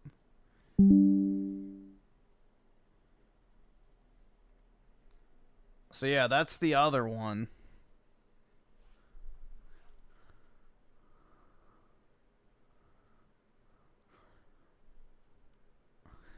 Like, gross. Yeah. Literal fucking porn. Okay. That's nice. I could have at least sent Aerith, but, you know, nope. Alright, there we go. Delete those. I don't need that on my computer. Jesus Christ.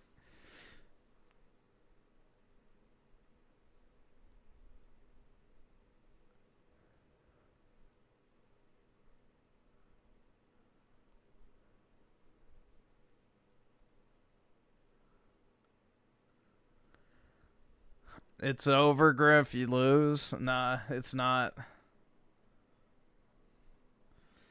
I need to purge.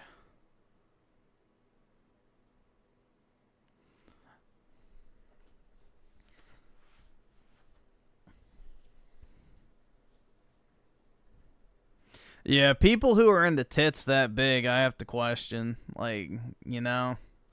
What are you trying to make up for that's lacking?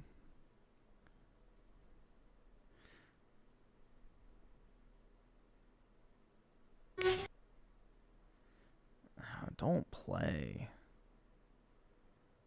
Alright. We'll watch Juan's video, which is going to be dog shit, but whatever.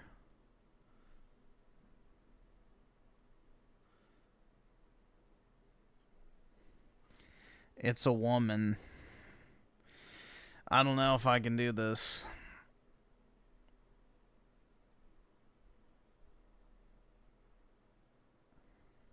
Griff, make Aerith your wallpaper. Why?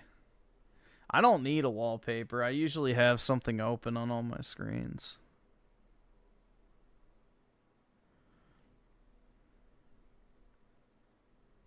Yeah, those were not double D titties, bro. That's like double Z's. As in obesity. That shit was gross.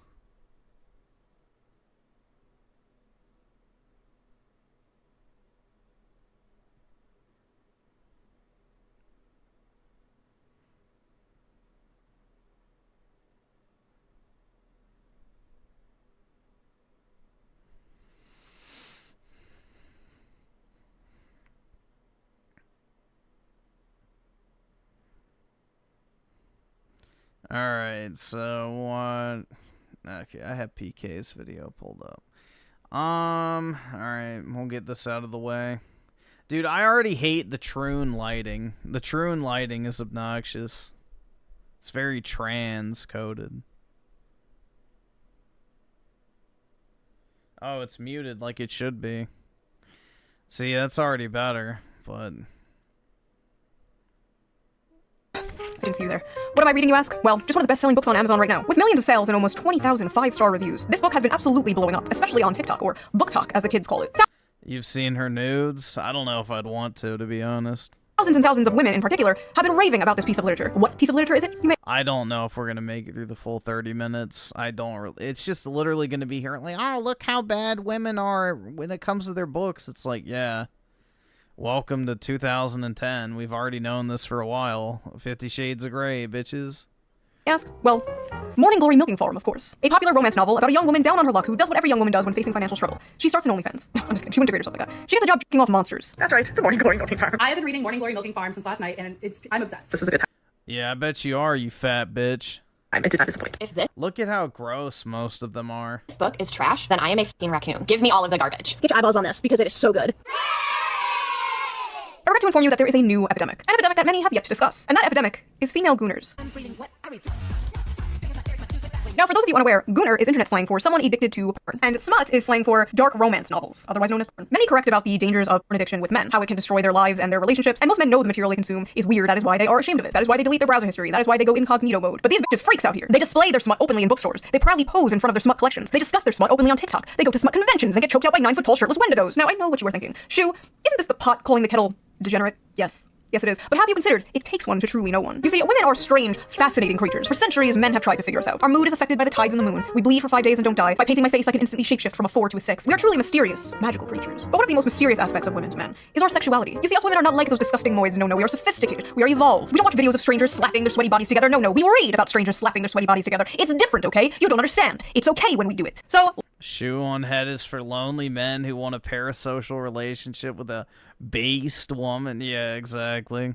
Let's talk about it. Let's talk about the rapidly growing popularity. It's just more, you know, simp bait, basically. Of dark romance on TikTok and the recent dark romance convention that ended in disaster. Let's take a break from all this depressing political news and talk about something silly. Not that those political things aren't important. Trust me, they are. You should be keeping up with politics and the news when you can. I know it can be difficult to do, but fear not. I have an app for that. So before we get into this video, let's quickly give a shout out to our sponsor, Ground News. Ground News is a website and an app that Just burned coal. Dead to me. You see, books on TikTok are not rated by how well they're written or how good the characters are. No, they are rated by the spice. And what does spice mean? Porn. It means porn. Spice level is very important to book talkers. How much spice does a book have? What are the spiciest books they've ever read? How spicy is the book they're currently reading? Spice, spice, spice. And the spiciest book going viral on BookTok lately is none other than Morning Glory Milking Farm by C.M. Nascosta. Violet is a typical down-on-her-luck millennial, mid-20s, overeducated, and drowning in debt. Oh my god, she's just like me, on the verge of moving into her parents' basement, when a lifeline appears in the form of a very unconventional job in the neighboring Cambric Creek. She has no choice but to grab it. Why would you pay for said book? This is the thing, it's like... She's definitely, you know, enjoying it off camera. We'll just put it that way. With both hands. Morning Glory Farm offers full-time hours, full benefits, and generous pay with no experience needed. There's only one catch. The clientele is grade A certified prime beef. Oh, God. With the manly, meaty endowments. Okay. Morning Glory Milking Farm is actually a profound critique of late-stage capitalism and toxic masculinity. In this Dude, this is like the sub-5 Asian that y'all are gonna bag when you go to fucking Vietnam or wherever. Text, we see that the tingling sensation in her coochie is actually the tingling sensation This is the future fate of Passportbros. The Marxist revolution. This is every fucking bread video to me, dude. This is every Jack Saint video. So I actually read the book myself, and I'm not gonna lie. The 19th Amendment needs to be abolished. So, like I said, the story is basically this millennial named Violet, and she gets a job basically working at Big Pharma in Narnia, where they harvest Minotaur milk to make Viagra for human males.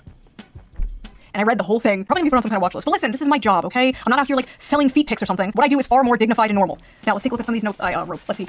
Big d and balls. At one point she says the term, and I quote, the seam of his sack. So I'm reading this and the whole time I'm thinking like, okay, he probably has like a human head, right? He probably like looks something like this, like, you know, just a dude with like horns. Then I see the official artwork. That's a cow.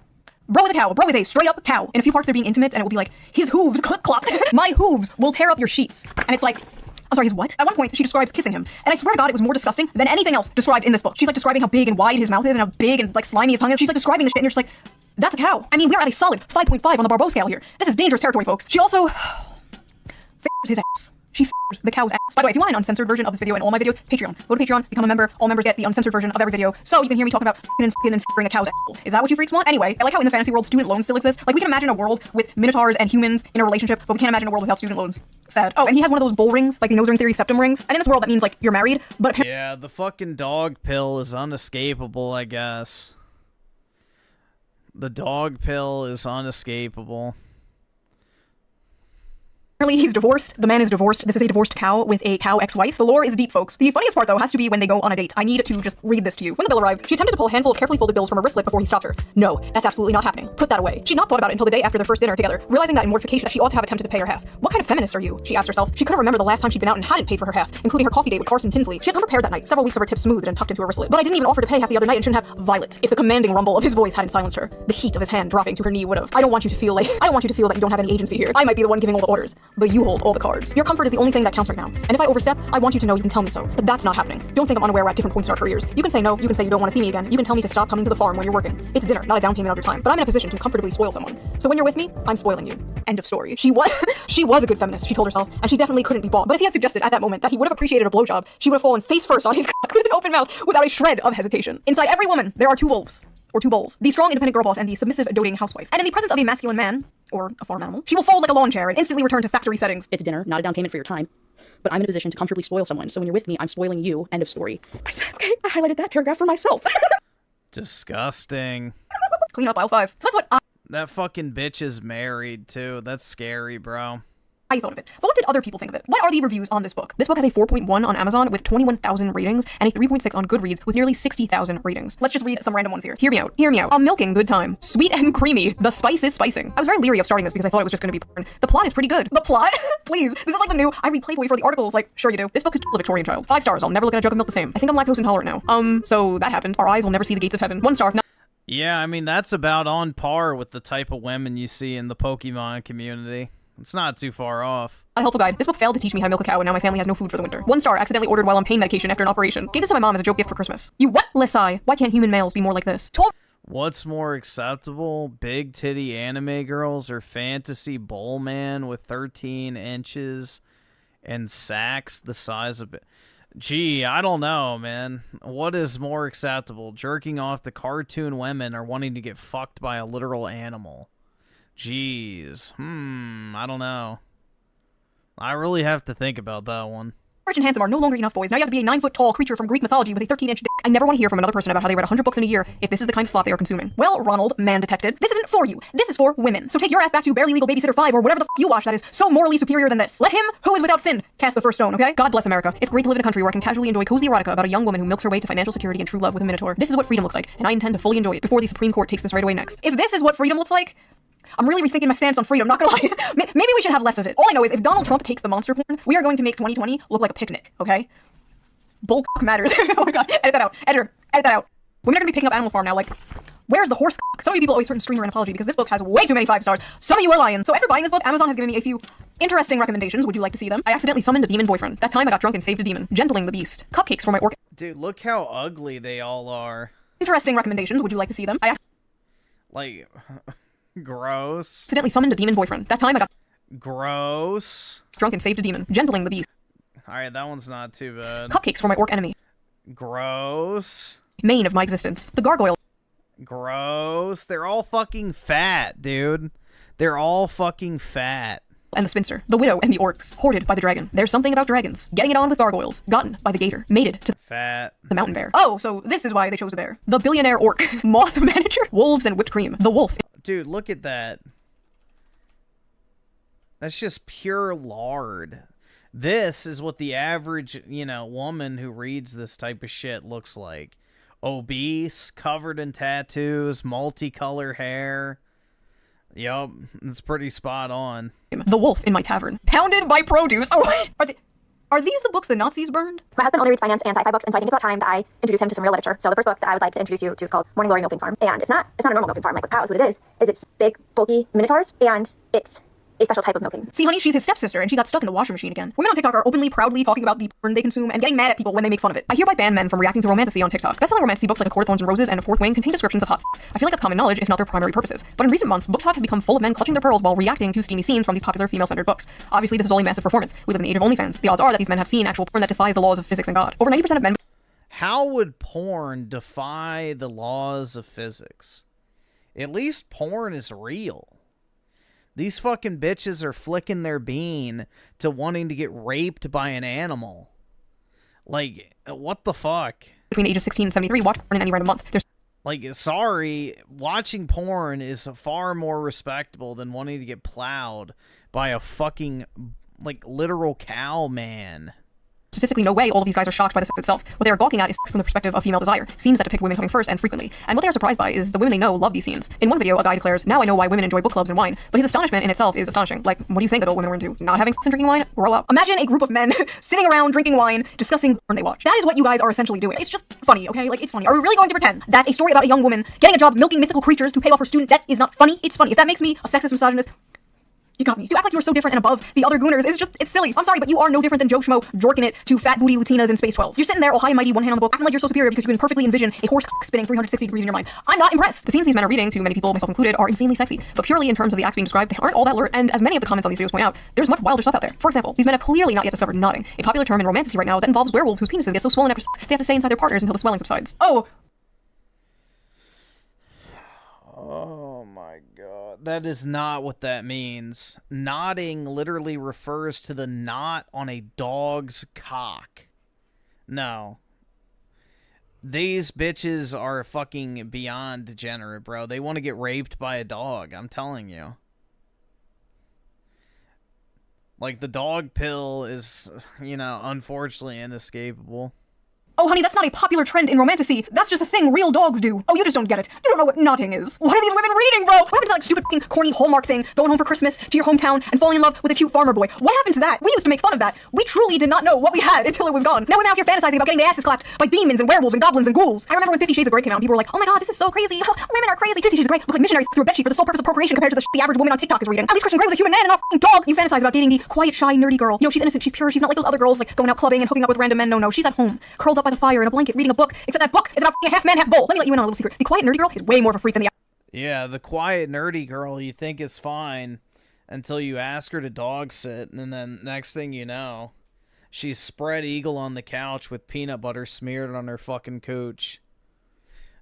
Be careful. Average hoe. Are you kidding me? It's not even close. The average hoe might have a body count of like 15 or so, but the quiet nerdy girl is fantasizing about getting back shots from Cthulhu. That is at least 100 bodies. Now listen, there's nothing inherently wrong with fantasizing, okay? There's nothing wrong with roleplay. You know, fiction is fiction, right? You know, you're not actually going to bang your stepsister, right? These women are not actually going to bang a cow, or at least I hope not. We all know there's a difference between fantasy and reality. Well, what happens when The dog, maybe. Unfortunately, the dog pill exists for a reason. So, yeah, I would be very wary of the ones who own a dog, especially if it's a male dog. Try to bring fantasy into reality? Well, you get sinners and they refuse to get it neutered. Stardust.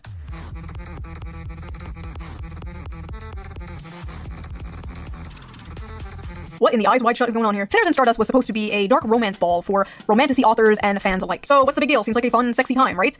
Maybe, if you're a woman. If you're a man, the night may have gone a little differently for you. Alright, y'all, it appears I have to make a post that I'm frankly pretty goddamn upset I have to make. This post is for the readers who don't understand consent and boundaries only. A lot of you may know my good friend Animus. He's attended a signing of mine in the past and obviously is a musical artist. This past weekend, he attended Sinners and Stardust and probably had one of the most heartbreaking experiences. So listen, he's a man, right? But do we think that means it's okay to put your hands all over him without consent? Or to put your hands in his waistband or down his pants or touch his dick? Hello? Do we think it's okay to quite literally back him into a corner and touch all over him to the point that he literally cannot tell how many hands are on him and whose are whose? Do we think it's okay to send him into an actual panic attack because of this? Furthermore, do we think it's okay to interrogate him and insist he detail how he'd kidnap a woman despite him repeatedly saying he wouldn't do that and you know that shit is fiction? And then attempt to follow him when he tries to get away? And if that wasn't enough, during the time of this mob, him and another author received notification that an air tag... Dude, so basically the women wanted him to explain how he would kidnap and rape them. Again, women are shameless when it comes to this type of shit, and they have rebranded the term rape in this context to be consensual non-consent. That is the new cope that they use to not feel as bad about their, you know, depraved desires. So... was tracking him, which showed on this person all the way to his hotel room. They molested this guy until he passed out from anxiety, and then they put a tracker on him in order to stalk him back to his hotel. This poor guy dressed like a character in one of the romantasy books at this romantasy convention full of women. That is like throwing roast beef into a pit of wolves. Or in this case, throwing a wolf into a pit of roast beef. I remember years ago, there was a thing called cosplay is not consent. Basically, it was a campaign to bring attention to the fact that people at conventions would often come up to women dressed in sexy costumes and just grope and grab them without their consent. Yeah, apparently we have to bring that back, because these women did not get the memo. I've been a furry for over a decade and attended a lot of fur cons. Sure, sometimes weird shit happens, but honestly, I can't believe the dark romance crowd is out here acting like this. Like, me and my buddies in our fursuits are more respecting of consent and bodily autonomy. Get your shit together, y'all. When the furries are calling you out for being freaks, you need to reflect. Something has gone horribly wrong. Not only were the men at this book talk convention assaulted, but women were also assaulted by women. Multiple women, including a performer, reported being assaulted there as well. Even an author there said she was groped and dragged away from her friends and said no matter how many times she said no, quote, My words did nothing. May I remind you, this is a book convention, okay? For books. Literal BDSM clubs are more respectful than this. There needs to be more studies on how this stuff affects women's brains, because clearly some are unable to tell the difference between fantasy and reality. Ivy Lipton, a doctoral candidate in human sexuality, actually wrote about this for EV Magazine. I don't know what a doctoral candidate in human sexuality is, but she's hot, so I trust her. Your brain on orgasms isn't neutral. Dopamine release during climax is a powerful conditioning agent. What you repeatedly fantasize about becomes necessary for arousal. If your erotic imagination centers around abuse, monstrous violence, and submission to non-human entities, your brain is reprogramming itself to crave just that. It's not empowerment, it's neuroplasticity at its darkest. Scientists, psychologists, and the general public often state that men are visual and women are emotional. When it comes to sex, men can be turned on instantly by a sexual image despite their mood, and women need to be turned on emotionally to get in the mood. So it stands to reason that porn for men is visual and for women is in the mind. I'm not equating porn to smut novels because one is a video of two people actually having real sex and the other is, well, just words on paper. I'm however talking about the effect on the consumer. We know watching porn is bad for the brain. That's been proven and only rejected by gooners who don't want to give it up. But is reading smut bad? You might say, duh, that's the whole point. Okay, fair enough. So let me rephrase. Is reading smut harmful? Should we shame people for things that are wrong, immoral, or harmful? In my line of work, I've been told many times that shame has no place in sex. But if I use my brain for 2 seconds, it's clear that line of thinking is nonsense. Incest should be shamed, bestiality should be shamed, philia should be shamed. I'm not equating monster smut with these things, but there are 50 shades of grey, so to speak, along the spectrum of harmful. Conditioning your brain and body to associate pleasure with monsters, slavery, or sexual violence is not healthy. Basically, they're cooked. Like, women are cooked. Nah, they should associate it with slavery. Know your place, whore. They're frying their brains with this stuff. It's a pipeline, right? It's like the infamous evil alt-right pipeline. You know, you start watching Shoe on Head, owning the feminists in 2015, and then in 2020... Guys, we can use the weapon of our enemy against them. We just have to change the content of the porn books. You're hailing Hitler, right? You know, the alt-right pipeline. And this one's like you're reading Morning Glory Milking Farm, and the next thing you know, you're Mrs. Hands, right? Just say no. Just say no to monster porn. But why is monster smut so popular with women in particular? Like, you rarely see the opposite, and when you do, it's just like a girl with cat ears and fangs, or like a 10-foot-tall Dommy-mommy vampire with giant titties. Meanwhile, women are like, I want a pollution monster from Ferngully. So people on Reddit asked this very question. Let's see the responses. Why do you guys like monster romances? Asking for a friend. Several reasons. 1, human men are quite often terrible. Romance books with human men are already partly fantasy, but monsters just takes the fantasy bit further. 2, it's sort of human nature to imagine relationships with paranormal beings and creatures. We've been doing it in literature and art for centuries. It's just gotten a lot more graphic now, lol. 3, unique body forms, parts, and so many different kinds of dicks. Scary, mean, terrifying creature is sweet to her, kind, takes care of her, protects her, works hard to be gentle, etc. Maximal escapism, minimal association to real life assholes, the patriarchy, misogyny, and oppression of women, etc., etc. Because the monsters are less dangerous than dating actual men. As a fat woman of color, modern, contemporary, and even fantasy romances are hard to click to because as a fat woman of color, just say a fat black woman. We already know what type of color. they are almost always about thin white women and just too realistic. And romance in real life is not always attainable for fat women/women of color. In monster alien romance, though, Hey, well, maybe you could try not being a fat slut. Wow. Shocking. Quit being a fat whore. You know, quit flicking your bean to monster porn and stop eating. It's really not that hard. Size doesn't matter, and it's easier to get into that headspace and enjoy it. I'm sick of the men. No, there's only one group of people on this earth that call themselves people of color, and it's black women. Black women refer to themselves as people of color so that they can act like they're some part of a greater group when in reality they're just being, you know, self-centered. It's like a weird workaround to like try and pretend they're not just talking about themselves.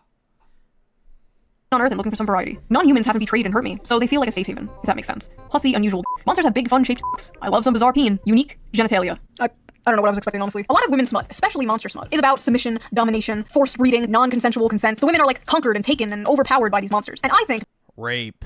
Many of these women are reading these books containing monsters and not men because masculinity and dominance in men has been completely demonized in modern society. But the truth is, many women still crave it. You see, the monsters in these stories have those like dominant masculine traits that women like so much, but they're not human men. They have all these traits women desire without the problematic baggage human men bring, without being the men they hate or have been told to hate. It is the perfect guilt-free slop. But they don't just want a wild dominant man. They want to tame a wild dominant man. Similar to when a man sees an arho with a nose ring, you can save her from her daddy issues. You can do it. It definitely won't backfire and ruin your life. Go for it. Go talk to her. With many women, there's this desire for like danger and aggression, but also the desire to tame that danger and aggression. The desire to be that special woman who can melt his heart. You see, my dragon boyfriend could rip me to shreds and kill me instantly, but he won't because he's nice and he loves me. But honestly, at the end of the day, just like the video I made about the anime girl in a wheelchair where men were saying this is the average male fantasy and a bunch of women were like, you want to rape a disabled girl? When in reality it was just a distilled manifestation of the average male fantasy, which is to protect and provide for a sweet woman and save her. This is like basically the flip of that, right? This is just the distilled manifestation of the female fantasy. Men are seeing this and they're saying, what do you mean you want to milk a minotaur? When in reality it's just to have a big strong protector and provider swoop you up and save you. And like I said in that video, they're basically both the same fantasy. This is a tale as old as time, the princess being saved from the dragon by a knight in shining armor, whether the dragon be a wheelchair or student loans, you know? But in this case, the woman is being f***ed by the dragon and the knight sits in the corner and watches or something, I don't know. Maybe it's not that deep. There are some hungers that are starved than fed. And maybe as women, for the sake of society,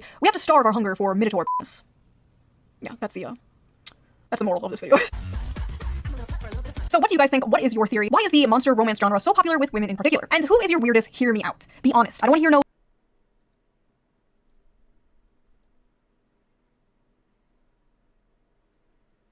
Damn, they look alike. I didn't realize that. Is she also half Asian, half white?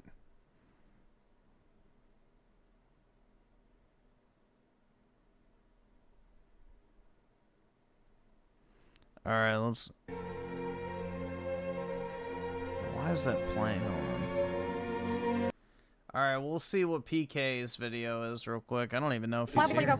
I do have some concerns that if anything goes wrong, I won't be there for Jazz and Jeanette, but I don't really get the sense that there's any major problems that lie ahead. So I think, at least from where I sit right now, Jeanette and the family will be able to handle things without me there. We're almost there. I'm re-entering the world. And you're gonna feel one more bump. See? Can you lift? So we need to lift on the other side as well. I didn't think that bump would be that bad. Takes a village. You okay? I'm good. Okay, good. I hope that seat is all the way pushed back already. I'm gonna take this off okay now. Okay, just want to get up. What the fuck?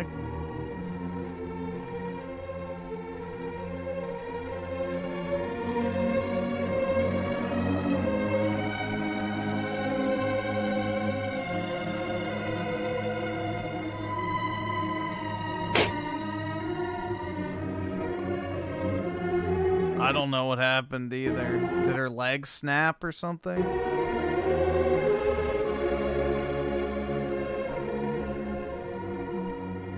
Yeah, this is PK's channel.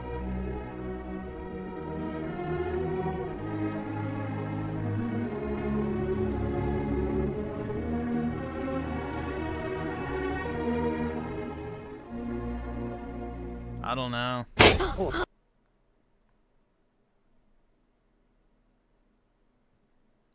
Here, let's see what information we can glean about PK's life.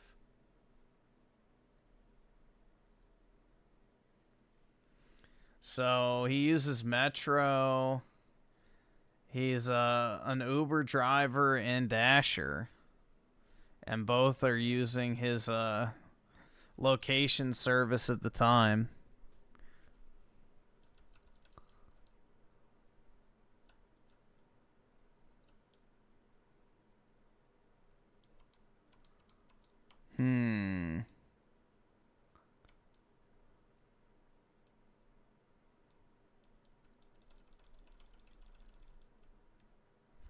So irritating. Stop going to that screen.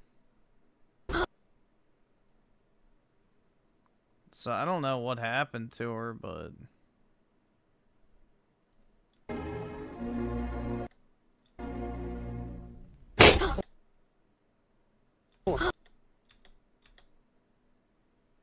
Gender surgery gone wrong.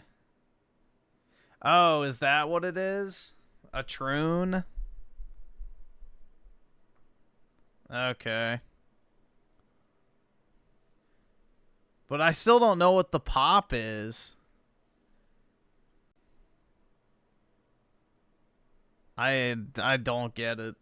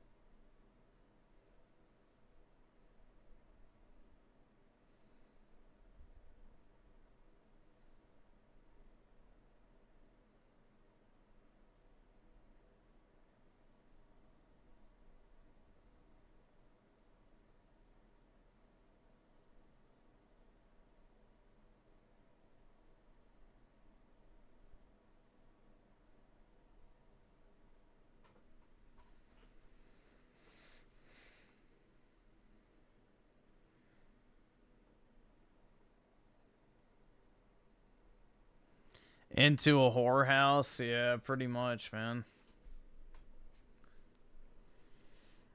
Pretty much. Look, guys, she's totally based and red-pilled. Did she hit 30-something and now, you know? Let's see. Yeah, it's all the same fucking shit. I was indoctrinated by the left my entire life. It's just the same slop of content. Starting over at 30! What did I say, dude? What did I fucking say? What the fuck did I just say? What, did she turn 30 something and now this is the new grift? Yep. It turns out it is. Got it. Like clockwork.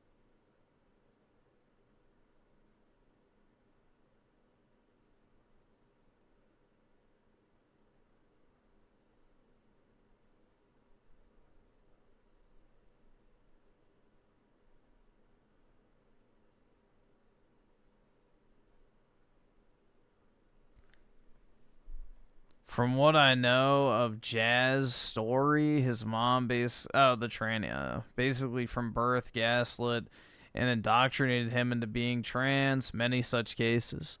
Even pushing him to get bottom surgery, it's real fucked up. Yeah. Dude, these parents and doctors belong in a fucking jail, if not shot. But yeah, it's criminal, bro. The fact that these doctors do this shit after taking a Hippocratic oath should be, you know, essentially, I feel like, attempted murder. At the very least. Because what they're doing is beyond fucked up.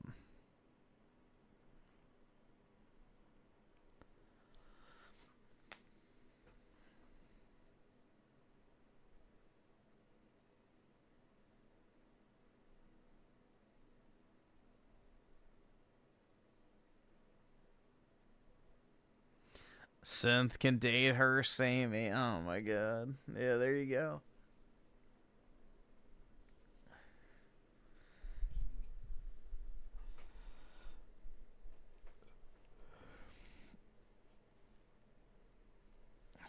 A succubus short? Oh yeah, dude, anime. We got what? Guys, don't ask questions. We'll see. So I think every woman who has ever lived with a man has this. Dude, ew. Just ew. What the fuck? Orange ass fucking eyes. The fucking shaved head. Like, shared lived experience nah. where they're with you and they get a call and they're like, hey, sure, bye. And you're like, what was that? And he's just like, oh, Cousin Dale's in the hospital. And so, of course, we're nasty. Vile. I'm repulsed.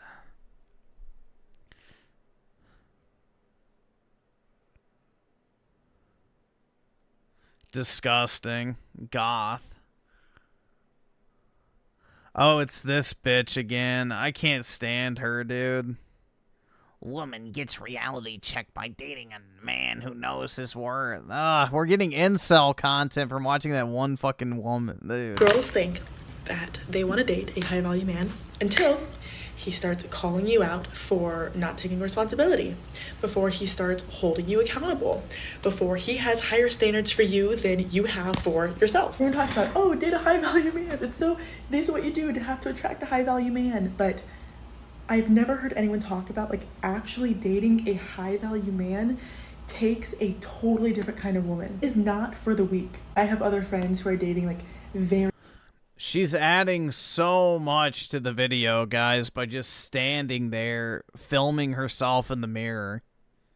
Holy fuck, man. Very loving, very successful, perfection. Thank God. You know, you could have just done a straight re-upload, but hey, you know, you really had to transform it.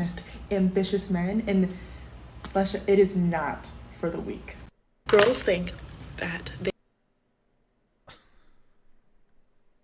The most helpful woman. Gaming. Oh my god, bro.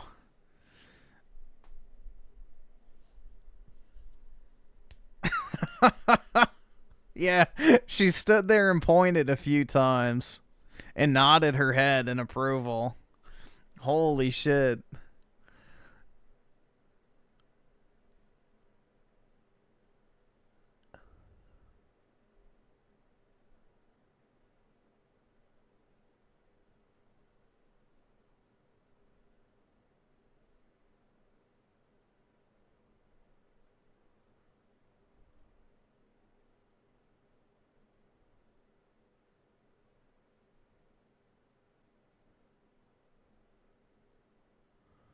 It was, bro, what is that? Let's get the record straight. It was way harder, and he's like showing an actual size measurement of how big it is when it's hard. Like, what the fuck? It was this big.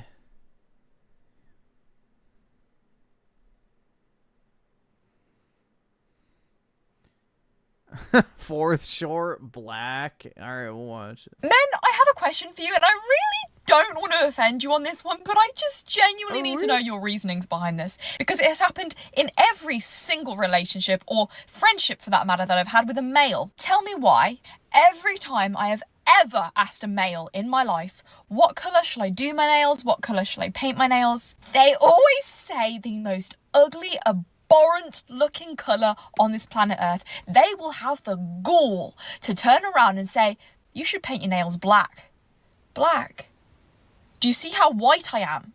Can you imagine that? Or they'll go, you know what? Neon green would look great on you. Why?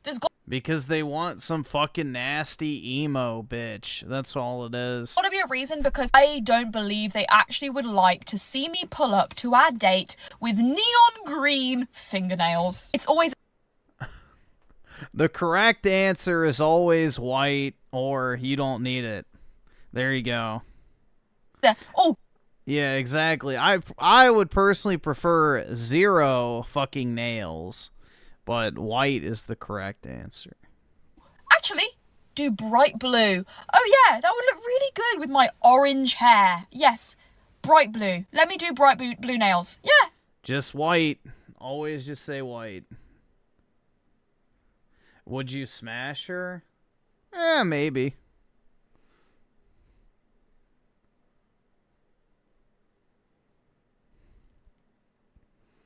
I genuinely do not care what color girls... Dude, honestly, the thing I care about is if they're those nasty-ass long nails. That's the thing I don't like. Fucking long fake nails. Same with like the big-ass fake eyelashes and all that crap. Looks bad.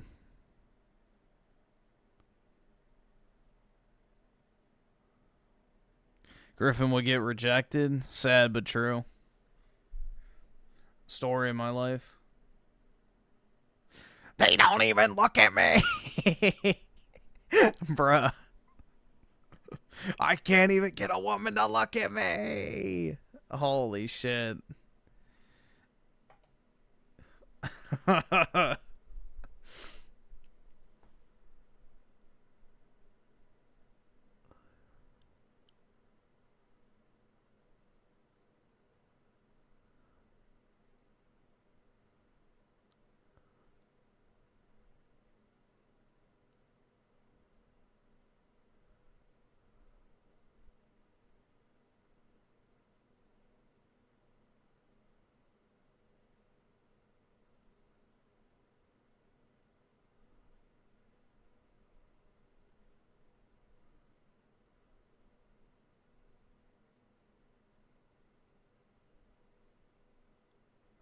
Raymond is who Linkin Park wrote songs about. What?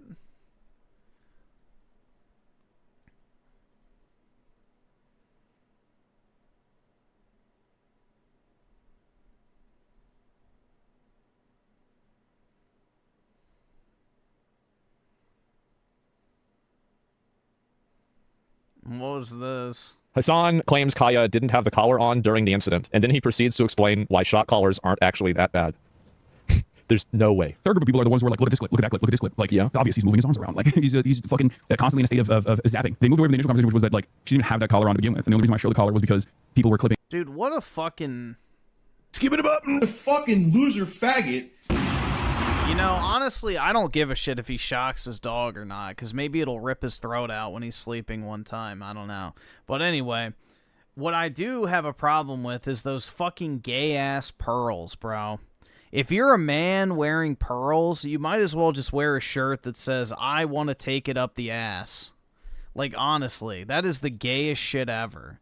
These guys that try to, like, hijack female jewelry or fashion, like, just admit you want to be a fucking woman, and you want a man to manhandle you like you're a fucking woman. You know, maybe because Hassan grew up in a Middle Eastern household, he, had some experience early in life, as many of them do. But, yeah, that just screams homosexual, bro. Absolutely. Wearing fucking pearls as a man. Living other instances.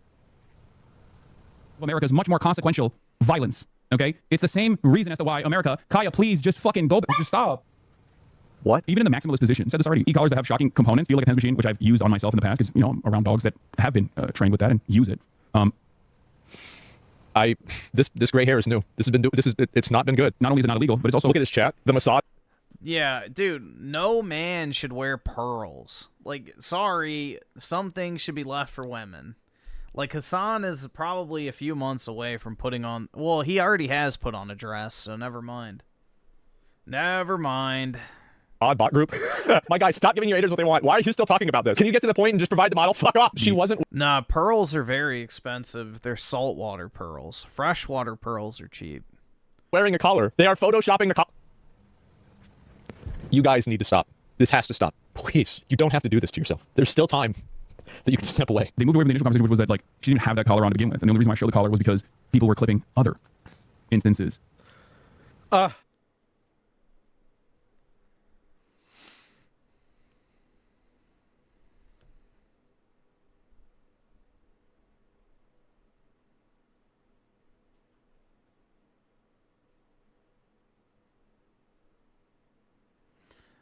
You wear pearl earrings? Well, the fact that you're wearing two kind of proves that you're not gay, because you would have it in the right ear only. So, nice try, PK.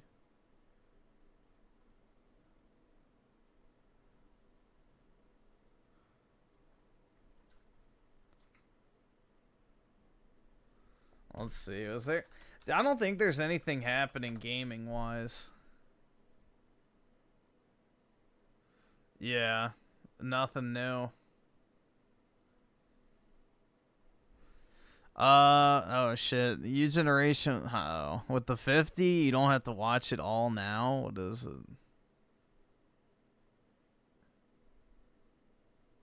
Oh, there's an old saying that... Yeah, I've seen this dude before. Yeah, we can watch it, that's fine.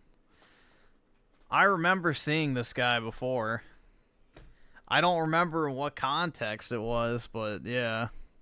Goes, be careful what you wish for. While many people wish for internet fame, expectation rarely meets reality. And oftentimes, having your face and name out there across the web may have some unintended consequences, especially... Isn't he a furry? Is that what I'm thinking of? He's the furry pedo? Wait, which one? Fuck. Yeah, that doesn't really narrow the field, my bad. Furry pedophile doesn't really narrow the field too much. If you're a creep who likes diapers. Twinkle, twinkle, little star, how I wonder where you are. What the fuck? Up above the world so high, like a diamond in the sky. Meet Nova Online, a man whose reputation truly precedes him. Initially going viral on TikTok just for his unorthodox appearance, but now being one of the most hated figures on every social media platform that he frequents. When we last checked in on Nova, he had been thoroughly exposed for inappropriate actions with minors on Discord, and he wasn't handling the consequences too well. My Shocker. prescription was that some people are just not capable of handling internet attention, and he is clearly one of them, and he should just log off. Unfortunately, he did not, and now... Dude, I don't understand sexting. I really don't. Even if they're of age, it's not going to end well, bro. He's in even more hot water. And the relaunch of the Discord server is coming soon. And this time, it's 18 plus. 72 hours later. I'm never being on another Discord server again. This is a motherfucking fourth... This is the story of how Nova Online keeps ruining You his say it's a motherfucking fourth grader? life. The server got nuked! The server! No! Gabriel Gage, like many Zoomers, was always desperate for internet fame. He'd first started his career by making YouTube videos where he played video games, but he was ultimately lost in the sea of others doing the same exact thing. Not to mention the fact that the gameplay quality was extremely poor and his equipment was really bad, but hey, IShowSpeed managed to blow up under those circumstances, so it's not impossible. But whatever the case, Nova failed to gain any real traction. But once he moved over to TikTok, he would finally get the attention he was craving so much. Trying Wingstop for the first time. Cajun seasoned fries. Okay. Mildly spicy, but nothing that I can't bear. These are actually pretty decent. 8 out of 10. Nah, I wish I was that skinny, bro. I'm a 450-pound man that can barely walk, remember. Mango habanero wings. Oh, wow.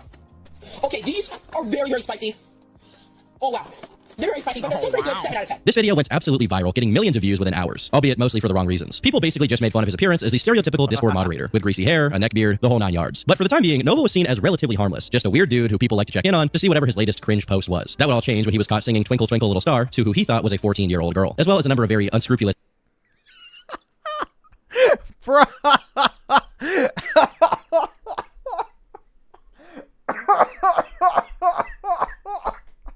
Oh my god. That's brutal, dude. DM leaks. People began to further dig into Nova's online history, discovering a list of strange interactions with minors, as well as his, shall we say, unorthodox sexual interests, particularly binkies, diapers, and being a baby in general. This on its own is strange enough, but it definitely gets past the Holy shit. Bash his head in. point of no return when you realize he was exchanging his ideas and interests with people under the age of consent. And Nova wasn't exactly handling all of the negative attention and trolling he got as a result in the smartest manner he possibly could have. This is not a drill. This is not a drill. This is not a drill. My main account just got hacked. My main account just got hacked. I am really working really hard to get it back.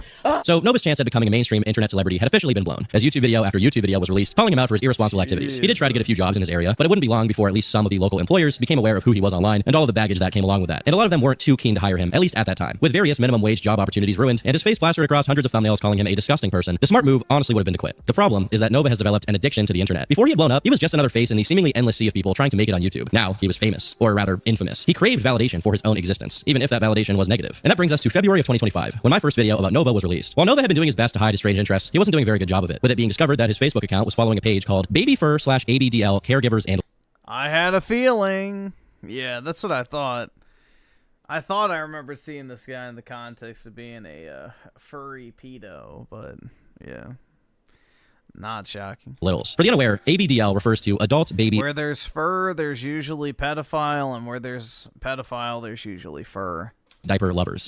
In other words, adults who like wearing diapers and role-playing as children. It's pretty sickening and generally has a lot of overlap with those who have inappropriate interactions with minors, which makes perfect sense for the subject of today's video. The reason that ABDL stuff is so appealing to them is often because they will identify with their victims. Henceforth, they want to appear to be children and be treated like children while also being around children. I'm not going to get more graphic than that, but that is the idea in these people's minds. With this being discovered, it was immediately reported in a video from Smokey MCC, one of the channels that has been documenting his every move that serves as a very useful resource for following his antics. Nova would instantly pop up in the live stream chat of him and Kiwi Tapes, declaring, "Screw you, Smokey." The other chatters would immediately sniff out this new account and tell him to leave, to which he responded, "All truth will be revealed, and you'll see they were all wrong." He decided to turn British for a moment, telling people in the chat who were making fun of him to piss off, wanker, before finishing on a very ominous message. "You'll see Smokey and Kiwi were wrong about me. It's only a matter of time." He would also personally shoot Smokey an email in regards to the Facebook discovery. "You are asking for a lawsuit, Smokey. I don't even check Facebook that often, and I log on like once every 6 months, so why don't you duck off?" Nova had been He sent it from EA Sports, but put a fucking space. Yeah, this guy's fucking retarded. Of a job for a good amount of time, and seemingly he was having a hard time getting a new one. This is for a multitude of reasons. It's partially his own laziness, but also partially because, as I said before, some of the local businesses had been informed of his reputation, at least the ones that were contacted by trolls after he stated where he would be working on his TikTok account. This meant he had a lot more time on his hands to make TikToks and try to blow up as much as possible. Maybe he thought he could make enough money from his TikTok that he just wouldn't ever need a real job. In an effort to recapture some sort of notoriety, Nova's content began shifting into a few different directions. If you can't already tell, this guy loves food. The thing he blew up for in the first place was reviewing a fast food item. So a lot of his content from the beginning of 2025 would revolve around his thoughts on some exquisite cuisine, from food reviews to cooking tutorials and everything in between. In this first video, he shows himself opening up a new set of knives to cut up some chicken with and make a delicious lunch. So, I found this kitchen knife set at a local grocery store for $4 because it was discontinued by the manufacturer. I could not pass up on it. So in this video, we're going to test it out. We're going to take out our knife. Yeah, it was 1683 to 84. I can't help but get the feeling this is meant to be intimidating in some kind of way. If I didn't Dude, this is giving the same vibes as like those fat guys with their samurai swords. know any better, I'd say that a serial killer is in the making here. He would also try to directly recreate the initial success he had by mimicking his first viral video ever, reviewing some Taco Bell items. Taco Bell released 4 new items, and of course, I'm gonna try them all. This is something you'll see with a lot of formerly popular TikTokers. When things start sliding into the abyss and they've run out of ideas, they will retread the past to try and recapture some semblance of what worked in the first place. One of the most viral memes of Nova from last year was a clip of him at a local business proclaiming his need for some soup. Can I get French onion soup, please? As a result, he would reference this meme again, while also trying out some Middle Eastern cuisine. You guys may remember the first food review that I did from when I worked at the French onion soup place. It was do souvlaki lamb kebabs with the French onion soup. Today, we're going back to that fateful day, but let's try the lamb itself. Let's just get a piece. Oh. That shit looks dry as fuck. Oh my god. Legendary tenderness, legendary seasoning. And now next up, the news clip that went viral, the German onion soup. You cannot get a French onion soup, please? This is all mine. Perhaps given how much you love this food, we can take it as his official endorsement of Gaza in regards to the ongoing conflict in the Middle East. Frankly, his silence on the subject has been deafening, so it's good to hear him finally speak up for Palestine. But referencing memes from his past didn't seem to be working, as the only people watching Nova's content by this point were those who already hated him and wanted to keep up with whatever embarrassing thing he would do. Yeah, I don't get the whole food review content category at all. I really don't. Like, I don't need to watch somebody else eat. That's fucking weird, man. Next. So for the time being, at least, he was doing his best to not feed them and not get into any more allegations. He wanted some peacetime, and he wanted to enjoy and review some food. Every meat from Dickie's Barbecue Pit, part 1, because they're out of some of the meats. First up, let's try the turkey. So flavorful, so juicy, and one of my favorite meats at Dickie's, period. Watching this feels like he's trying to use language that someone like Gordon Ramsay would use. So flavorful, so juicy. So juicy. But I'm not sure why anyone would want to watch someone like him review food. Whatever the case really is from his perspective, the food review content would continue with him frequently ordering out, which is pretty expensive, but especially for someone with literally no income. In a throwback to what feels like the old days of YouTube, he would attempt to place a PlayStation 3 disc in a PlayStation 5 to see if the system was backwards compatible within 2 console generations. Right. So, I read something online that PS3 games work on PS5. Now, Bruh. Sony may not want you to know this, if this actually works, because this is insane. Unsupported disc. It's hard to say if he ever actually thought this would work or was being intentionally ignorant to bait people into clicking on this TikTok. What isn't hard to say is that he was basically throwing anything at the wall to see what would stick. So I went to a Vietnamese restaurant after a job interview and the gym, and I figured that I would rate the food I had there. I would have filmed at the restaurant, but I did not feel comfortable filming inside, so... You have to appreciate the fact that Nova states he went to a job interview and the gym. This is not a normal way to talk about anything. People don't typically preface explanations of their day by adding in totally irrelevant activities that they did before. But the reason he did this is that he wants to communicate to the audience that he is, in fact, not the lazy Discord moderator that everyone sees him as. While many people may point out that he's out of shape, he is exercising. And while many people may also point out that he is unemployed, he insists that he is looking for work. As far as exercise goes, Nova semi-frequently posts videos of himself at the gym, albeit with poor form on every exercise and barely exerting himself at all. He also constantly gets mogged by the 40-year-olds in the background who are actually trying their hardest. On top of that, Nova has relatively poor gym etiquette while he's filming these videos, often talking loudly with headphones on, which makes his voice even louder because he can't hear himself talk, which leads those around him to get upset with him annoying the general gym-going crowd. Take, for example, this video, where he gets scolded by a gym employee after he loudly swears. Try decreasing 100 pounds. Excuse me? Could you clean up your language, please? With him posting his workouts online, a lot of people would accuse him of, well, not exercising very well. But he would make sure to prove to them that he does in fact exercise by hopping on the elliptical for like 4 minutes and posting that to his audience. Y'all, I'm live, cardioing to the whole GNX album. It's live right now. I hope I pointed at the follow icon. For those of you saying I don't do cardio, here's proof I actually do. While looking through his exercise videos, I personally have seen no progress from the guy, but hey, we can't all be the trend twins. Maybe Nova subscribes to the idea of being a science-based lifter, and at the end of the day, his all-natural diet of Wingstop and Dr. Pepper will definitely take a little bit longer to get where he wants to be, but he'll get there someday. To be honest, when I watch videos of him trying to work out, I almost feel bad for him. His form is so bad, and he clearly is just filming this stuff to prove to the audience that he is trying to get jacked or trying to exercise and lose weight. I wish someone could just help this dude out so we could see some modicum of muscle development. I don't want to watch 40 more videos of him exercising with bad form, barely lifting any weight, and then complaining about it. But who knows, maybe Greg Doucette will Oh my god. Jesus, dude. react to him soon and give him some tips and tricks. Pointless. Pointless. Pointless. As for the job search, Nova somehow is always applying for jobs. In TikTok after TikTok, he's talking about applying Me in the gym? Oh yeah, man. Definitely. for this job and applying for that job, but somehow he never manages to get work anywhere. I just finished up with a job interview, so I'm pouring myself with a cup of pizza. It's not entirely known how honest he's being about these supposed job interviews. On one hand, it is true that looking up his name online will yield a lot of very unfortunate results. At the same time, Nova is mostly applying to grocery stores, gas stations, and fast food places, which aren't necessarily keen on going through someone's entire digital footprint before hiring. Most of these places are happy to have almost anyone working there, as long as they aren't a violent felon who just got out of jail. So it's likely that there is some level of dishonesty whenever he talks about these jobs. But how dishonest he is difficult to say. With this extensive downtime in mind, Nova would begin a new arc, cleaning his house. Through a series of videos, Gabe could be seen talking about cleaning out all of the clutter in his home, which from photos can be seen to be a mess of unvacuumed floors and hoarder-style piles of boxes and trash. This is part... Hopefully it's part 13 or part 12, but this is either part 12 or 13 to the house cleaning saga. It's not a lot of progress, but it's still progress. So while I had some dinner cooking for my family, I did some dishes and did some other ones to prep for other washing. Also, I've noticed that every time that I get the counter a little bit messy or whatever, it's been so much easier to clean up. So really, in reality, when I do this house cleaning saga, I am really actually making things easier for myself in the future. Do it now, get it out of the way, and do it most of it before spring cleaning. For context, Nova is 20 years old, so it's interesting to see someone his age realize, perhaps for the first time, that if you do something now, like cleaning, you won't have to do it later. What he doesn't seem to have realized is the next step, which is that if you regularly clean your house, it won't reach the state that Nova's house is in right now, with boxes and trash piled up everywhere, dirty floors, a messy kitchen, etc. He's almost reaching Asmonmold levels of disgusting. It makes me think his parents didn't spend much time teaching him how to do basically anything when he was growing up, and as a result, he's coming to conclusions and learning lessons that people usually realize when they're 10 years old, but he's realizing it about a decade later. The problem with Nova doing almost anything, though, comes down to work ethic, or lack thereof. Within just a few videos in this series, he began complaining about how tired he was from cleaning his house. So I was gonna do a part... I can't clap right now, I did the snap. I was gonna do a part 12 to the house cleaning saga, but this right behind me is the worst part of the house because this has to be done in multiple parts. So I'll just show you what I got cleaned so far. It is like 11:30 at night right now. The energy in me was zapped, so I didn't get much done. Like as I said, I removed the keep calm and carry on and put it up on my wall. And then I'm gonna bag up all these clothes in the morning and take up a lot less space. And then I'm also gonna drag them down to the laundromat when I can. Why is he snapping? Because he's fucking retarded.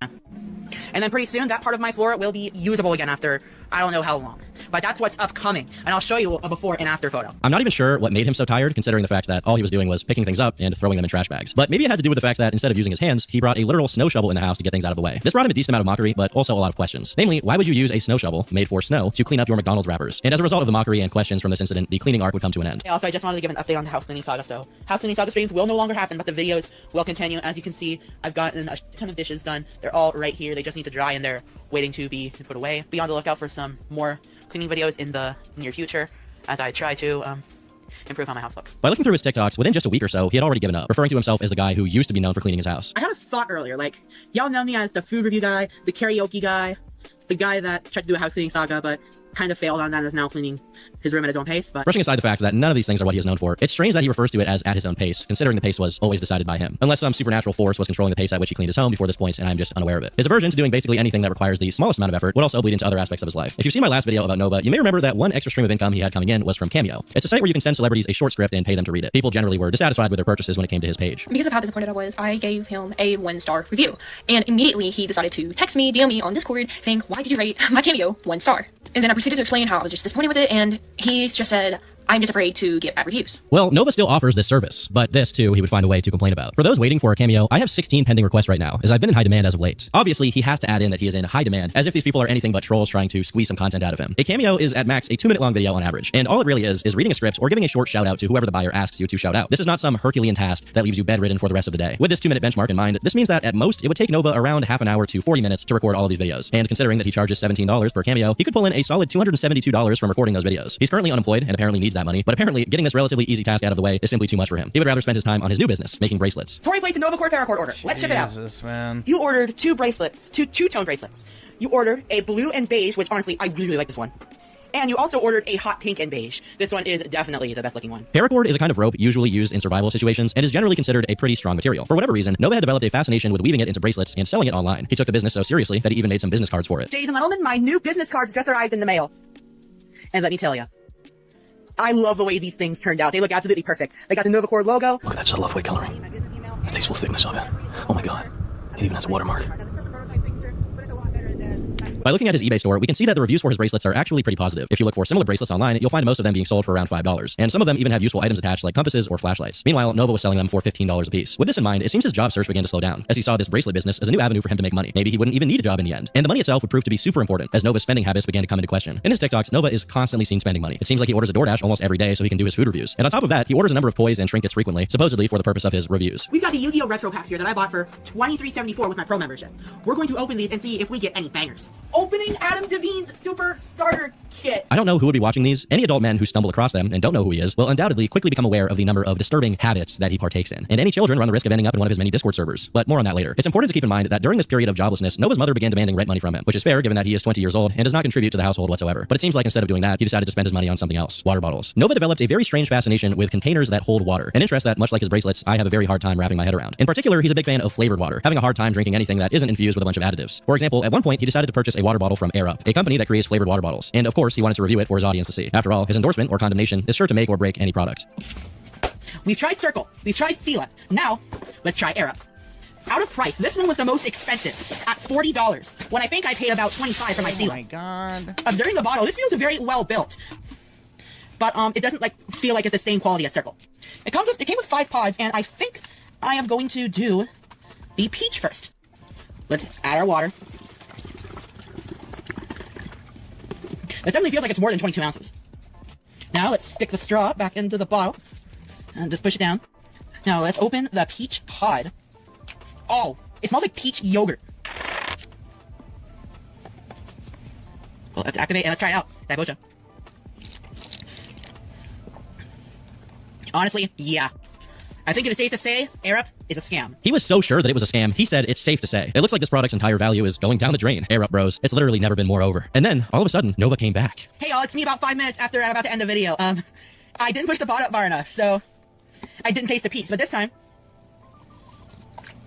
I actually am tasting the peach. It actually tastes like peach. God, so, man. Air Up is not a scam. I feel like maybe this video could have just been cut in half or something and he could have done the review again, just re-recording it. Instead, he decided to basically just call this product a scam before realizing he was using it wrong 5 minutes later. If anyone was actually taking this guy's product review seriously, who knows? Maybe they would have clicked on this video and not seen the end and immediately not bought the product. It seems like every week or so, Nova would have a new plastic drinking container to share with his audience. And while obviously this isn't really harmful to anyone or anything except for his own wallet, it is interesting to me that he's taken such a liking to, of all things, water bottles. I've seen a lot of people out there with some pretty strange interests, but this one I'm just plain confused by. Not even disgusted, just why? This water bottle put Circle out of business.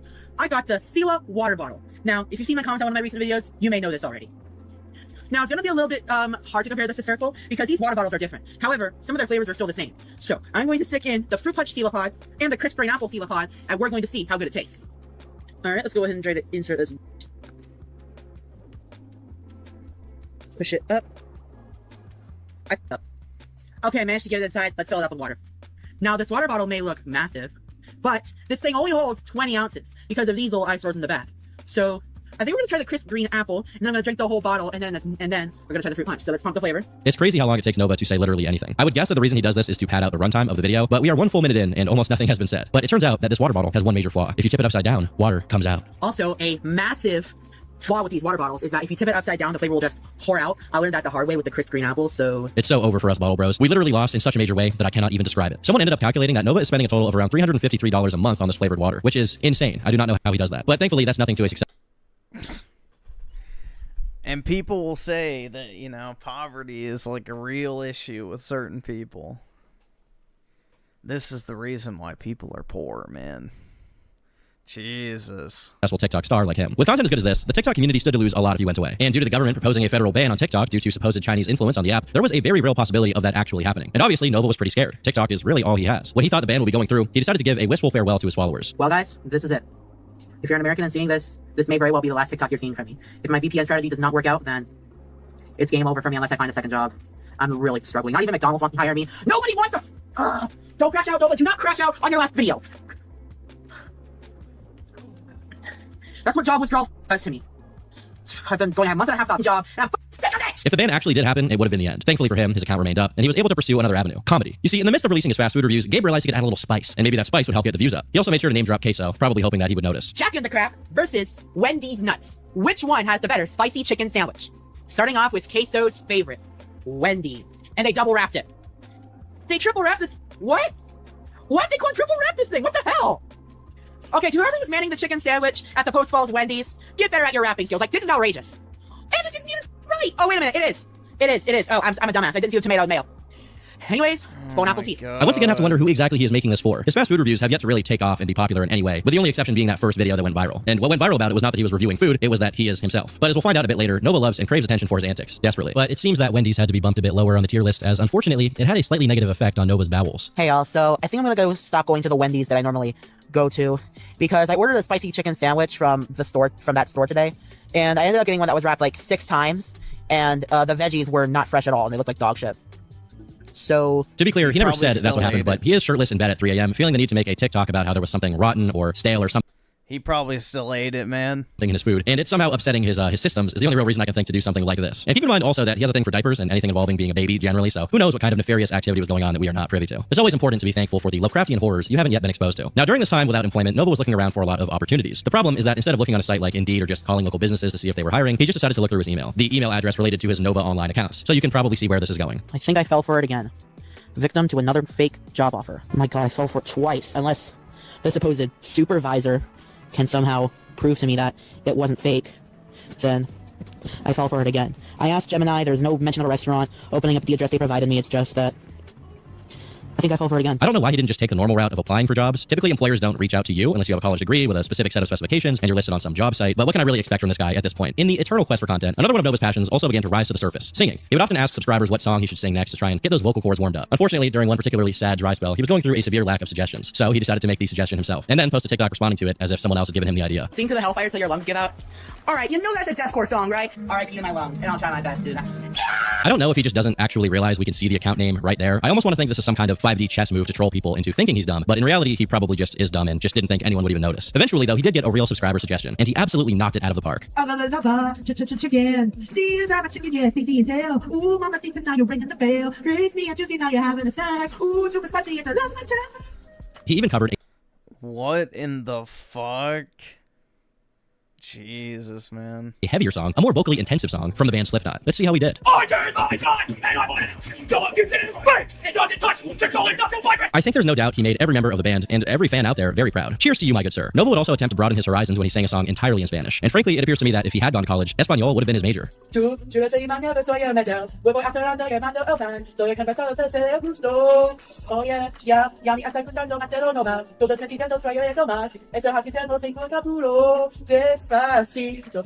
then attempted the Ice Bucket Challenge, albeit a few years late to the trend. But hey, better late than never. Curiously, he would nominate some interesting names to do the challenge after him. And I have been nominated to the USC Speak Your Mind Ice Bucket Challenge. So before we start, I just want to say two things. First off, I would like to nominate Kiwi Tapes and Smokey MCC to do this challenge. For the unaware, Smokey MCC and Kiwi Tapes are two channels who cover him extensively on YouTube, with updates every month at the least. If I could give Nova my advice, I would say he probably should just be ignoring those guys, considering it's not like they really like him at all. And why would they? But he seems to have a hard time not acknowledging his trolls anyway, so I guess shouting out some YouTubers who document your degeneracy isn't too far out of line for him. One other fixation that Nova has developed over the last while is Belgium, as in the country Belgium. He goes as far as to call himself a Belgium advocate. Hey all my 18 plus and Eurovision fans, so I'm glad San Marino qualified, but I have pissed Belgium didn't qualify. As you know, I'm a huge Belgium advocate.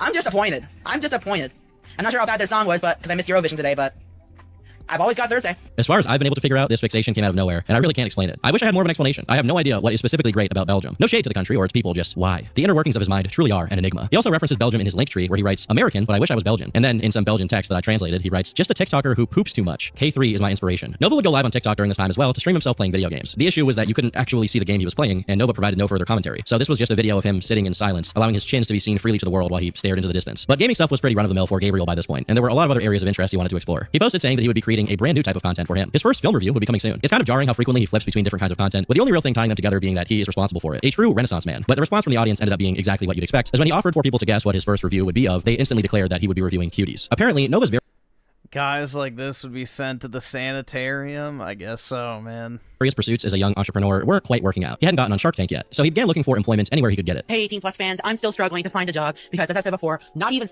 McDonald's wants me. So if you're a manager looking for a job, once again, damn, brutal. Hit me up, EA5080797@gmail.com, and message me from your @businessname.com email so I know it's legit. I'm not falling for another fake job offer. If this was anyone else, I would say that asking your followers for job opportunities isn't necessarily a bad idea. The problem is that this is Nova Online we're talking about. Openly asking your followers for job interviews is bound to turn up trolls with fake offers. Or if he does get a real offer, the placement will inevitably leak, and some troll will contact his job and potentially get him fired, or at the very least harass the people there. The job search was becoming more and more desperate, and while Nova seemed to enjoy his time away initially, it seemed like his financial situation was getting worse and worse. He would announce that he was $400 in debt and had basically no way to pay it off. Thankfully, on May 4th of 2025, he announced that there was finally some progress being made. Hey 18 plus fans, so I think I may have scored myself a new job, finally. I just had an interview today. It went super well, and so well that the manager asked for my phone number, my personal one, and yeah, I think I got a good choice at it, y'all. This is unbelievable. After 5 months in the gutter, finally, your boy's becoming employed again. Nova is known for lying, so initially it seemed a bit dubious whether or not this was even real, but he did give some specific details, like that the manager asked for his phone number. So people were more willing to believe that something good was actually going to come out of this. Maybe with the presence of a new job, he could finally get off the internet and turn things around. A few days later, Nova... Yeah, there was a lot of Tylenol taken in the lead up to his birth. ...announced in a comment that his employment would begin the next day. Hey, I'll take up a casualty. I noticed a lot of you were asking how my first day at work went. I worked a night shift. As you can see, it's like 10 p.m. I started recording this, and I'm just gonna tell you how my first day went. Like, it went pretty smoothly, and I pretty much had no issues with any of my workers, except that some of them were quite annoyed at some of the tables, which is kind of fair.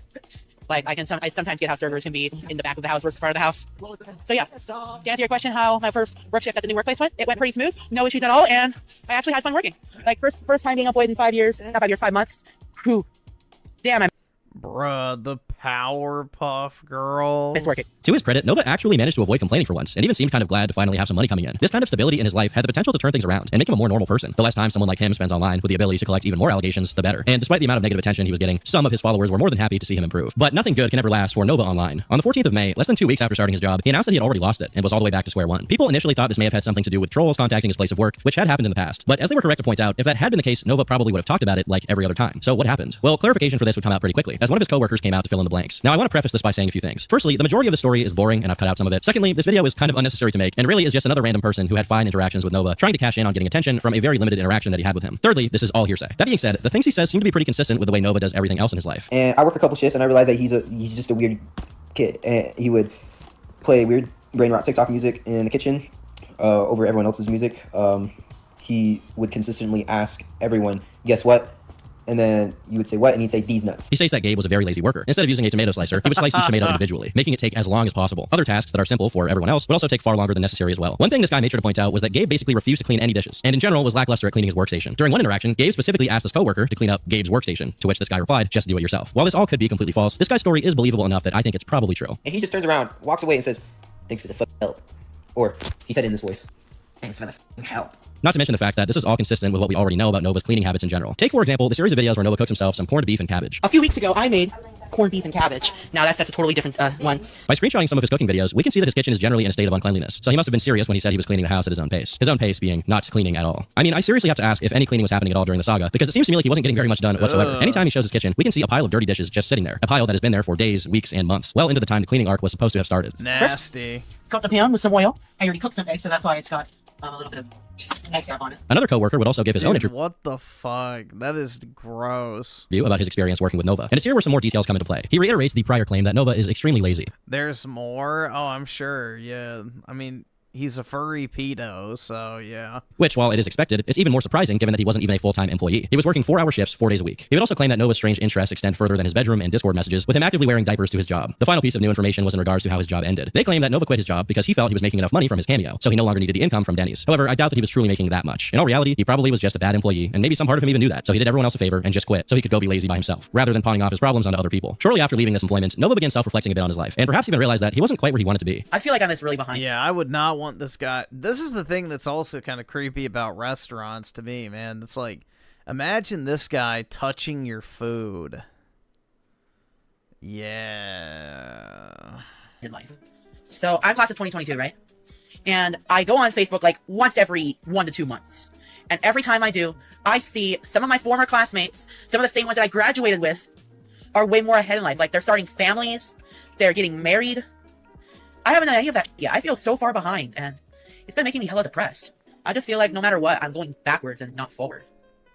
It's been on my mind lately. It's moments like these that once again make me almost feel bad for him. Here he is, realizing that while his peers are going through college, graduating, starting families, and getting high-paying jobs thanks to their education, he has none of that. He still lives with his family, leeches off of their food, has no real income, and can't stop embarrassing himself on the internet. There's no real upwards trajectory. He's just stagnating in the state that he's in. When he self-reflects, it almost makes me think that he's going to turn it around. But no, instead, we go right back to the status quo, posting TikToks every day with terrible content that almost no one watches. Now, out of a job, again, he had to find some other revenue stream. Apparently, Cameo wasn't actually making enough money. When he thought TikTok was going to shut down again for good due to the proposed federal ban, he was obviously stressed out about it. At this point, I wonder if I'm even worth anything. No one wants to hire me. I might be losing my only source of income, and generally, I'm just about to give up. Thankfully for him, the platform status wouldn't remain up in the air, as it seems the government stopped pushing the agenda altogether. But even with his main platform up, he would receive some very bad news. So, as many of you know, I got removed from the creator fund a few days ago. A lot of my higher effort videos were posted on here. They take more time to make, they get more views. So this month, expect a lot of Novacord related videos and more lower effort food reviews. TikTok thinks they can phase me, they cannot. Whenever he says Novacord, what he's referring to is videos about his paracord bracelets, as without any income from TikTok, he was hoping to push them even more and make a few bans. But what's more interesting to me is Nova referring to so-called high-effort content. I haven't hidden anything from you guys. The content I've shown in this video, as far as food reviews and him failing to clean up his house, is his content. He basically just films whatever he would be doing even if the camera wasn't there. So whatever this high-effort content may be in his mind, it must actually exist in some parallel universe where he makes short films and custom beats for rappers or something like that, because the high-effort content is not in the room with us right now. It's unknown exactly why he was removed from the monetization program, but some speculating it was due to reports from people following his story. But Nova himself seems unaware of the true reason. Hey y'all, it's Nova Kadri. So apparently I'm not the only one getting kicked off the creator fund. So one of my favorite TikTokers, Owen Wesley, he's also a local TikToker in my area.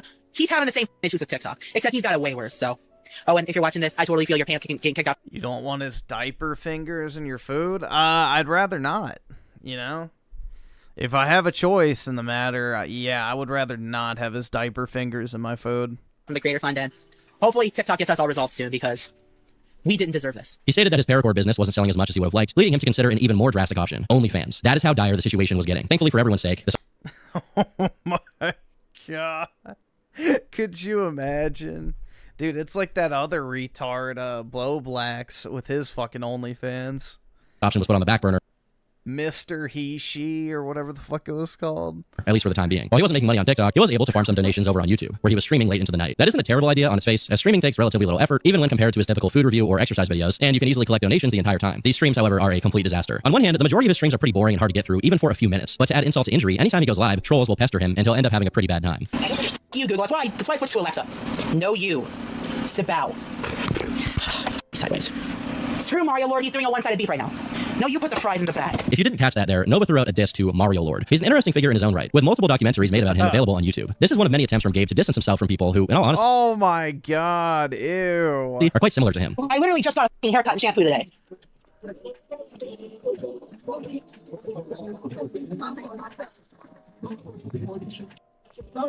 fuck do I mute chat on YouTube? They're spamming the fuck out of it. Motherfucker! YouTube chat's out of control. Take that, YouTube. My girlfriend's 21. I should sell paracords at the carnival? Ooh, I would have to get permission from Gooning County to do that. Oh, god damn it.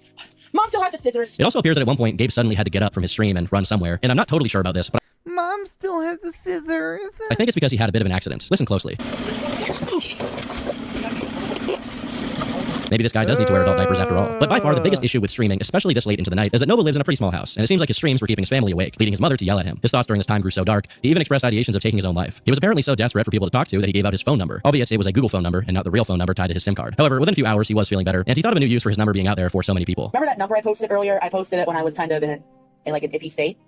Well, guys, that number is now officially a new way to order your Nova cords. And in the end, he decided it was worth fighting. He wasn't about to let his mental state deteriorate, at least not without a fight, leading to this extremely epic and emo video of him. I'm done being the one everyone picks on. I'm done playing nice, and I'm done with this bullshit. Oh my god, the gut hanging out. Dude, it's over. The gunt. The gunt.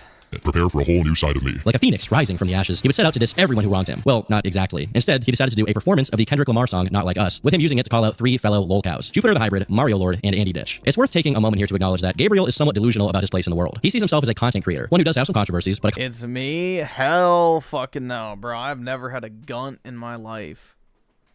Jesus. content creator nonetheless in the traditional sense. Meanwhile, everyone else sees him as the poster child for being a Discord moderator who has failed to amount to much beyond some unsavory messages to people he shouldn't have sent them to about diapers and binkies, and probably especially that video of him singing Twinkle Twinkle Little Star. The only real content he creates is when people make videos about him, not his own stuff. And while he does have a very small following of sycophants, they are basically as delusional, if not more delusional than him, which is kind of a tough thing to accomplish, but they do it. He tries to separate himself from Andy Ditch, a man who fakes having autism and wears diapers all day to the detriment of his family, and Jupiter the Hybrid, someone who has a very similar story to Nova and even kind of looks like him. They could be. If this was Griffin, I would never trust any. Yeah, dude, definitely. I could just turn on the autism or turn it off at will.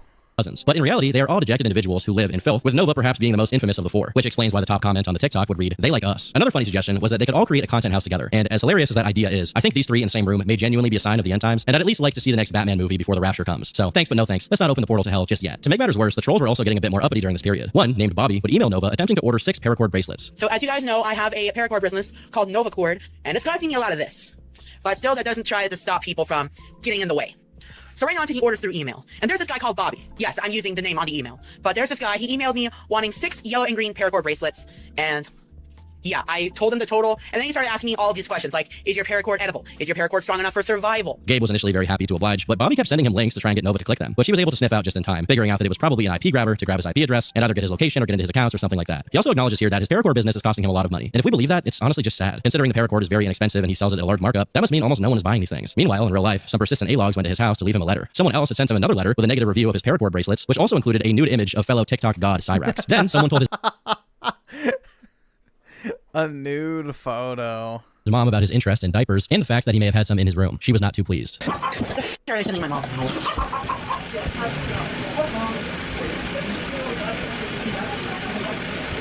Hey mom, I just want to talk to you about my interest in diapers.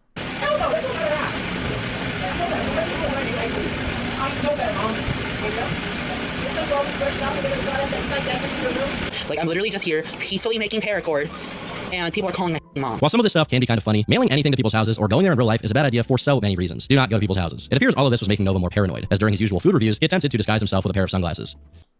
What the fuck? It's me. I just have to use this disguise so no one will recognize me, because there's been a lot of trolls that have recognized me on the bus lately. I'm in public right now, so.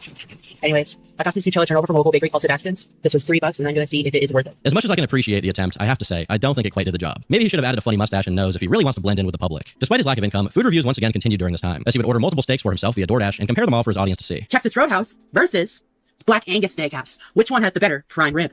First, Texas Roadhouse, plain.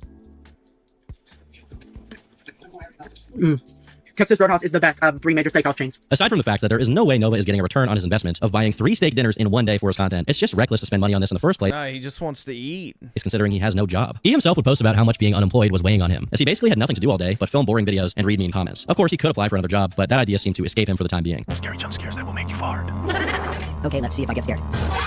Something's wrong with him. That's not human, man. You're not regular, man. Unable to bring in any serious attention of his own, he began trying to capitalize on the popularity of other YouTubers, and he aimed as high as possible, reviewing a toy that he bought created by Mr. Beast of all people. When that didn't work, he decided to reach out directly to some YouTubers. For example, Jadion. For the unaware, Jadion is a YouTuber who has done a lot of different kinds of videos, but in present day, he's been very successful doing creep catching content. In all of these things, there is a decoy present, an adult who pretends to be underage, so that when the perpetrator in question winds up at the sting house, their guard is let down for a bit before Jadion comes in and tells them to take a seat. Because he has no self-awareness, Nova tried to reach out to him to be one of these decoys. Yo, I turned 21 in 2 months. Can I still apply to be a decoy? The only reply in this screenshot is someone recognizing Nova instantly and saying, dude, which, to be honest, about sums up how anyone should feel about the situation. It seems that Jadion wasn't keen to have this popping celebrity in his videos. His loss, of course. But all of this was frustrating for our main character. He hadn't gotten a job, he hadn't made any progress in the gym, and worst of all, it was his fault. Naturally, he chose to blame the government. I hate my life. I can't even look at myself and not want to throw up. I'm so sick and tired of my life and the way our government treats us. I hate it here. I'm moving to Belgium the second I can afford it. This situation was so frustrating that he updated his followers that he had put a few holes in his wall. Although I would encourage him to take some boxing classes or something if he wants to impress anyone with that. Meanwhile, he made sure to continue posting his regular stuff, going outside to review some chicken that he got, this time without his disguise. Also, I'm sorry if I sound off. I'm in a quite bad mood right now because I'm sick of no one wanting to hire me for a job, so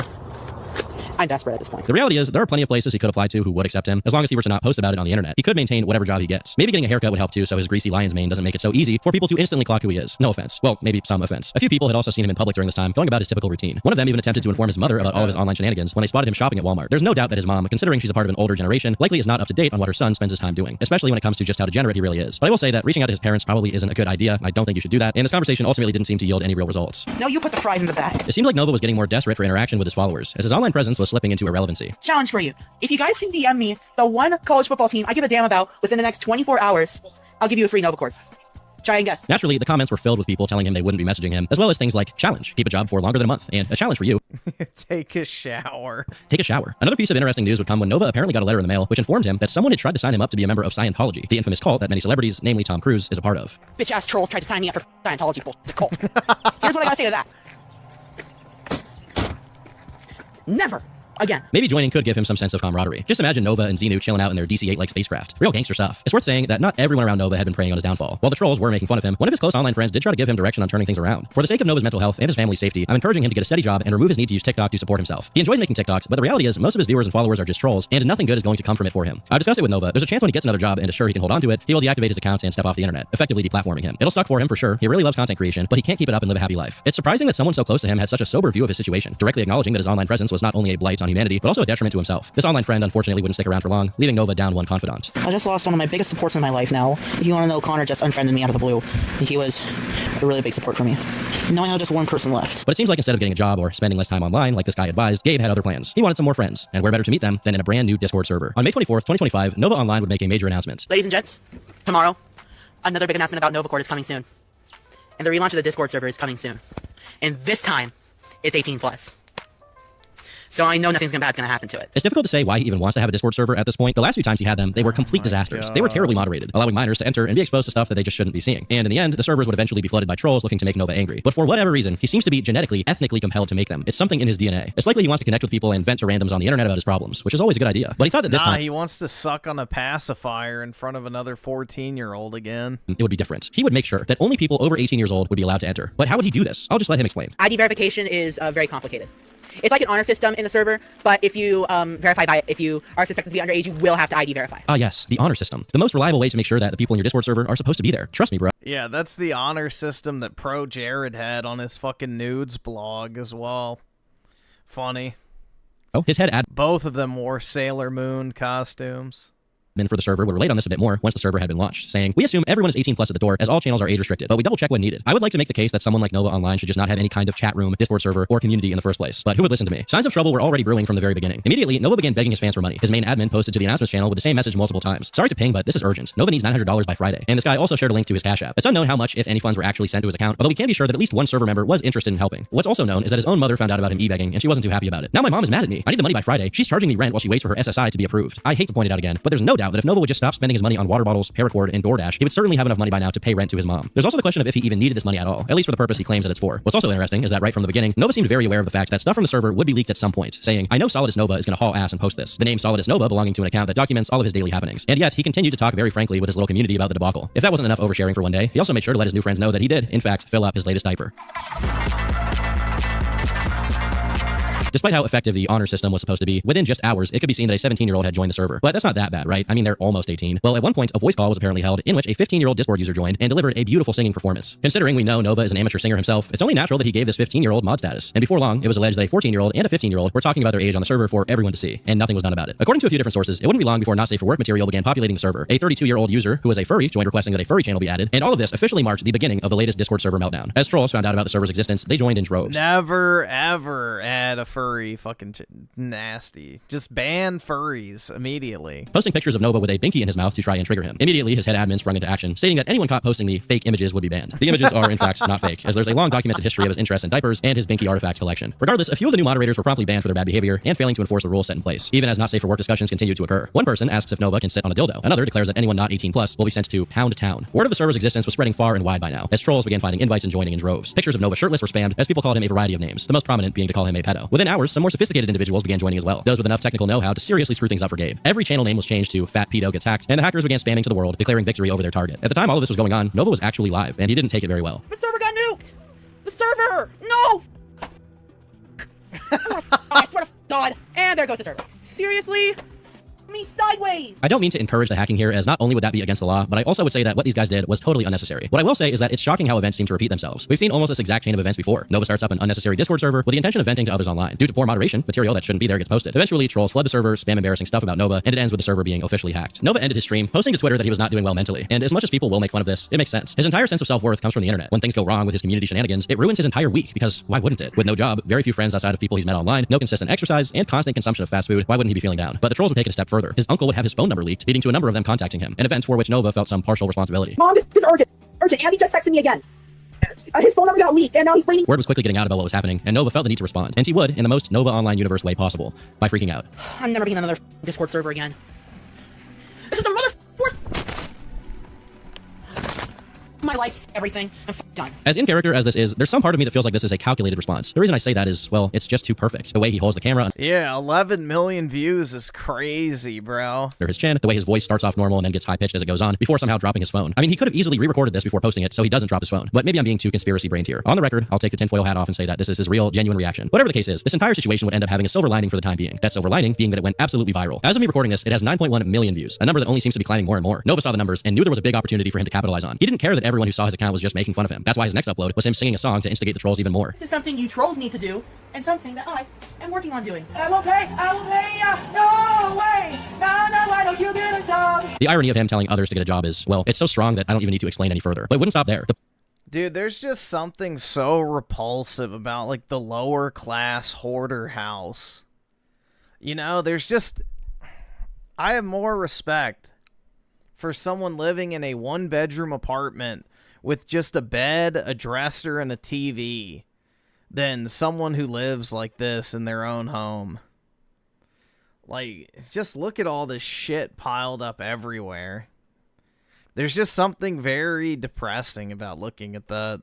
Police would show up at Nova's door after receiving a report that he had kidnapped someone. Someone said I was holding my nephew hostage. They put me in handcuffs and took me to the cruiser and everything. Then they searched the whole house, and after they found out it was a SWAT attempt, they decided to question me on who might have done this. Nova goes on to explain that 10 police officers showed up to his house, plus 2 extra police cars blocking off the ends of the road to his house. They apparently searched the entire building, put him in cuffs. He thought he was getting arrested, but he was able to eventually explain the situation to them and prevent himself from being taken down to the station. Despite how disgusting Nova can be, I don't think I should be the first one to say that this is obviously too far. If Nova is going to get arrested for his inappropriate interactions, then let it happen the right way. All a swatting does is waste taxpayer money and police officer time that could be spent dealing with violent crimes or offenses that can actually be prosecuted. And to make matters worse, at the same time all of this was happening, Nova would also announce that he had been in a car wreck. He stated, the other car's airbags were deployed and our car looks... Turkey Tom is a furry himself, bruh.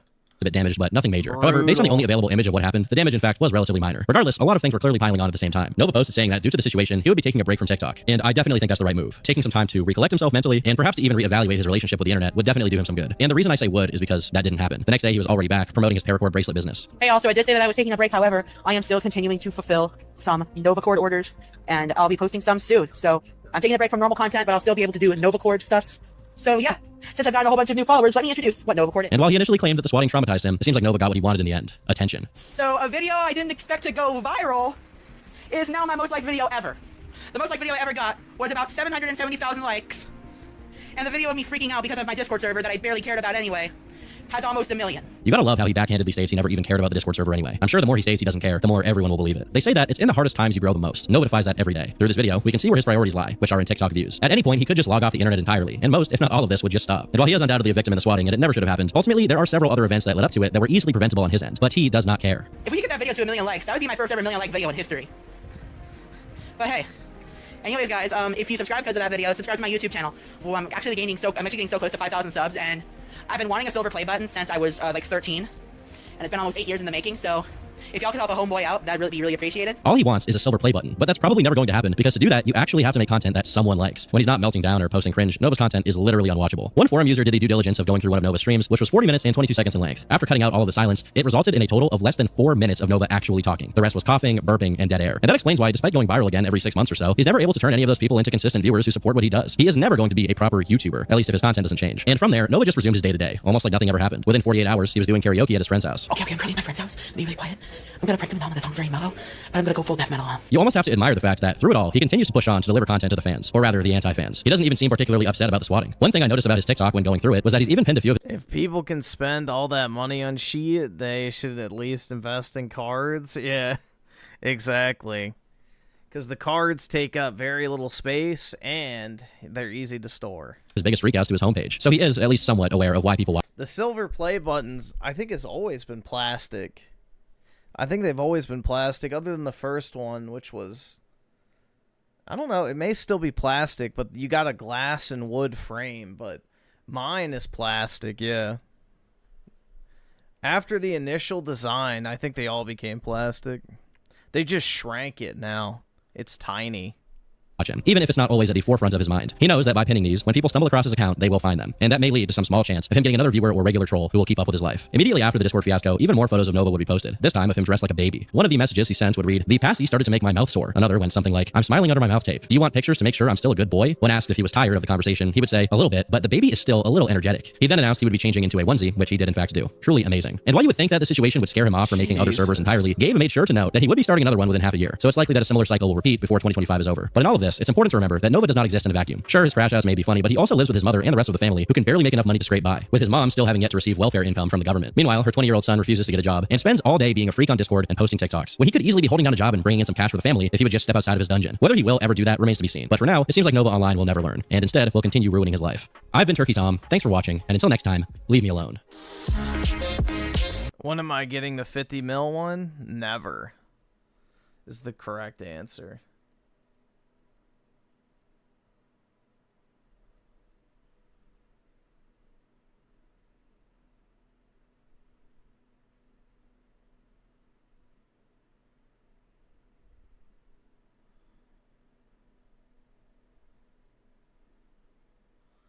Dog, what the fuck is this? Dipping your toes into the dating pool in midlife? That's not midlife, bro. That's like, you're halfway out the fucking door. How did you decide to get back into dating, and how did you do it? Well, I definitely took some time off because after the divorce, I had said I am done with men. I don't need this. I have a wonderful life without them. But then as time went on, I really did want a partner to do things with. And really, it seemed like the only way I was going to meet anybody was to give online dating a try. So that's what I did. Dude, even grannies can get matches on fucking dating apps. It's over, man. It's fucking over. Pretending your addiction is therapy. It sounds like, gender affirming care, question mark.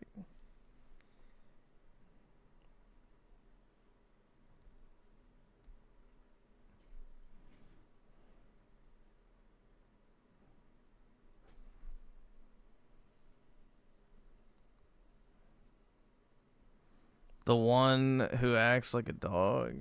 What, this chick? People come to my house and What does she look like? I don't know. of an animal, and they emulate that animal, either through their behavior or their actions. I can imagine being someone who just met Telly and Andrew. They invite me into their home, I see the dog show ribbons from DomCon. That's right, but more power to those who do. What was that stare? Like I completely don't... I don't know if I would define her as hot. Was there a different one? That's where a lot of like my this one? languages lie. When we're in public, it can be a little bit embarrassing at times.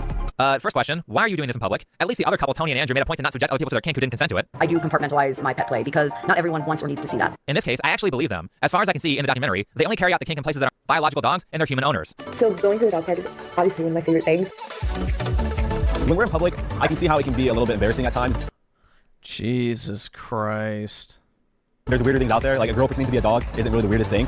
Yeah, an interracial couple where a white woman pretends to be a dog.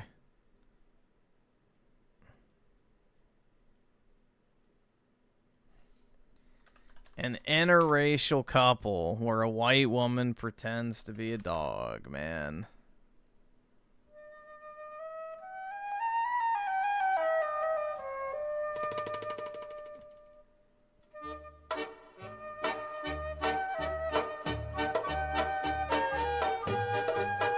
Yeah. There are tons of people in the background of this shot who are just trying to have a normal experience with their dog. And of course, just to be clear, everyone, this is not sexual. Puppy play isn't sexual. It's a lifestyle, and it's definitely like, it's fun. Oh, okay. But I don't growl and bark in the bedroom. How is this not sexual? You literally have an OnlyFans account where you made $1 million off of sexualizing this kind of content. I have a lot of trouble believing that you have never once brought this into the bedroom, considering what you do for a living. Keep in mind that during the Truly video, they were probably going to that public park to shoot content for her OnlyFans page. Plus, I'm sure that most of the reason that she did this interview with Truly was to promote that content. Yeah. Oh my god.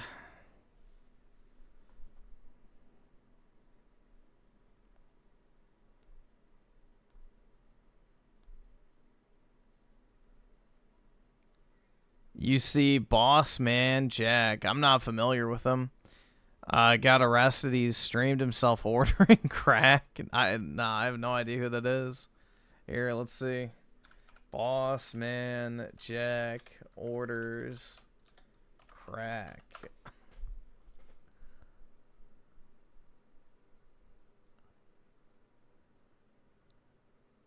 Oh, this guy.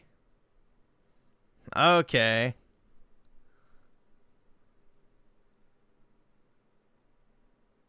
Hey, what's up, rats? It's Thursday, October 2nd, 2025, and this is an interesting video. So the setup here is that Bossman was on Discord. He starts spamming the chat. He hit something offline or something. So he jumps on Twitch. We get on Twitch. He's up to like, I don't know, $2-3 grand. He starts playing some slots. He's hitting and finishes it off with some limbo. He gets to 5K from like 900 bucks. Wait, hold on. He starts playing some slots. He's hitting and finishes it off with some limbo. Bro, what website is this? Waifu Tower. Gets to 5K from like 900 bucks of his, I think he said his like monthly or something like that from Shuffle. So that's not too interesting. But what's interesting is what happens afterwards. So what happens is, of course, after he hits big, he's got to make a phone call. You know what he's got to do? He's got to make a phone call. And he jokes a little bit. He gets on the phone and he's joking with the person he's calling, and I think we all know who he's calling. And he does this act like he lost all the money. Man, I'm sorry, bro. I lost all my money, dog. I lost all my money, bro. That's bro. No, bro, bro. And what's funny is the person hangs up on him. Of course, probably because this has happened many, many, many times before. Austin is called, made an order, and in transit, Austin lost all the money. Okay, that's funny. But what is funnier is he says he's gonna get off the stream, and he hot mics, and we get to hear Austin talking to his guy about an order. So let's listen. Hey guys, I need like 5 minutes, man. I'm sorry, guys. I was thinking about just ending the stream and starting another one in like 20, but I think only be like 5, maybe 10 minutes at most. Should I just keep the stream on, guys? I got a lot of viewers. Probably just keep it on, right? Okay. All right. Yeah, all right. Let's play music, y'all. All right, hell yeah. Hey, let's go, dude. I'm gonna pay you, dude, for the week too. I'm gonna start paying my mods every week. Yeah, I'll be right back, guys. Let's get it. Give me about 5, 10 minutes, maybe. A few moments later. Yo, what's good, bro? Are you on the way? Oh, you got my word, man. You got my word, bro. You got my word. Everybody got my word. I want to do this. You know, I always pay my debt service. Like, I gotta pay eventually. Austin always pays his debts. That's a real joke. He has not been paying his debts for a long time. And when he talks about paying his debts, usually when we look at the wallet, it's just going to his guy. So he pays debts with regards to one person, really. Might as well. I got 5K. Why not? Yeah, I got 5K. That's just over half, man. Think about it. Yeah, when I had 2K, what? I still got that, you know? So, yeah. But yeah, I'm currently thinking about this. I'm going to go out there already. Yeah, he's doing it right now. Yeah, he's already swapping everything. He's on the phone on my Discord server waiting for me to join the call. I swear, bro, I'm not right now. Don't let that.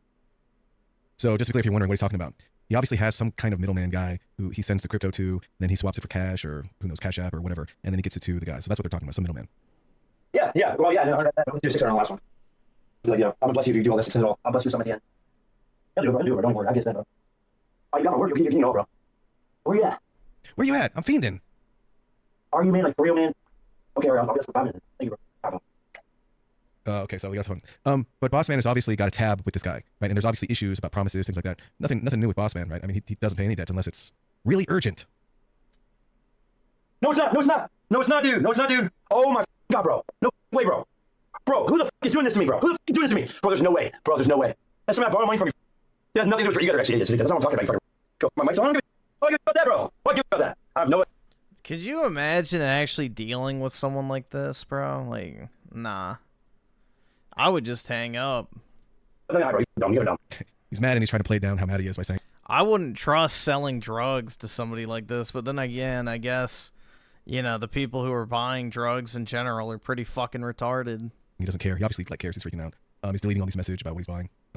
Ridiculous. Dumb people. I'm not borrowing. I'm paying to beg you. I'm not borrowing. I just won $5,000. Type of 5 if Turbo is an idiot. I just won $5 grand on stream. Are you okay? Are you okay, bro? Are you okay, bro? Yeah, that's obviously talking about crypto. Dumb, bro. I'm not worried about that. I'm not worried about this. Something else is happening, bro. Crazy is happening. You don't even know what's happening, bro. Yeah. Oh my God, bro. Man. Bro, that's crazy, bro. Oh well, we'll be right back. I'm borrowing money. I'm borrowing you. Don't laugh at me, bro. Bro, you're dumb. Vanity son. You don't need it, Brian. You need to go, bro. You're dumb. Get the fuck out. Okay, you gotta go too. Okay, easy bands. Easy bands, bro. These are easy bands, dude. These are easy bands, bro. Oh my God, bro. I'll be right back, guys. Yeah. I'm putting some only mode, but yeah, you can give me some. Go ahead. After you stop. You're back. Well, guys, I think it's safe to say that Bossman's probably not going to be going to sleep for quite a while.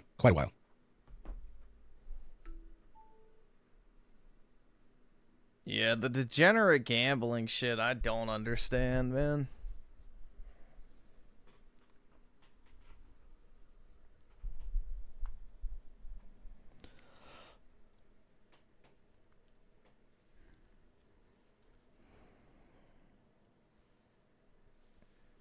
Yeah, a lot of these internet types all sound the same.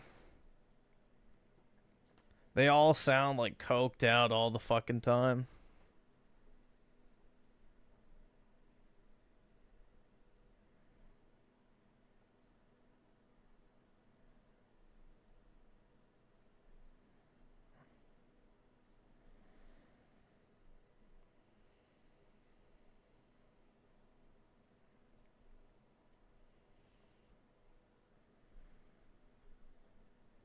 I think he had 1 million at one point. Just didn't. Wait, really? Jesus, man.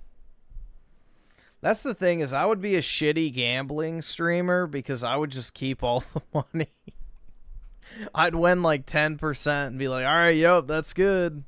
I'd put in 110,000, like let's say just theoretically. And if I won 10 grand, I'd be like, all right, that's good. We're done. So I don't like gambling, so I'm very risk averse if I am gambling. If I can make any money, I'm happy.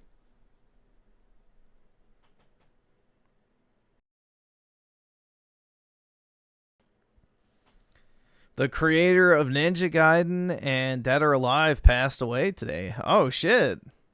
Damn. That sucks.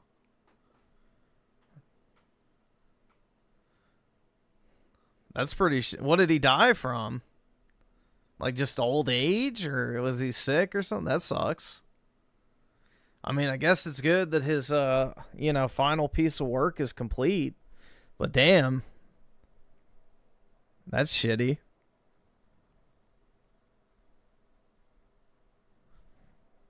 Only 50. Oh, damn, yeah. He had to have some sort of sickness or something. Or unless he got shot or something. I have no idea. Here, let's see. Ninja Gaiden creator dead.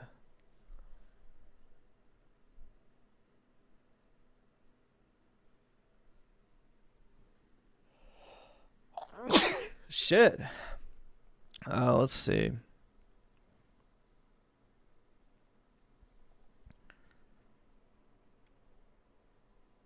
Yeah, it doesn't say anything.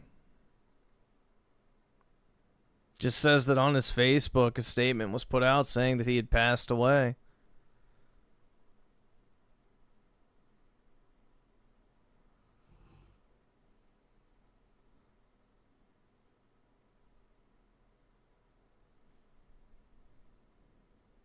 Okay, so he hasn't worked at Koei Tecmo for a while.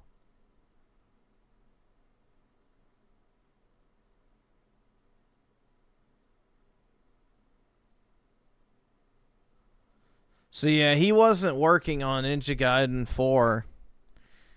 He apparently left, I think.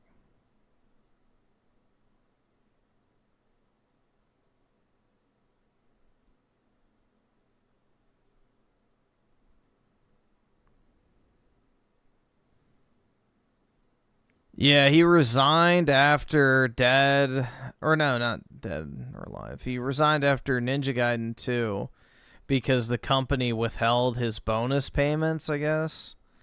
And then he went on to make, oh, that Devil's Third game. Yeah, I remember that for the Wii U. Yeah.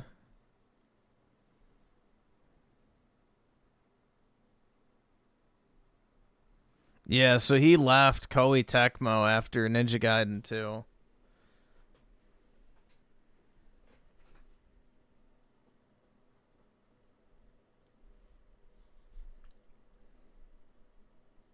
Either way, that still sucks, man. 58's really young.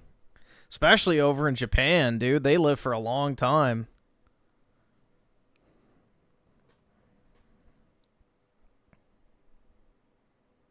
It is kind of sad to think about because all the, you know, original game devs are all going to start, you know, aging out or dying. You know, pretty much all your famous, you know, Japanese developers are nearing 60 to 70 in some cases. It's like all that talent's just going to be fucking gone.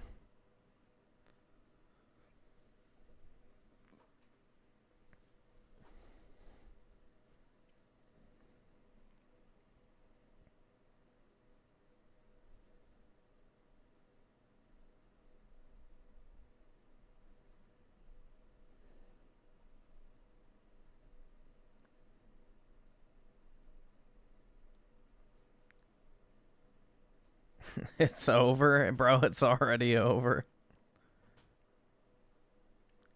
Oh my god, guys. A girl who played Silk Song, the greatest video game of all time.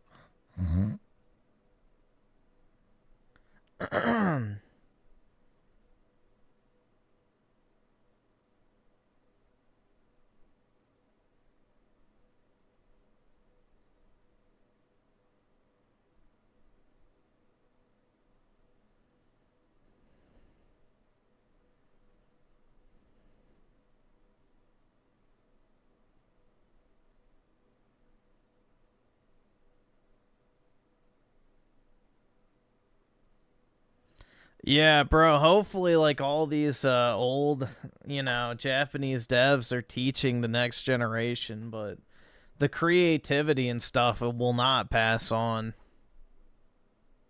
Do women watch my videos? Not really. I think I have, like, a 2% female audience, maybe 1.5. Probably not.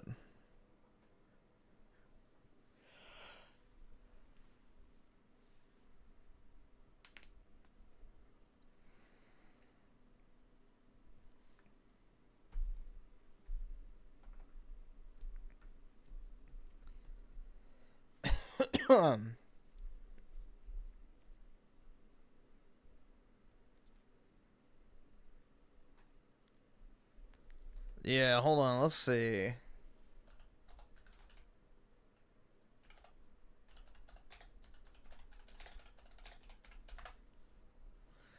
Yeah, so Hamaguchi at Square Enix, he's 44, so he's significantly younger than the rest of the Final Fantasy dev team. Because, like, I think Namura's almost 60. Nojima, it says, is 61. Let's see. Does it give me... Yeah, so Namura's 55. So, yeah, they're getting up there, man. The Square Enix talent portfolio is going to age out soon, too. That's sad.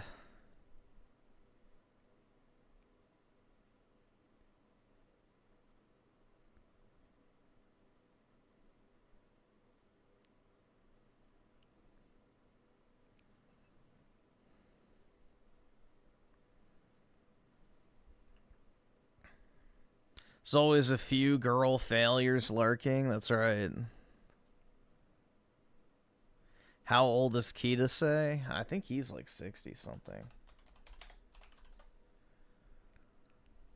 Let's see. Oh, he's 59 years old. 59.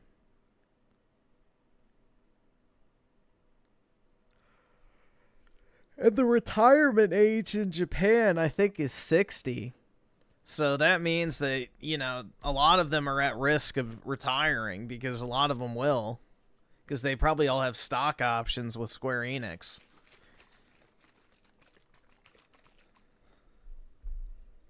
Imagine failing at being a girl. I know, dude. Life on recruit difficulty, am I right?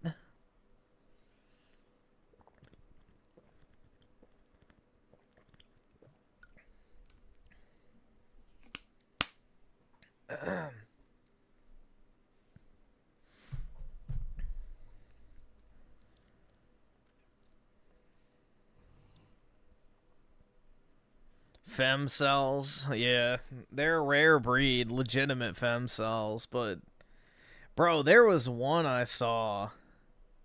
Holy shit, I forgot. We were watching it the other night. Someone said it was like the female Raymond. I forgot the name of the video, but it was like the Doomer slop content, and yeah, that bitch was definitely a fem cell, you could tell.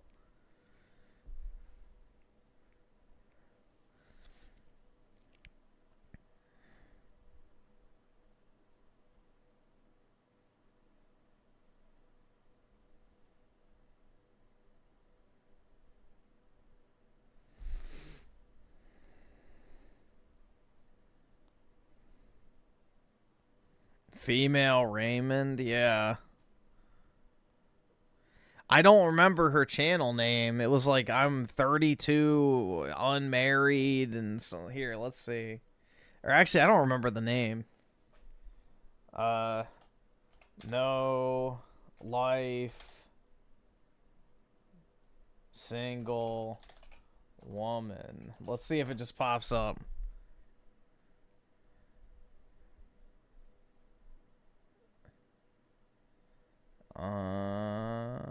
No. I remember that video. Yeah, we watched it for like 10 seconds and I couldn't fucking stand it. I don't remember if it was 32 or I just came up with a random number. Here, let's try it. Oh, wait, not 32 weeks. Fuck.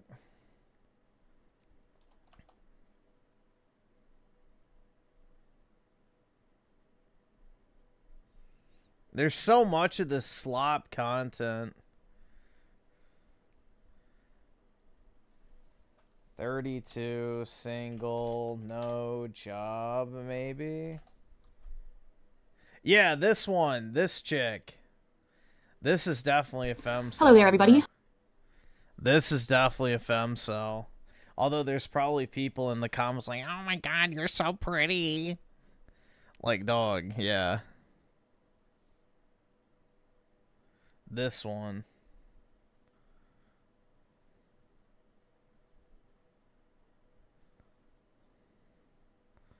Please date me. You're so beautiful.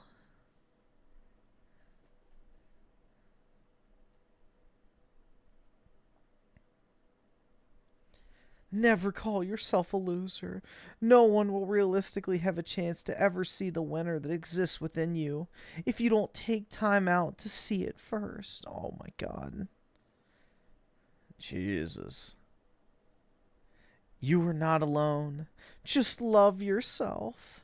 You aren't a loser. The world we live in is lost. Oh, it's not you. It is the sick structure. Oh my god, bro. The simping.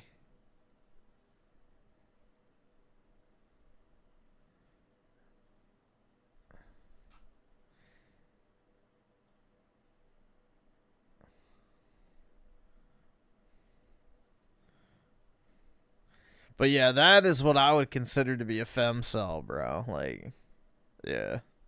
She would have been a nun back in the day.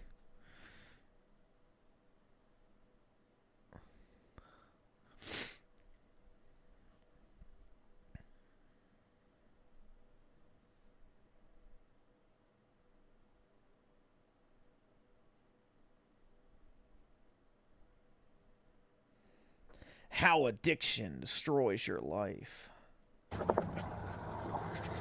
I'm sorry, love. I don't know why they stopped her, but after that look she gave, she definitely is guilty of whatever crime they think. Let's see. Can we get to an interesting part? My hands are off. I don't have no weapons. Please don't choke me or hurt me. Never mind. It's just a compilation. Is she a Pokemon girl? Wait, which one? The one we were just looking at, or this chick? From alcohol, but not marijuana. But marijuana was probably like yesterday or 2 days ago. Yesterday and 2 days ago. But I also go into tracking today. Okay. These are definitely questions that you don't. Nah, she's too normal looking to be a Pokemon girl. The other one, maybe, yeah.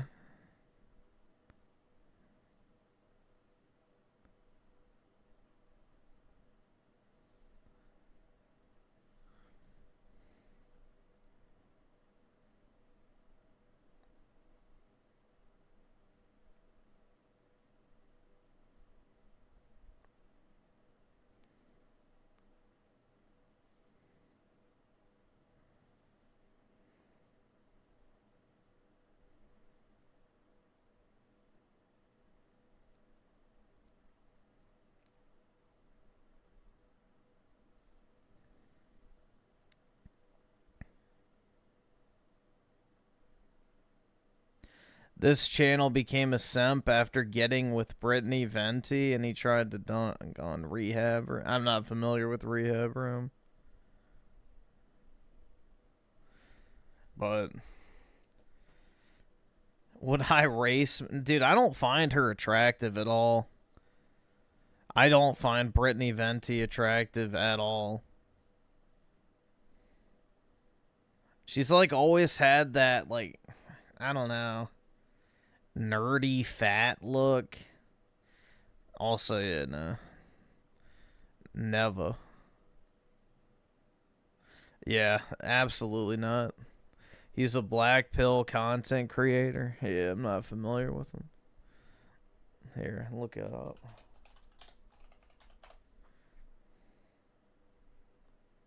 Oh, he's a smaller... So wait, that bigger channel got pissed off at, like, the smaller channel? That's funny. Just too cold, yo. You may not see Mog, but it will see you. What the fuck are these titles? How to deal with traumas.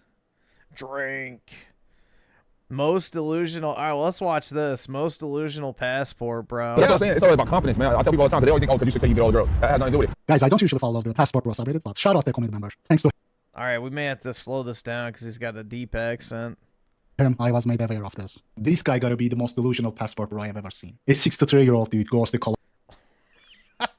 Colombia to date 20-year-old girls. He gets drugged and robbed. Gets his entire apartment cleaned out after getting spiked. When he was asking Reddit if what he was paying to those girls is normal, people were telling him that he's being ripped off. And despite all these facts, he's still adamant that those girls are genuinely attracted to him. Now, I don't blame him for being attracted to younger women, but the delusion is insane, bro. You never want to be this Dude, guy. they're not even that hot. That's the thing. Like, if you're going to get cleaned out... I mean, I guess if you're 60, it's better than nothing, but...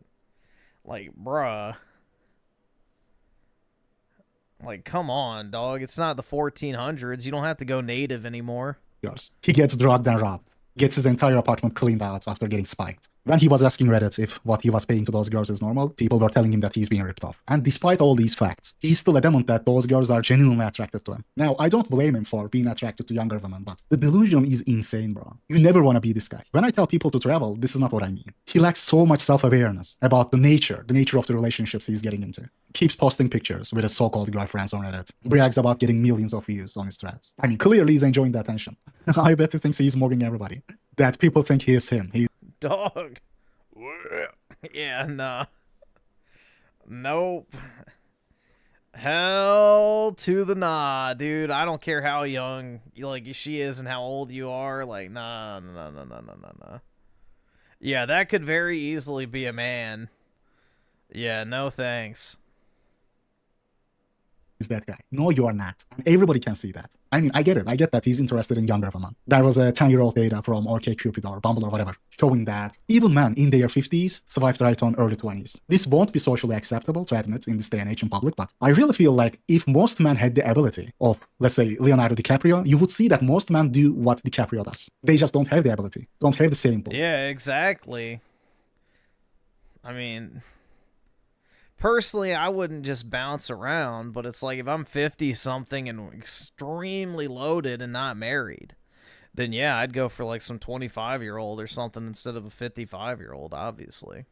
So I get why this guy does what he does, but it gets annoying when these type of dudes try to look down on you, try to ridicule you, lecture you about relationships, if we ever dare to bring up the fact that what they have got going on is just Dude, anybody can go to fucking Colombia and pay for whores. Like, that's not a big deal. They act like they are such gurus for being able to do that, which is the case with this guy. He really thinks he's him. He's that guy, arguing that those girls are genuinely interested in him. I mean, when you have got that kind of ego, it really clouds your judgment. He can't see straight. I thought she cared for me. I was stupid. How could a girl care for a man 51 years old? Bruh. A commenter says, she don't look at him in any picture, bro. I mean, he's gotta be out of his mind to even entertain the possibility that she's dating him for his personality or his looks. The body language is crazy. And the co-op in his replies is insane, bro. It is insane, he says. Your constant incorrect assumption along with hundreds or thousands of other series that... I mean, bro, this is what Raymond just needs to go do, is go pay for some sex and see if it fixes his life. Spoiler, it won't. Somehow I am paying money directly to these girls. Yet I have never paid for sex or companion in my life. Bro, just because you didn't directly pay for that date doesn't mean that the girl agreeing to that date ain't in it for the money. Sometimes they are going to be interested in short-term payments like that, but sometimes... Yeah, she's probably in it for the long game when you start buying her expensive shit. They are going to play the long game, like getting themselves into the US in long term. Bro, I can tell you this, none of those girls were interested in you like that. Were attracted to you like that. There's a reason why you find these girls with cringe-maxed foreigner hunter bait lines on Tinder. There's a reason why you have to use... Yeah, the Passportbros shit is just fucking delusional to me. Like, you really think that some 20-something-year-old chick is just literally dripping at the waist because a 60-something-year-old white guy shows up? No, she just wants your fucking money, retard. Holy fuck. Use those lines. Let me show you guys this. It's This is how he crazy, opens. man. Who wants to join me on tour to America and Japan? Literally baiting them with an opportunity to travel to the US. It not only says that he's American, but also reveals that he can afford to provide her with trips to countries like Japan. Guys, there's a reason why he uses that opener. It shows passport and money. The vast majority of Colombians, average Colombians, can't even get a tourist visa to travel to US. That is the reality of the situation. And I can personally guarantee you this. His profile was even bigger bait than his opener, emphasizing that he's from America. I bet he put pictures there showing how he travels, pictures of stuff, showing how much money he's making. 1000%. That is how he's getting those girls. Girls that he thinks love him. Bro, you are opening with gauging hunter lines. And there's a reason for that. Stop lying to yourself, man. You are 63. None of those girls are attracted to you for your 63-year-old looks or personality. Then he says, regardless of how you think I look or act, I have never had a problem with being with younger women in my life. Bro, that is because you have been living in Thailand. Then, yeah, why are you in a fucking third world country, bro? Why aren't you smashing poon in fucking New York City or Los Angeles or Miami or I don't fucking know. Dude, Las Vegas, like anywhere. No, you're in like fucking the woods of Colombia finding 21-year-old chicks who make like $500 in a month. Like shit. And for the last 20 years. That is why. Running the same game with them. That is why, bro. Try doing that in America then, if you are so confident. There are plenty of Asian Americans. Try getting hot 20-year-old Asian Americans then. She looks so unhappy.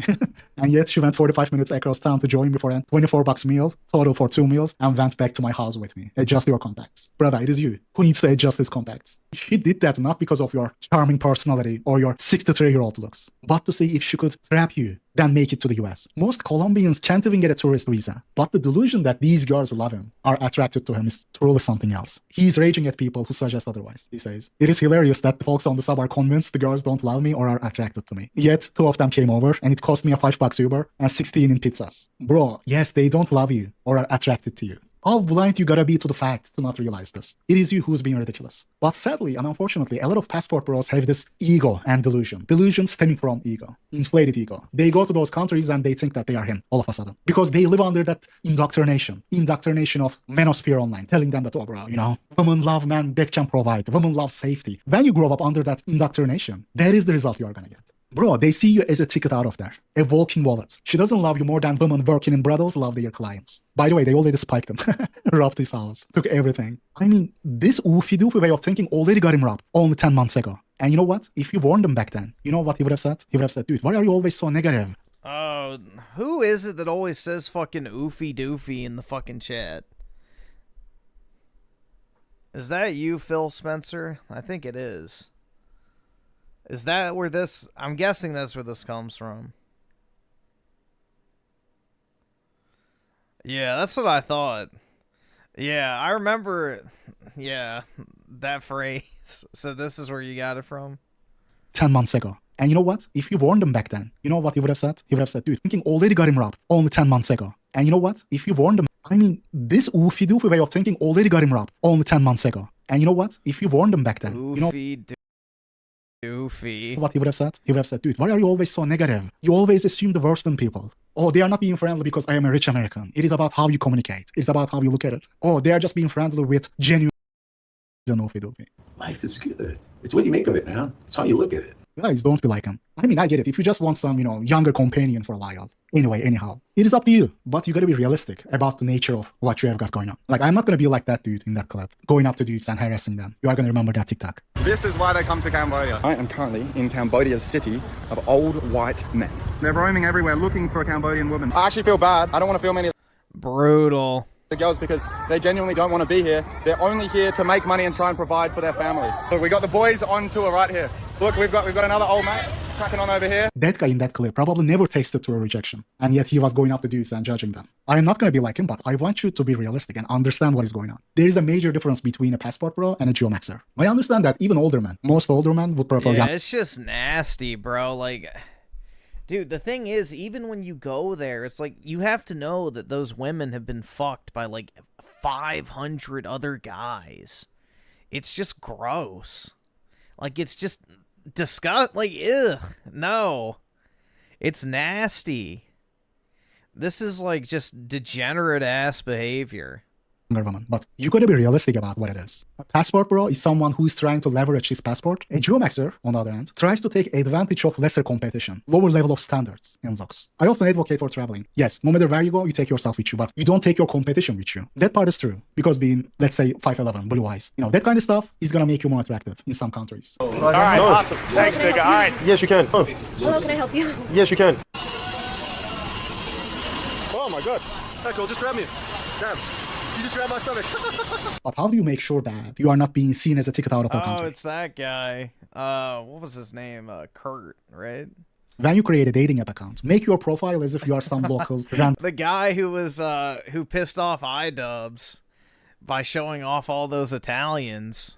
High school teacher. Then see if you are getting the same matches. And if you don't use dating apps, if you approach them, talk to them in real life at bars, clubs, or whatever, then tell them that you are just a backpacker from some poor third world country. If you are Asian, say Cambodia. Make it believable. If you are white, say something like Syria or Turkey. Those countries still have some white people in them, so it is going to be believable. A random backpacker from Syria. Then see if those girls are still interested. If you are somewhat average, this is what I believe. If you are somewhat average, 5'11" blonde guy with an average face, you are not fat, you know, you will still find a lot of success. And those are going to be the real ones. I tell this to members who are geomaxing, which I know plenty, by the way. I tell them, bro, have you tried just making your profile look like you are some local? Put some Spanish text there, random high school teacher. Then see how many matches you are getting. How do you know whether your matches are genuine or not? Like this. But you ever feel like you need to use cringe maxed openers like him? Or can I take you to America, show you around in the best places in Japan? If you ever feel like you have to put those lines, you know what the deal is. You are just trying to leverage your passport. Which is fine, man, you know. Do what you gotta do. But be aware of what kind of relationships you are getting into. Don't be a free agent in life.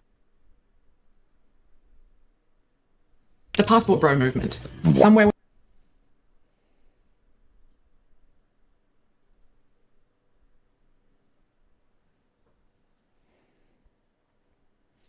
Let's see. So Neon versus Animations with the 5. Hello, everyone. It's my birthday today. Well, happy birthday to you, man. I'm 24 years old. Griffin, how does it feel having a giga chud? British. It's been defending your USA ass for 6 years. Pretty good, man. But happy birthday to you, dude. Hopefully you got some fun stuff planned today. But appreciate it. And again, happy birthday to you, man. Griffin doesn't watch Blackpill. I don't watch Blackpill. The only shit I watch like this is on stream. I don't try to purposely demoralize myself.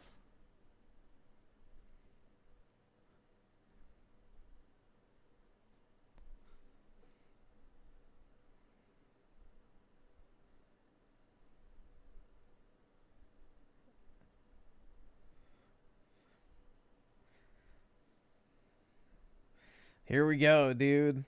Every woman is expensive. Just pick one you can afford. Hashtag Blackpill. Hashtag dating. Hashtag feminism. Hashtag patriarchy. Men calling women gold diggers for centuries. Well, true. Every woman is expensive. Just pick the Oh my god. one you can afford. Men have been using the term gold digger to describe women for at least a little over a century. Dude, I hope he's using a filter. You're already wrong just based on that. With the term appearing in print in the early 1900s and gaining widespread popularity after Yeah, I'm hoping that's a filter, bro. 1919. The term's roots are in the early 20th century, associated with coarse girls and sex workers. Oh. So I guess if you can't beat them, just join them, right? I've been saying this whole you can't afford me bullshit. This whole, princess treatment only, need a provider, man. I swear it's just sex work with extra steps. That word that rhymes with prostitution. And it just shows that you guys don't want equality. You don't want to get rid of patriarchy. You just want like a different version, like a benevolent version of that. Isn't that what feminism used to stand for? Like the OG feminism? You know, that women are strong and independent. They can do whatever they want. Women are more than their bodies and are not meant to be objectified. Now we've gone full circle by saying stuff like, oh, you can't afford me. Pick someone you can afford. Obviously, money matters, okay? That's a fucking no-brainer. And you also have to see if your lifestyles are compatible or not. But this whole lingo that some of you women use, it's just, you know, the counterpart of the red pill that you same women hate so much. Before I end this, I am gonna leave a clip at the end of a woman that explains how this whole pink pill movement is a fucking disease. But yeah, that's it. See ya. Men aren't wallets and women aren't prizes. I wrote a nearly 10,000 word Substack article on what I like to call the female red pill, or I guess the pink pill. Prolific creators or life coaches or dating coaches like the Wizard Liz or Shieeeeet 7 convince women that they should trade their authorship for adornment, that they should engage in a dynamic where women become trophies and men are wallets and dating is basically a transactional market. And despite women being I am not listening to fucking chipmunk voice. Fuck that.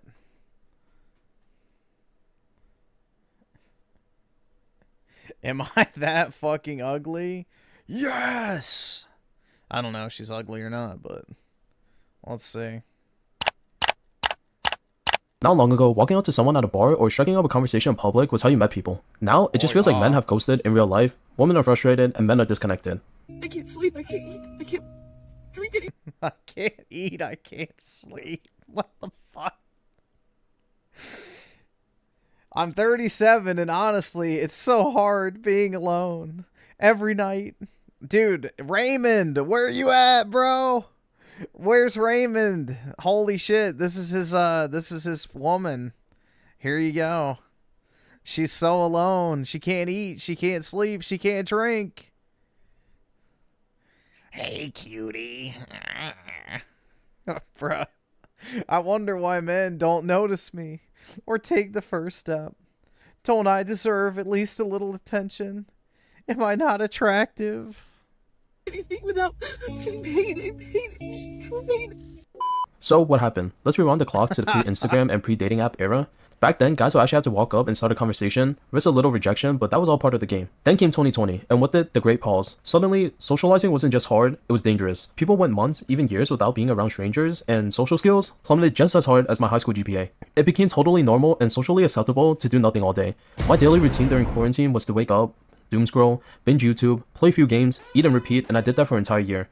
So when things did open up, a lot of guys didn't bounce back, because some guys realized that they can chill, eat, and avoid drama. And there's a lot of it with us living in the quote-unquote girl boss era, and look, no one's saying that a woman shouldn't chase her dreams or be independent, but when women are chanting phrases like I don't need a man, most of them are acknowledging that and going to do their own thing. For the women that say I don't need a man, analyze that statement. I said it for many years. I would end up in relationships, the man felt unneeded, and he cheated on me.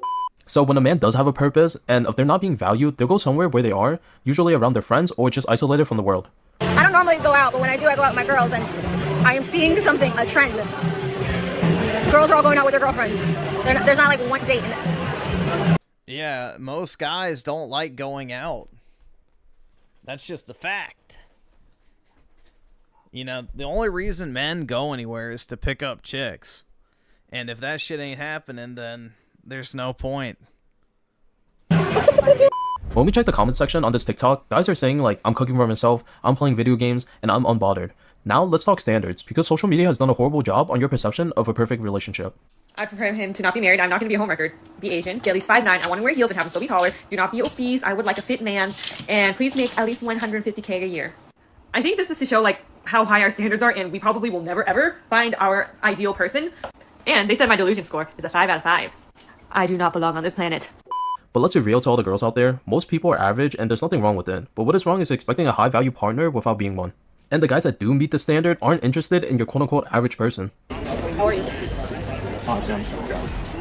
Where do single men between the ages of 28 and 40 go on Saturdays? And I don't mean like a specific restaurant or a specific location, I mean generally speaking. Are they at the gym? Are they at a bar watching football? Are they on a hike? Are they at home doing additional work? Are they at the driving range? Are they getting brunch with their friends? What does a 28 to 40-year-old single man's typical Saturday look like?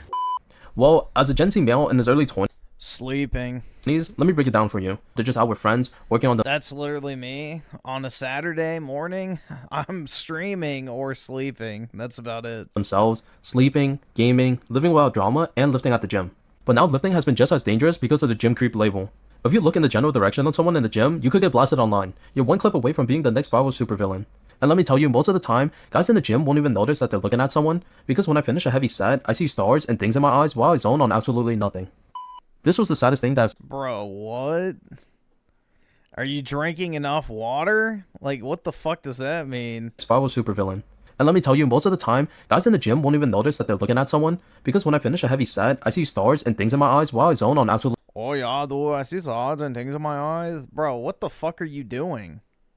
That's not normal. absolutely nothing. Is he like fucking dehydrated or some shit? Like, what the fuck? This was the saddest thing that I've seen all week. So how much money is in your guys' bank account? I got like 1,500 in him. I got like 90K. 90K? You said what? 90K. 90000. Dude, where'd you get that money? My dad, he works at a company, you know that. But he just gave you that? I mean, like, it's like overtime, but yeah. So, Dude, that's such a fake video. I mean, you're my boyfriend. Like, but like, I got 1,500 in my account and you didn't pay for anything for the last 3 months. Wow, dude, it's so real. It's Instagram content. It's gotta be the truth. asked. You never asked. Like, I would. Yeah, I knew you had that. I would have. All right, but like, you never asked, so like, I don't know. Like, I've already done it like at least like 15 times since. I don't know why you're mad. Like, what is wrong with you? You never asked me. Like, you know my dad has money. No. Bro was probably a good guy and he probably worked hard for every dollar that he made, and she still tried to flip the narrative. Gaslighting. Dude. Yeah, she still trying to flip the narrative. Bro, it's fucking fake. Holy shit. Blame shifting and manipulation. It's like she needed all the god cards to dig herself out of this mess. And now, if you're still— Oh yeah, she was playing Yu-Gi-Oh! And needed all the god cards. wondering why men don't— Oh my god. approach anymore, now you know. I understand that women grew up watching these Disney movies about princesses and how the prince in shining armor comes to save the day, but this isn't reality. Your ideal guy isn't gonna drop in from a battle bus and ask you on a date. So if you see a good guy, say hi, make the first move, because if you're winning on him, you might be winning forever. Dog. Too much tism for me. She just activated his trap card and realized that he found out that she had been lying to him this entire time.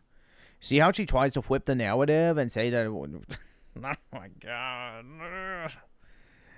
Dude, it's just like, it's so bad. It's even worse than what they're so-called ridiculing. The low effort black pill content is such... Yeah, it really is, man. It really is.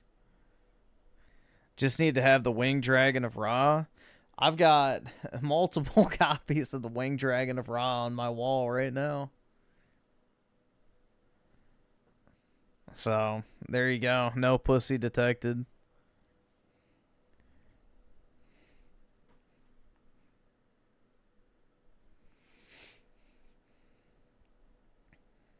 Oh, is this... Oh, yeah, we saw that the other night. I couldn't watch more than like 20 seconds.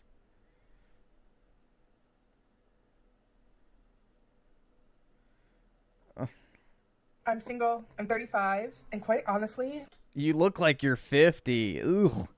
There you go. Rich. 10 out of 10. Rich would be like, yeah, dude, she's hot. I'm lonely. I'm just so lonely. I'm so over waiting. Like, when is it gonna be? I was fucking lonely. My turn. I feel like I'm back in that hopeless pit where I'm just like, when's it gonna be my turn? Why is it taking so long? Because you're covered in fucking tears. Nobody wants to be any... Like, bro, imagine having to deal with someone like that.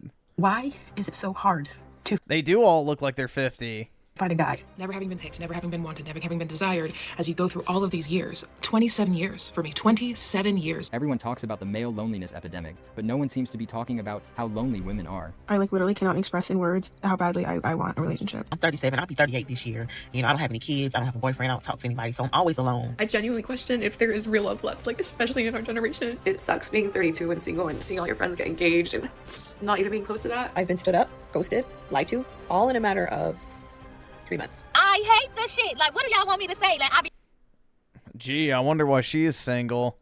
in the bed crying every night. I'm crying because I'm just reflecting on the fact that literally Dude, this bitch would not be... Okay, bullshit. Bullshit! There's no chance this girl is single by any choice other than her own. Yeah, bro. If she made a single fucking dating profile, she'd have like 500 matches within an hour. Come on, bruh.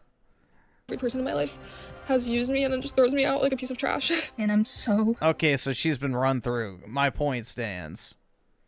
Yup. tired. Like, I don't want to try anymore. She doesn't want to try anymore. Has the dating market really gotten this bad, where women are actively looking for men and still can't find any? Where are all the single straight men? Where are the women pushing 30? Where do we find good men at? Where are all the single guys that are respectful and educated and want to take care of a woman? Where are the men our age hiding? What does it take to find a good guy? Like, I don't understand why it's so hard in your 40s to... Gee, I don't know. Maybe because you're in your fucking 40s?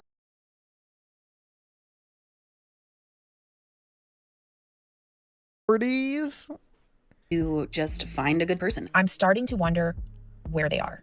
Like, where? Drop a comment and let these women know Oh my god, bro. This is crazy. the good men are, because apparently they can't find any. And if you've watched the previous videos on this channel, you already know how picky women can be when it comes to dating. Everything has to be damn near perfect. There was one guy that I dated who was so nice, so cute, took me on the best date, so fun. Like, we had fun. Every single day we had fun. But I did not feel emotionally connected. It's not that I haven't been on dates or it's not that I haven't had boyfriends before, but it's more so that I just haven't been wowed. He could be a good guy, but that doesn't mean that he is good enough for you. That doesn't mean that he is right for you, and you should not have to compromise on your standards or your non-negotiables because he's a good guy. I am looking for a specific relationship how I want it to be. And I am okay with being single if that means I will never get it in my lifetime. And it wasn't even that I wasn't attracted to him, because he was an attractive guy, but there was just something lacking, and I was able to recognize it quickly. This is exactly why so many men have tapped out of dating. The kind, consistent, and emotionally available men women say they want are often ignored. Yep, all cat hags. Why? Because they live normal, everyday lives that don't create drama, but women see that as boring. In general, good men are steady and consistent and predictable. It's why, as women, we think you're boring. I'm just gonna say the quiet part out loud. Most men are mind-numbingly boring. He's so nice, and he's the guy that I should want, but it's like I need a little bit of like a, you're going to send me to the psych ward. When you get treated good, it's kind of like boring, and don't hate me, but I do love toxic, and I don't mean like super bad, but I like some spice in my life. Because I feel like if a guy is nice, that means he gets no girls, and that's like a turn off. There's a lot of women that I see with their husbands, it's like you're gonna spend the rest of your life pretending that that is not the most boring man on earth. See, this is the trap a lot of men fall into. Did y'all hear that, though? This one. I do love toxic, and I don't mean like super bad, but I like some spice in my life. Because I feel like if a guy is nice, that means he gets no girls, and that's like a turn off. There's a lot of women. So a guy being too nice means he doesn't get other women, and that's a turnoff to her. Wild shit, bro. That I see with their husbands, it's like you're gonna spend the rest of your life pretending that that is not the most boring man on earth. See, this is the trap a lot of men fall into, thinking they have to be emotional and toxic just to keep a woman's interest, but don't fall for it. Like I said, it's a trap. The reason that they have these up and down emotions is they want to see two things. Number one, if you care about them, and number two, how steady and stable are you? Again, it's just another difference between us, not good or bad or right or wrong, just another difference between us as men and women. As women in general, we like chaos and drama and disruption of routine. Normal is boring. Normal, safe, stable, secure. It's boring. And they need crazy. Are you a rock solid kind of guy? Or are you going to be like all over the place, yo-yoing with her? And see, women... It's funny, both of these two guys are fucking dead. Bruh. That's actually weak as fuck. So he died, I think, what? from like an OD or something in a fucking hotel room with a hooker. Easy. Are you a rock solid And then Coach Red Pill died in a Ukrainian prison. kind of guy? Or are you going to be like all over the fucking place, yo-yoing with her? And see, women don't want a guy who's an emotional yo-yo. I mean, it's all good and fine for them to be emotional yo-yos and up and down and all over the place, yeah, fine. But a woman hates that in a man. And the problem is that in the West, in Europe and the Americas and Australia, New Zealand, you know, we've been socialized into believing that we have to cater to a woman's emotions.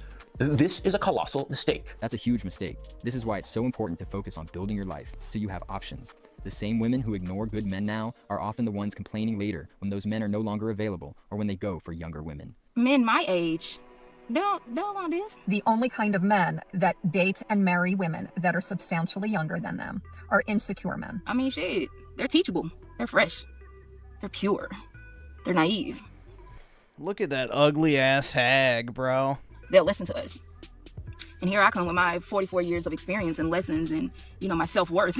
I am 44, and these two men were 40 and 42.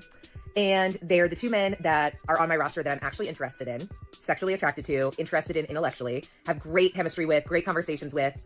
And they both friend-zoned me because they think they might want kids someday. They don't want a partner.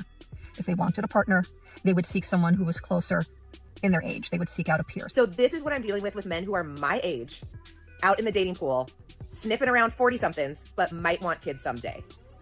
I can't with this nonsense. It's biology. Did we stop teaching that in schools? Look, I'm not sure, but I think wanting kids someday is a valid reason for not wanting to date a woman in her 40s. When women are younger, they often look for a man with resources because of the life he can provide. So no one should have a problem with older men dating younger women. And yet, despite all of this, women have been asking the same question for decades. Where are all the good men? Even radio shows back in the early 2000s were filled with that same discussion, and the conversation still hasn't changed. All these women have complained, where are all the good men? You know where all the good men are? You said no to them. You said no to the nice guy who wanted to take you to the prom. You said no to the guy who asked you to marry him because you thought you could do better.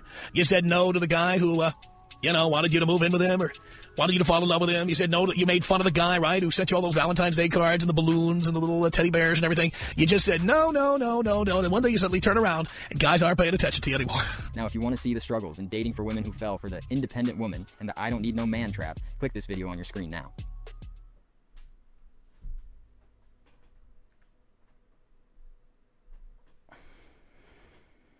Brutal, dude. Why does it try to autoplay a movie? I don't understand that. Browser can't play this video. Like, I don't get it.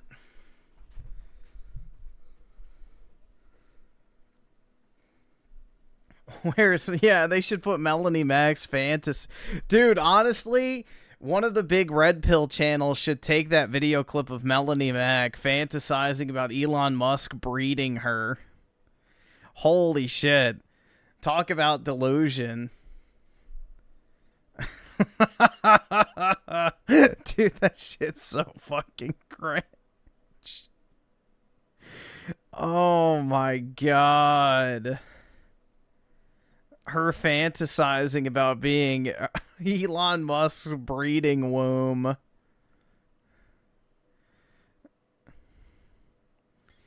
Oh my god.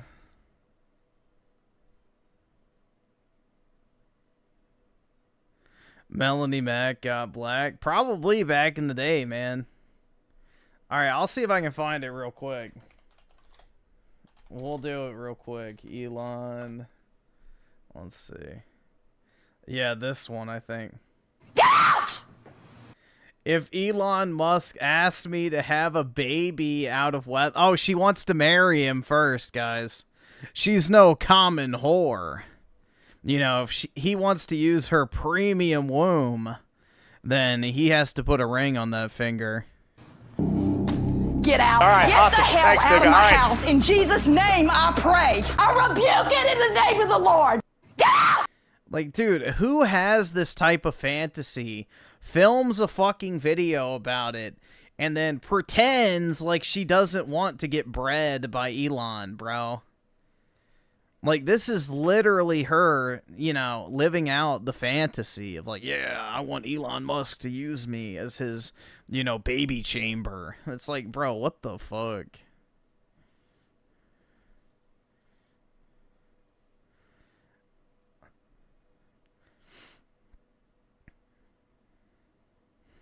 Jesus. It's like 7 months old, I think it said. Yeah, so it was this year. It was earlier this year she made this video.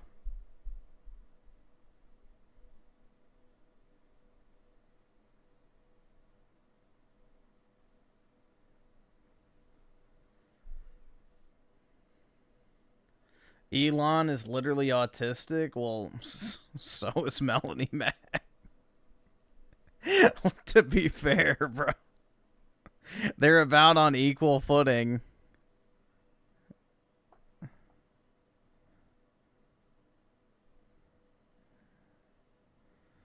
Has Elon... I'm pretty sure Elon has a lot of better candidates out there.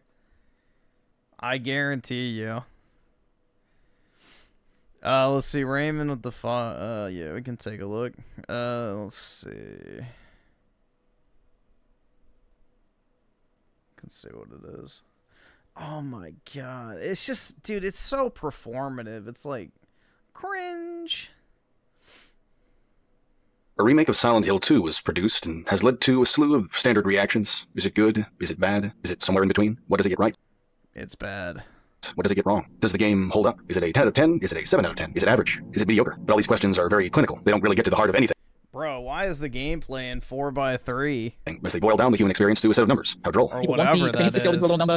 And that's really bad. Please say it's really bad and point to the complications and point to the influence such a construct can have, please. The nature of this remake being made in the first place and its publication have given me a means to talk about more woke stuff pervading the video game industry and culture in general. In similar fashion as I've addressed the meddling in the affairs of video games by such companies as Sweet Baby Inc., we have a new set of culprits here. Hit Detection LLC and this guy, Jacob Geller. So let's start off by talking about Silent Hill 2, the original game. The game was released in 2001 and it does not fit within the modern conception of what a video game ought to be. But that's understandable. Silent Hill 2 came out during a time where what a video game was and was not was still in contention, and mild contention at that. The game came out a decade before Roger Ebert ever said video games cannot be art. But gamers who didn't even know they were gamers during the early 2000s were not out and about engaging in any hyper-analytical discussions about what the mechanics in a game were or should have been, and the people who were playing video games at that time were also a lot more patient and more attentive. There was no need to make sure that every element of the game appealed to dwindling attention spans or lack of critical thought. Sometimes I go back and play Star Wars Knights of the Old Republic, and I cannot help but think about how slow and methodical it is compared to a lot of games we have nowadays. In KOTOR, you have to wade through multiple dialogue trees and listen to what various characters have to say, all in a grand effort to piece things together and decide what to do next. Such titles allow you to break the galaxy into light and dark, categorize it. Games like Deus Ex and System Shock also... Dude, that game, like, it would be better if it didn't have gameplay. Like, I understand the appeal of the KOTOR games, but... Bro, that gameplay is fucking trash. function that way, and they were released to an audience that was willing to sit down and figure things out, slowly and methodically. These games obviously don't mesh well with an audience who is used to being told what to do and where to go every step of the way. I'm not about to waste half an hour or more doing 3 of these puzzles that I've already done 15 times before. Why am I still playing this? It's been 8 hours already. It's been 8 hours, I'm lost, I'm confused, and I don't know what I'm supposed to be doing. Now, naturally, this all leads one to the conclusion that re-releasing the game as a remake to a, quote, modern audience was never going to recapture the essence of what Silent Hill 2 was. The artistic value of Silent Hill 2 is necessarily tied to the time in which it was made and the young people, like yours truly, who would have played it. And that's not even a criticism of the remake in particular. It's actually a good thing, because this means that Silent Hill 2 made such a huge impact on the artistic side of the industry that it cannot be replicated. That is what uniqueness is. Funnily enough, I mentioned this concept in a video I published a while back concerning the 2020... Synth said the Star Wars prequel movies are trash.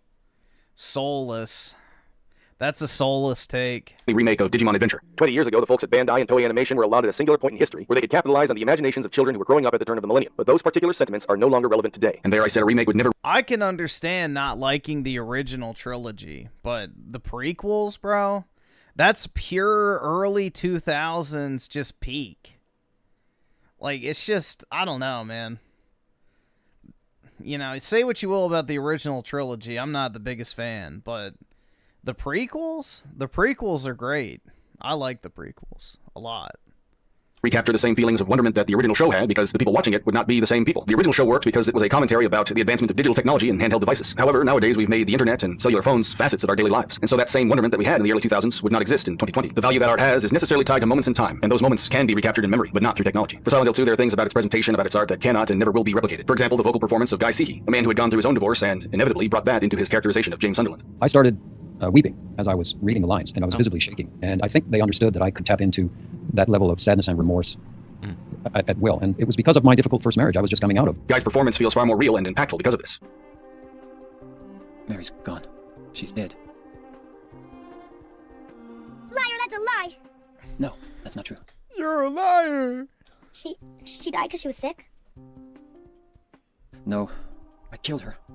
Of interest, too, is the fact that the actors in Silent Hill 2 were professional actors, but were also lacking in experience. So the developers hit this sweet spot where they had people who were going to give an awkward performance no matter what they did. And for a world as strange as Silent Hill, this only added to the unsettling aspects about it. Regardless of all that, we know that Silent Hill 2 has become the most renowned game of the Silent Hill series. And what's telling here is that this whole attempt at remaking things for a modern audience, as we are often told, didn't start with the first game. Instead, they started with the second game. This is not an artistic endeavor. It is a means of marketing nostalgia. But that's only the first part. The second part is deconstruction. Practically speaking, the industry could have easily re-released the old game or the remastered version of the old game on a newer system. This way, modern audiences would experience the game as originally intended and laid out by the game's original developers. But that is not the goal of remakes. And so we go back to Jacob Geller. Jacob's website describes him as a writer, a video essayist, a podcast host, and a general art enthusiast. Jacob and the company Hit Detection LLC are credited as being part of the Silent Hill 2 Remakes consultation team. The obvious question here is, why does a game that came out in 2001 need a consultation team today? And the answer to that is postmodernism, or more appropriately, pop postmodernism. And then, more definitively, an attempt at deconstructing the past for the sake of gratifying a current year ideology. As it is commonly used, the word modernity refers to a cultural formation that has risen and become dominant in both Europe and North America, and to some extent in places elsewhere. Modernity is a formation that has been built over the last 4 centuries. It is characterized by beliefs and styles of thought that aspire to reduce the complexity and evanescence of reality to stable order. Modernity also refers to any institutions that attempt to manage social, economic, religious, and political, and especially religio-political turbulence. It also refers to the scientific practices that seek to map reality in theory, often expressed in mathematical terms, and to manage and improve nature through technology. It refers to the civilization in which metaphors of machinery and factory move from the technological and economic spheres to guide political programs, architectural styles, and conceptions of the human being. It refers to the belief that human beings, at least certain human beings, despite the failures of the past, can actually achieve a semi-divine control over the world. Ultimately, modernity is the name of a social, cultural, and political apparatus that since the 17th and 18th centuries has inspired Europeans and North Americans to aspire to control vapor, to sculpt the mist, to rein in the energies unfortunately unleashed by the Renaissance and a century of religious war. And before one has even gone through digesting all of that, we then try to discover what postmodernism is. Well, postmodernism is what happens next. Where are we going with all this? The postmodernist believes he can discern what secret things lie beyond the sun. These days, the postmodernist can be seen.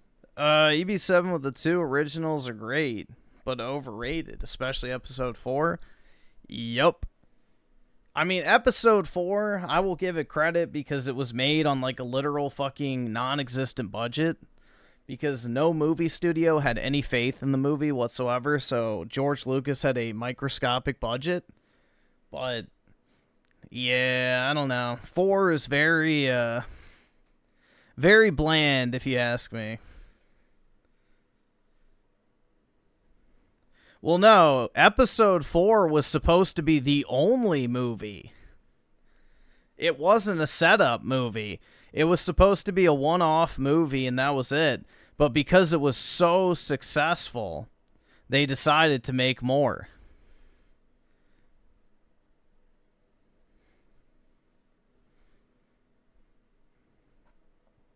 So it was supposed to end with just that one movie. But it was such a massive success, they added on to the story.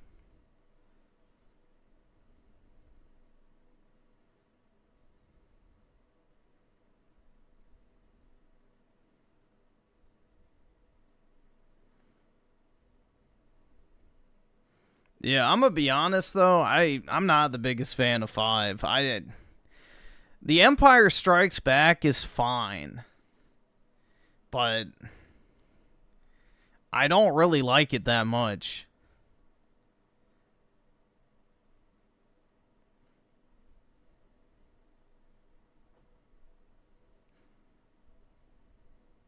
Yeah, Revenge of the Sith is like peak Star Wars, because it's just non-stop action, constantly. Just non-stop action. You know, it opens up with one of the cooler, like, fucking space battles of the series. And then, you know, you have just constant lightsaber duels throughout the entire movie. So, it's really good. The pacing of episode 3 is peak. There's hardly any wasted time at all. In various realms attempting to subvert and destroy. And the current lingo we use to refer to these kinds of people is woke. The postmodernist is naturally a skeptic. Simultaneously, he believes in nothing, but at the same time, he believes in everything. For the postmodernist, entertainment. I think Return of the Jedi is the best of the original trilogies, even with the fucking little Ewok things. Do I wish they weren't there? Yeah. But even then, I think it's the best of the 3. Exists as a means of conquering culture, and art exists as a means of plumbing the carnal nature of humanity, in a grand attempt to search for ever new sensations and experiences. Meanwhile, politics is just a theater. Alright, so the thing I love about episode 3, it's the only realistic movie ending ever.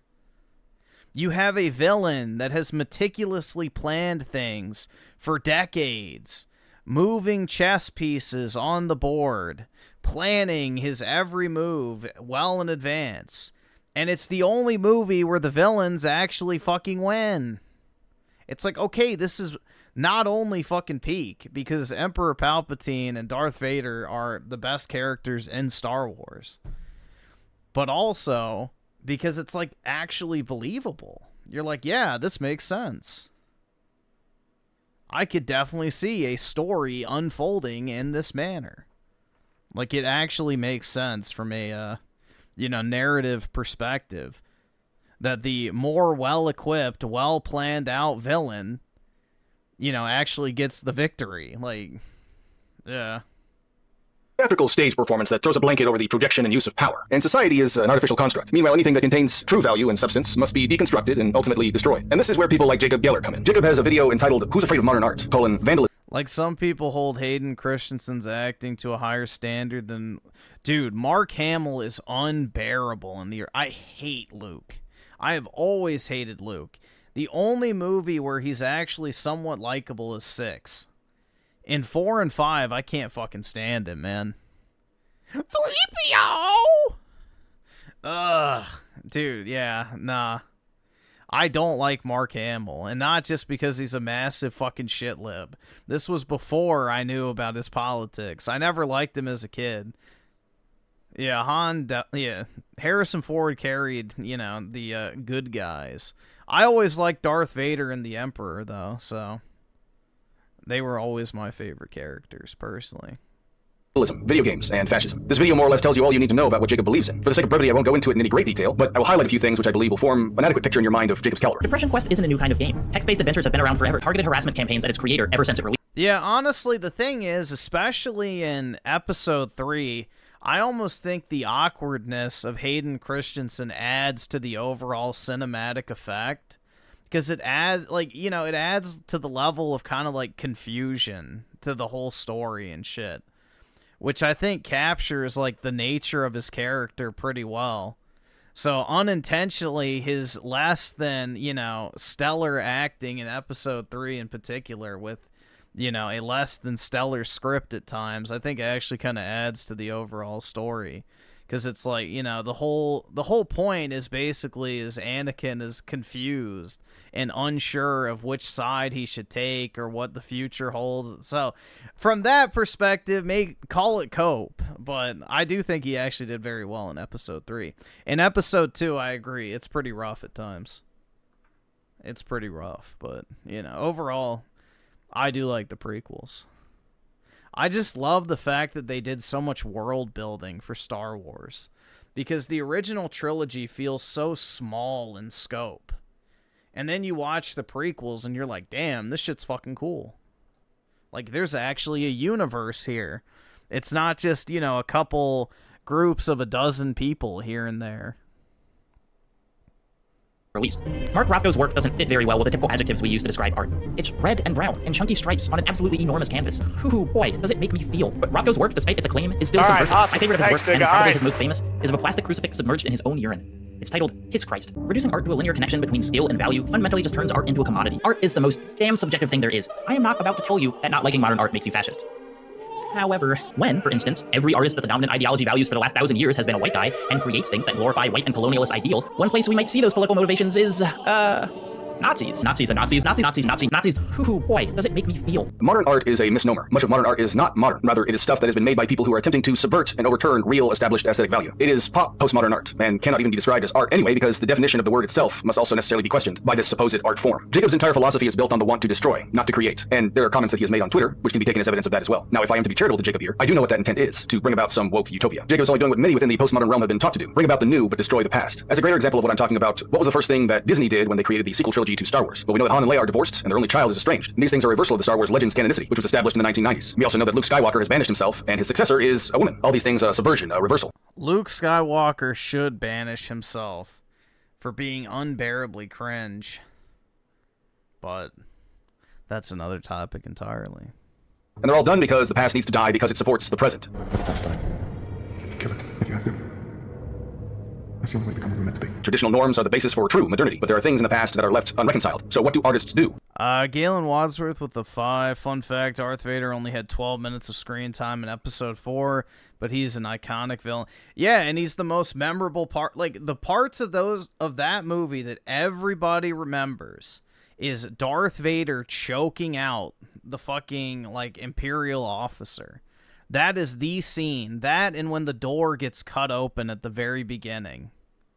Like, those are the 2 moments from episode 4 that probably stick out in everyone's mind when you think of that movie. So, yeah, all right, dude, awesome. Darth Vader Thanks, was Digga. such a good villain. That's why Disney hates him and why they changed the logo for Star Wars, because, you know, gotta change it to the fucking homosexual. Let's see, Oski Woski with the 5. I personally liked episode 1 because of Qui-Gon Jinn, but episode 3 is just peak. Yeah, I mean, episode 1, again, rough around the edges at time, but overall, I think it's really good. Yeah, I can get past the pod racing. That's right! That's right! And Jar Jar. Well, some ideologues passing themselves off as artists have sought to bring about a postmodern state. Since the past is the only thing holding us back from reaching that utopian ideal, the past and everything that has been established by it must be eradicated in some way. The past is scary. It's full of war, slavery, sickness, starvation, and death. I don't remember where we were. Achieve a semi-divine control over the world. Ultimately, modernity is the name of a social, cultural, and political apparatus that since the 17th and 18th centuries has inspired real established aesthetic value. It is pop postmodern art, and cannot even be described as art. It is estranged. And these things are a reversal of the Star Wars Legends canonicity, which was established in the 1990s. We also know that Luke Skywalker has banished himself, and his successor is a woman. All these things are a subversion, a reversal. And they're all done because the past needs to die because it supports the present. Let the past die. Kill it, if you have to.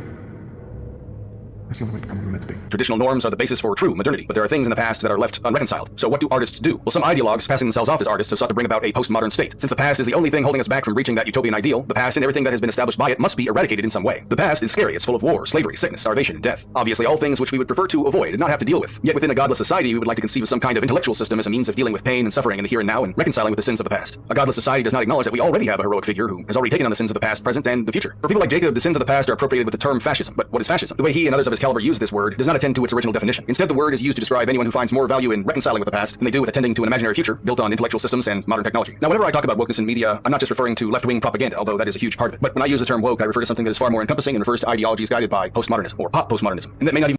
But let's be honest, the whole movie series pales in comparison to the Clone... No. Absolutely fucking not. That Clone Wars fucking dog shit from Cartoon Network is trash. be relegated specifically to socialist or communist types of people, but often is because those ideals are girl boss Ahsoka is garbage. Also about overturning traditional norms for the sake of securing this utopian future. A bedrock to actual postmodernism would be found in the works of French philosopher Jacques Derrida, or French historian Michel Foucault. But Derrida and Foucault at least did not throw the baby out with the bathwater when they talk about their ideals. Pop postmodernism, on the other hand, is cultish and destructive. I was informed about a lot of these things after listening. Spend 2 seasons chasing down someone who uses a gun. To and reading the works of Peter J. Leithart. American author, minister, and theologian who serves as president of Theopolis Institute for Biblical, Liturgical, and Cultural Studies in Birmingham, Alabama. The modern world is founded basically on a boundary that's drawn by modern people between the primitive them and the mature and up-to-date us. It's a sacred boundary, as it were, drawn in time. Everyone outside that boundary is profane. Everyone outside that boundary is primitive. Some of those primitive peoples coexist with us in time. We can find tribes that are not modern, but they're on the other side of the boundary. That's them, and we're us. We're on the right side of history. For example, we don't want their way of life to infiltrate ours. Their way of life is religiously formed. We don't want that to infiltrate our way of life. We don't want our way of life to be, as moderns, we don't want our way of life to be formed and molded by religious concerns. We want to have it free. We want to maintain the sacred boundary between the way of life that we have and the way of life that they used to have. Leithart has a very interesting book about Dungeons and Dragons, by the way, but that's only peripherally relevant to this topic given Leithart talks about the concept of vocations there. To the point, the categories that Leithart has used to explain postmodernism come from the book of Ecclesiastes in the Hebrew Bible. When we think of both modernity and postmodernity, we should think of King Solomon's image of the world as vapor. Everything is vapor, and every man-made achievement is just a means of shepherding wind, a metaphor for our lack of control. Modernity, as Leithart describes it, is a collection of cultural, institutional, and political structures that, for the past several centuries, have attempted to bring both technical and political control to the world through various means. The goal being to reduce everything to an intellectual system. While modernity is an effort to shepherd wind, postmodernity is the recognition that this entire project of controlling reality through technology and intellect has been far from successful. There are gaps in every human theory left unaccounted for, and those gaps reveal that human knowledge is not as global and totalizing as modernists tend to believe it is. And by the way, this is even where we develop the concept of Deus Ex Machina, God out of the machine. Because writers writers cannot account for the concise occurrence of all things within a story, they therefore leave it to God to resolve everything in the end. But postmodernity is an effort to reconcile the failures and incompletion of modernity. With that in mind, postmodernity is not inherently corrupt in its machinations, because there are problems with modernity that ought to be addressed, and there ought to be established venues for that. Venues that do not seek to destroy, but to create. But instead, what we are encountering right now within the woke sphere, political and social meddling, is something that Lightheart describes as pop postmodernism. While there are serious thinkers within the postmodern realm, like Derrida and Foucault, many ideas have gotten filtered down to the popular level, where various ideological tenets have been shook loose, and this is what we describe as wokeism. Wokeism is a knee-jerk relativism that refuses to acknowledge any absolute standards or any final truth. Take that as your definition going forward. Wokeness is manifested by anyone who tries to tell us there are no such things as better or worse aesthetically, and so is well, wokeness at its very core. The premise behind wokeness is a redistribution of power, influence, and relevance. So it's like the green movement, for example. You know, they hide their true intentions behind, you know, a veil of noble, you know, goodness. But in reality, it just is another way to attain control. So, like, the green energy bullshit had nothing to do with saving the planet. That's what they tell you it's for. The whole point is to distribute the wealth and power away from the oil industry into alternative green energy companies that have political loyalty to the opposite side of the aisle. And it's the same thing with woke, is like the woke stuff in media. It's not only incredibly powerful as a propaganda tool, but it redirects, you know, power and authority and money into the right people's hands, quote unquote.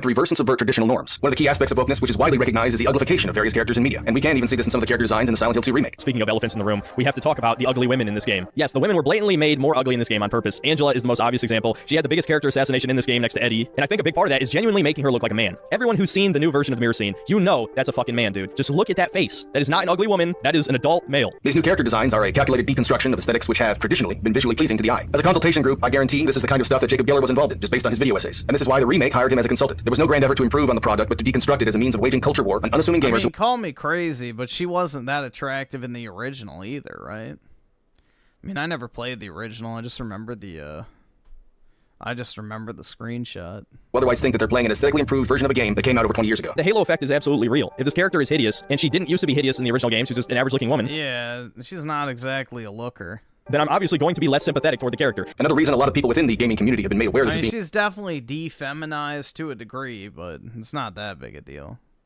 Done on purpose is because it was self-reported by the company Dove USA. Yes, the one that sells soap and other personal care products. There are thousands of skins available to choose from. But finally, one that looks like mine. But regardless... Yeah, you can be an obese, ugly woman.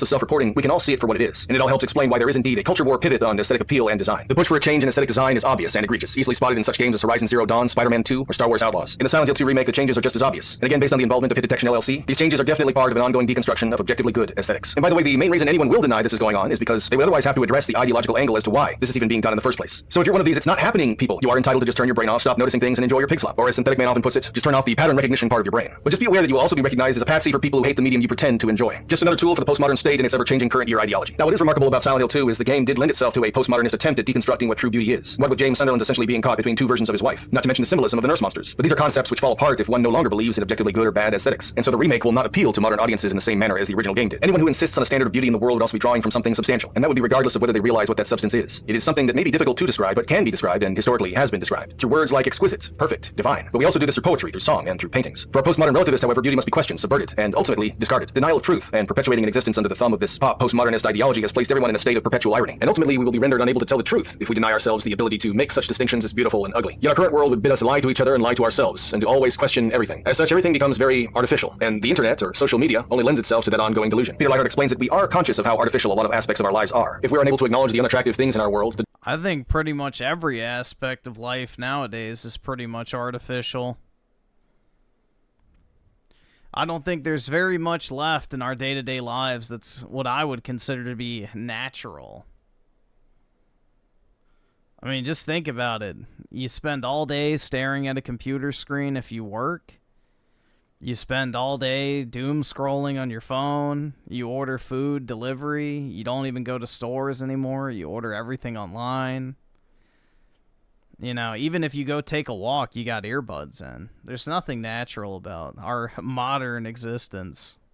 damaged things, the broken things, then how will we know how to fix them? How will we know how to make them good and beautiful again? What is even the point of living if not to make the world around us all the more glamorous and alluring? Anyway, the overall purpose and the whole point of talking about all this is that after we have destroyed the old concepts of beauty and ugliness, somehow we will arrive at something entirely new and unthought of by our current psyches. And that is the ultimate goal, enlightenment. Our third eye will somehow be opened, and until then, we just need to fill all our media with black lesbians and... Incidentally, this is also why people are constantly led down rabbit holes of more and more pernicious forms of... or other forms of addiction. The desire is to see and... It is interesting to make the rape victim ugly. Almost like they're saying she's ugly and less desirable to players because it's wrong, I guess. I have no idea.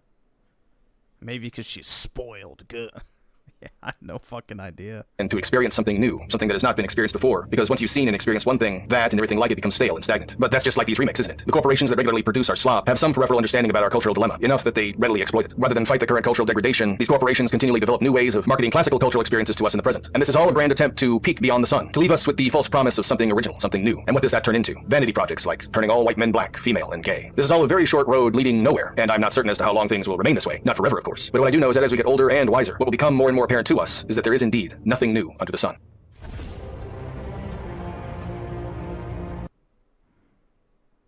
Who knows what'll happen in the future? Bro, I do. Do you want my winning lotto numbers? But yeah, I mean, the thing is, it's like, you can tell things are deliberately made ugly.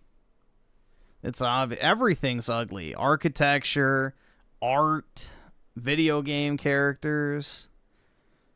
It's just literally the only thing that's like not, I guess, ugly, although the music itself is ugly, is like every single female musician literally dresses like a fucking stripper now, which is very funny that the most sexualized aspect of modern media is literally fucking musicians that sing about feminism. It's like, bruh, crazy. But yeah. The so-called male-centric media all has a bunch of ugly bitches in it now. But that's to condition you into thinking that's all you deserve, man. Women just need to exist. Deal with it, chud.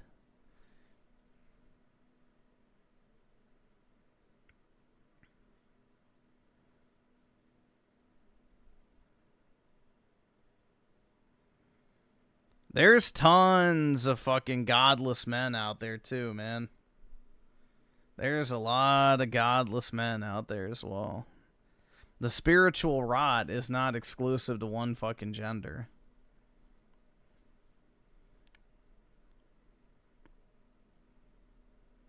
Because a lot, like, let's put it this way. If guys could go and get unlimited sex, do you really think they'd say no? Like, put men in women's position for a minute. If a 20-something-year-old guy could literally go out and bang a different chick every single fucking night whenever he wanted to, do you think he wouldn't? Most guys would be doing the exact same shit. So, they just can't. So, that's the difference.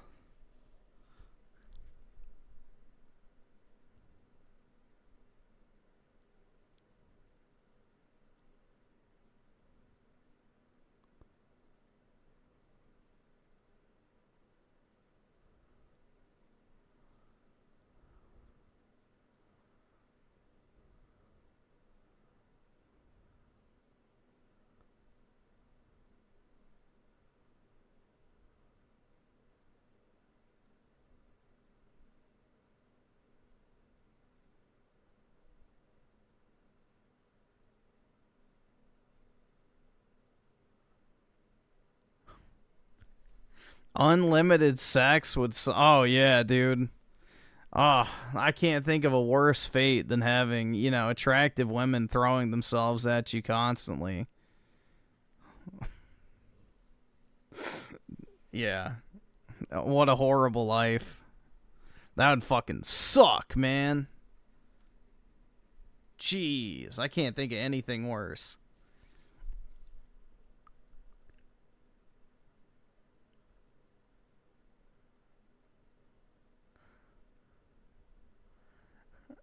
Yeah, dude.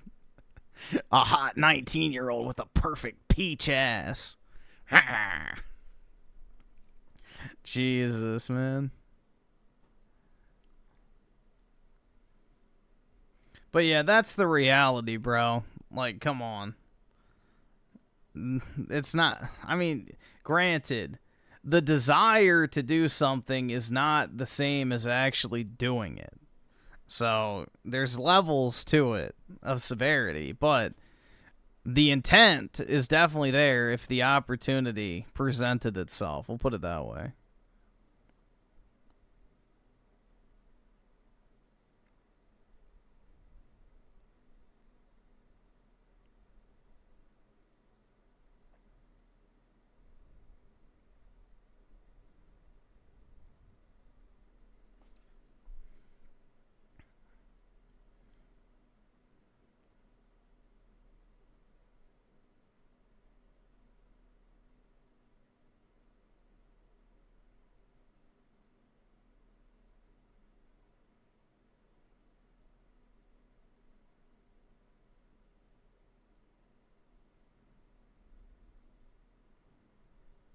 You can fix your desire, I guess, yeah.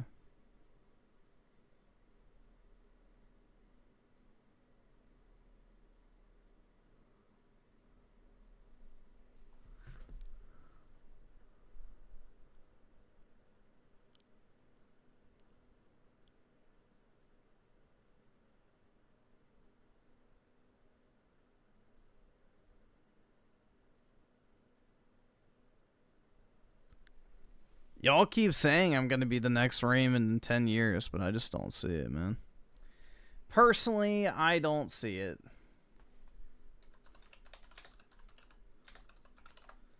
Alright, let's see. Yeah, this one. Not an Xbox. It's hard for me to even understand what this is. It's trash. Let alone explain it to you. I mean, Microsoft calls it an Xbox, but it's plastered with ROG branding. You can't play the vast majority of your old Xbox game library, and even the special sauce, the Xbox full screen experience that runs over top of Windows, feels like it could have just as easily been an app that runs over top of Windows. But then, hey, I'm a PC gamer, so this kind of collaboration between the Xbox Is he wearing Invisalign? It looks like it. team, who takes gaming very seriously, and the Windows team, who takes, I don't know. I don't think Raymond is just grifting for content. I think he uses the internet as a vent. Which is a bad idea, but, you know, who's gonna stop him? Telemetry very seriously. It's basically what I've been asking Microsoft to do for years, and many of you watching probably feel the same way. I mean, imagine it. The perfect fusion of the game library and versatility of Windows gaming, with the optimization and the seamless, more affordable console experience of Xbox gaming in one perfect device. Now, keep imagining that, because unfortunately, the ROG Xbox Ally isn't. Oh, shit. It opened on the wrong tab. I was gonna open your video real quick. There we go. Now this is pod racing. Hell yeah, dude. Let's try spinning. That's a good trick. There's so many quotable moments from the prequels. That's what makes them enjoyable to rewatch.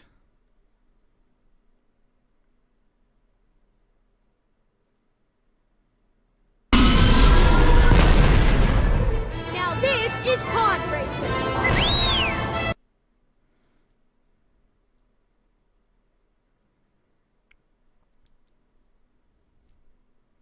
Then when is Mrs. Griffin happening? I have no idea. You know, once the fucking slave ship pulls up on the local dock, I guess I'll go pick one up. The perfect fusion of the game library and versatility of Windows gaming, with the optimization and the seamless, more affordable console experience of Xbox. You know, once the slave ship arrives, then I'll go pick me up a new, bang slave. Xbox gaming in one perfect device. Now, keep imagining that, because unfortunately, the ROG Xbox Ally isn't it. That doesn't mean it's bad. It just isn't what we were promised. Yeah, Mrs. Griff, there you go. It would actually be Mrs. Gaming, dude. But yeah, imagine.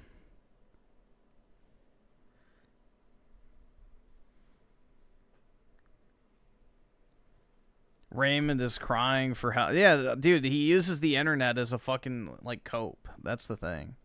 He just wants to feel like he's being listened to, which he doesn't like what people say back to him, which feeds the cycle. What is bad, though, is D-Brand's treatment of me over the years. What is it this time? Oh, a relatively simple assignment. I just put one of their kill switch cases onto a handheld. Yay, no broken glass. No saw traps. Oh, good job, D-Brand. That is... I have this case for the Switch too. It's pretty nice. Skip it. All the benchmarks in a sec, but first, there's something more important than the hardware I'm holding today, and that's the software. In a lot of ways, Windows handheld mode, it's not a whole lot different from the typical Windows experience. You get Windows app compatibility, Windows game compatibility, multitasking, Copilot, so good or bad, if it's in Windows, you got it. So then, what exactly did they cut out? I don't know. But they weren't kidding when they said that it is way more efficient. Now, 2 gigs of memory savings might not sound like that big of a deal, but when our system memory is also acting as our VRAM, it is a very respectable amount to claw back. And it's especially important if you're on an older Windows handheld, or if you're on the non-X version that only has 16 gigs of memory, not to mention the numerous other hardware downgrades. Why is it $1,000? Because gaming. That we will get to later. Hey, we got quick resume. Well, almost console-like? Also, classic Windows. Don't be too surprised if your device randomly wakes up for a little bit before going back to sleep. Not enough to drain your battery too much over the course of a day, but if you leave it for a week, it might be dead by the time you come back. Kind of like a hamster.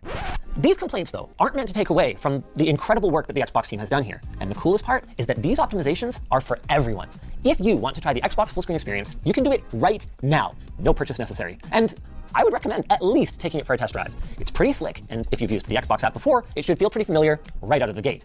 Except for the extra benefit of having all your games in one location now, regardless of where they were purchased. Kind of feels like a way better version of what Microsoft tried to do with that cool games folder on Windows Vista. It's not perfect. I mean, just because you aren't using the Steam interface doesn't mean that it doesn't need to run. So waiting around for Steam to launch and then dismissing all the annoying little pop-ups the first time you fire up a Steam game, that's a distinctly Windows experience here. But the only other real issue we encountered with the full screen experience was occasionally the UI would get randomly stuck and then all of our inputs would action at once.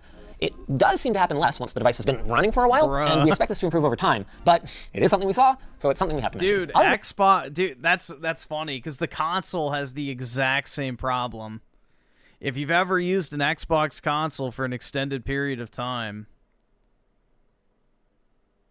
like, that is 100% a Xbox issue.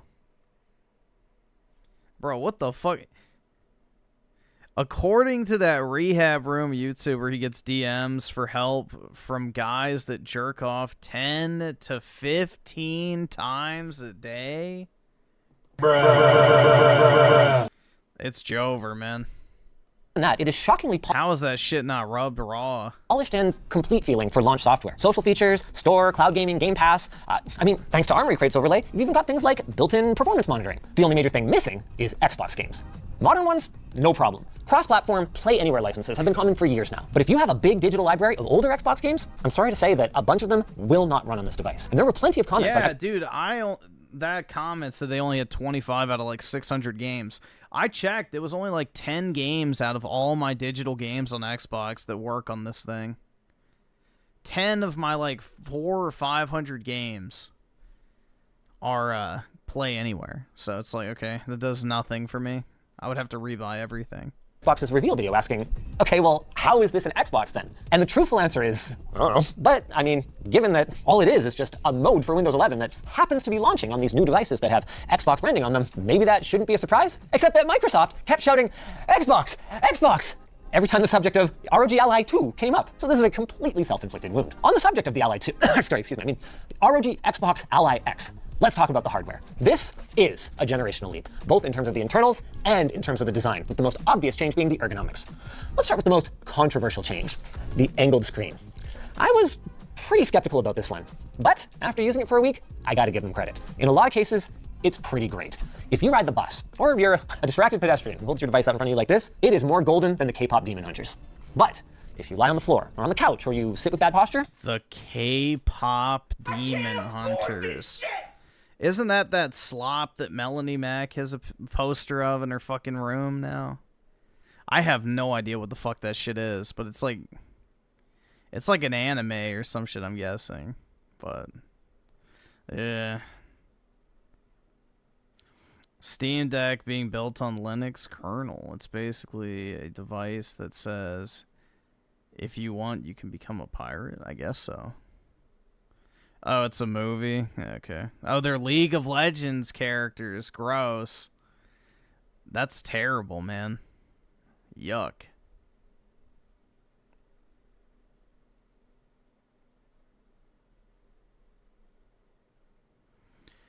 David with the 5 can't wait to buy a ROG Ally X for $1,000 to play shitty indie games that run on a toaster.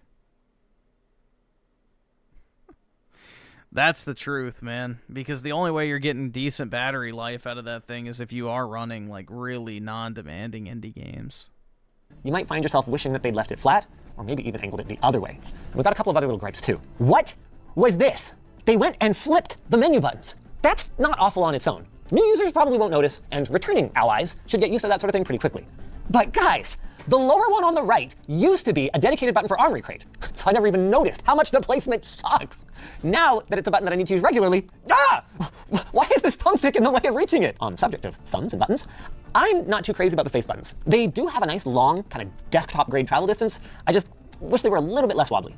To ASUS's credit though, in just about any position, the Ergo grips make this as comfortable, maybe even more comfortable than any handheld we've tested before, and that is in spite of the fact that it is heavier than most of them. Another huge improvement is the thumbsticks, seriously. Like, I handed this to my son, and the first thing he said was, wow, these are way better. And they also managed to squeeze impulse triggers into the X and Hall effect triggers into the non-X. The thumbsticks, by the way, are not Hall effect, but we did hear a rumor that a certain someone might be making some nice TMR sticks for these bad boys. Oh, speaking of which, time for a quick teardown, don't you think? Since we've got both units here, let's talk about the specs, because both the price and the hardware are very different between these two. Both have easily accessed screws, making it dead simple to get apart with my precision screwdriver, lttstore.com, and also maybe some help from my prying tool. Both have easily accessed screws, and if you just get a little pry tool in here, you should be able to remove the backing just like that. Just watch out for this ribbon cable. You don't want to rip that. Now that we've movie magicked them both open, you can see both feature a full-length 80mm M.2 NVMe slot, and oh, that's really nice.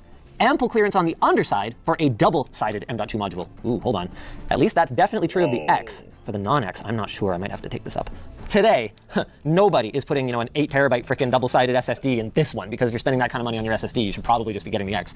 But in the future, if you wanted to put a double-sided SSD in there, I think you could probably get away with it. I would just be very curious to see the logic for why this one needed this grounding strip attached to what appears to be a pretty rudimentary heat spreader, and this one didn't, because it has a heat spreading sticker.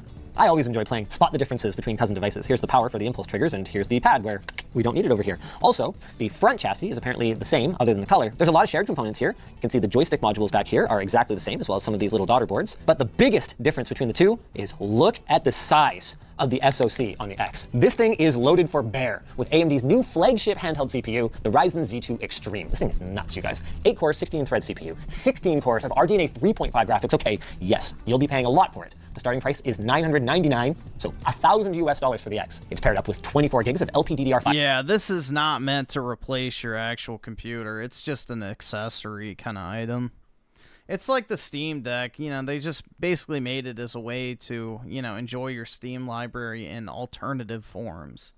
It's not supposed to be your primary device. Memory, a 1 terabyte SSD to start with, a second USB-C port that is Thunderbolt 4 compliant, enabling the use of external GPU enclosures, Thunderbolt docks, and high-resolution external displays, and the performance difference is very noticeable, even doing mundane things like installing games. 1.5 gigabit download speeds? Yes, please. As for the non-X, I don't know what to call this thing other than a massive disappointment. Guys, do not let AMD's bullshit naming scheme fool you here. The Z2A has nothing Z2 about it. This chip is essentially a mini update of the same Aerith processor that first launched inside the Steam Deck 3.5 years ago. Aerith. I mean, sure. Let's go! Hell yeah, dude. Aerith mentioned. A mini update of the same Aerith processor that first launched inside the Steam Deck. How could it be bad? 3.5 years ago. I mean, sure, they juiced it with another 5 watts of power, but guys, this is Zen 2 and RDNA 2.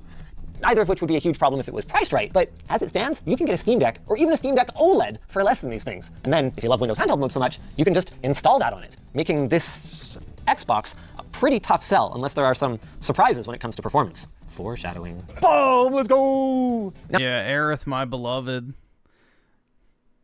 Yeah, Aerith powers the Steam Deck. Now, to be clear, it does have advantages over the Steam Deck. The 1080p 120Hz IPS type screen is the same one that is featured on the X variant, although it's worth noting it's also the same one that was featured on the original ROG Ally 2.5 years ago. It's solid, but I wouldn't have minded seeing an upgrade. With that said, the non-X is going to struggle to drive that resolution anyway, especially in more demanding games. Bringing us perfectly to performance, where, surprisingly, the extra 5 watts gives the Xbox Ally a roughly 22% advantage over the Steam Deck in Cyberpunk at 720p. Oh, maybe this thing deserves to exist after all. And even at 15 watts, it still manages a 10% uplift in average FPS, likely thanks to its faster memory. Don't get too excited though. While that percentage sounds pretty big, we're still only talking about 3 to 6 FPS more, so it's unlikely that it's going to be the difference between, completely unplayable and smooth in demanding titles. What is though, is upgrading to the Xbox Ally X. Would you look at that? Once again, though, the advantage over the last generation Ally X is less than we'd like, especially since it's sucking back more juice to get that extra performance. As for the rest of our games, the general trend continues, though it is notable that in Grid Legends, MSI's Claw 8 AI Plus manages to marginally beat the Xbox Ally X, and the same goes for Shadow of the Tomb Raider, where it tops in averages but loses in the all-important minimum FPS. But come on, most of the devices we're looking at can do 1080p, not 720p, so why are we limiting ourselves? Well, for the same reason that Valve wisely opted for a 1280 by 800 pixel panel on the Steam Deck. See, only the Xbox Ally X and the MSI Claw managed to maintain console-like performance, reaching a consistent 30 FPS gaming experience in Cyberpunk. And for the Claw, the story's not all positive. It was the reason that we couldn't include Red Dead Redemption in our results due to the anomalies that made it impossible for us to compare it to our other devices. Keep trying, Intel. I do really mean that though. Then in the rest of the games, the story remains much the same. Now that the Xbox Ally X can really flex its more powerful GPU, it crushes the old ROG Ally X when both of them are running in their maximum power profile. But there's an interesting subplot here that emerges when we turn down the power profiles. We found that running the new Ally X in the lower 17 watt power profile yielded about the same performance in Cyberpunk as the old Ally X at full power. And that's no one-off. We got similar results in Shadow of the Tomb Raider as well. That means that while both the ROG Ally X and the ROG Xbox Ally X might have the same 80 watt hour capacity battery, you can expect a lot more real-world playtime out of the ROG Xbox Ally X if you typically game at 1080p without compromising on performance. By the way, can I take a moment to offer some constructive criticism on the naming of these new consoles? Microsoft, you couldn't name your way out of a wet paper bag, but we already knew that, so ASUS. It's you that I'm truly disappointed in. This is the Ally X2, and it really would have made everyone's lives better if you had just called it that. Anywho, bad names aside, the icing on the cake here is that for the sake of compatibility with our... They could have just called it the Ally X2 Xbox Edition. Or something like that. I don't know. Benchmarks automation tools. We actually ran all of our tests in Windows. But yeah, the naming convention is very fucking obnoxious. Desktop mode, not in the Xbox full screen experience. So when you bring one of these home, I would bet money that they run even faster than the results we've shown today. How much faster?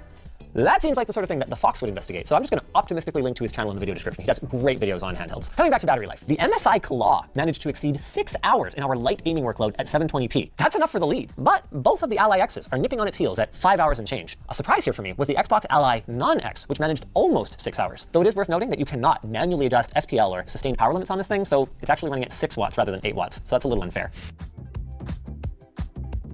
Let's crank things up now, where there are two main takeaways. First, it's clear that the Xbox Ally X and the older ROG Ally X are going to deliver similar battery life in similar power profiles. It's just a question of how much power you need and whether the ergonomics of the new package are enticing for you. The second thing that's clear is that the Steam Deck's smaller battery is holding it back in a big way compared to the Xbox Ally. The Steam Deck OLED does have a larger battery, but it wouldn't be enough to close this gap. Also, since we're on the subject, while we will be forever grateful to Valve for their work bringing handheld PCs and especially Linux gaming to the masses, the Deck also charges pretty slowly compared to the new hotness. Our LCD Steam Deck takes 3 hours to charge from 0 to full, while our white Xbox charges in just over 90. Dude, those things, dude. The Steam Deck does take fucking years to charge. Like, if your Steam Deck ever dies, it takes like 15 to 20 minutes to charge, just enough to turn on. That shit's terrible. I don't know why it charges as slow as it does, but it do be like that. Minutes. At this point, I kind of feel like they should have just called it. I know, man. They did crush everyone's dreams by not calling it the Xbox 720. Everybody was hoping they were going to call it that, but nope. This thing, the Steam Deck Extreme. Actually, I'm kidding. We already made the Steam Deck Extreme. Nobody else needs to make one. And they probably won't need to make an extreme version of the Xbox Ally either. The Non-X hit a maximum of 65 degrees with an average of just 54. And even though the X draws an extra 15 watts of power, and it did peak briefly at 90 degrees in our testing, it hit an average of just 69 degrees, which is pretty nice to see in a handheld like this. Bottom line then, is it finally time for me to replace my OG Ally that I actually upgraded the battery in rather than pay for the Ally X? And I gotta say, when I saw the 720p results, I was underwhelmed. Yeah, the ergonomics, yeah, the convenient Xbox button, but like, whatever. But I game at 1080p, like most people, and the difference in battery life, while still providing a great 1080p mobile gaming experience, has literally changed the way that I've used my handheld over the last week. I put probably 25 hours into the Ivalice Chronicles, and almost all of that was away from the wall, not stressing about finding a charger. And I have the ability to play heavier games that way as well. So yeah, it's not an Xbox. But as a PC gamer who already loves my handheld PC and already accepts the crappy, non-subsidized PC pricing model, this is a clear step up from what we had before. It's not as big of a step up as we would have liked, and like basically everyone else, I was really hoping for a more Xbox-like price to accompany the Xbox name. But with that said, based on the recent trajectory of Xbox pricing, maybe that would have been a monkey paw outcome anyway. It is worth noting that we didn't really investigate the Xbox Ally X as a streaming device. Given the importance of Xbox cloud gaming to Microsoft, that probably seems like a huge omission, but I gotta be honest with you guys. I didn't really feel like there was much to say. Like, yeah, it works fine. Of course it does. Yeah, honestly, I think the emulation machine is like the best use case for this type of device, and at that point, just buy the $300 Steam Deck and you'll be fine.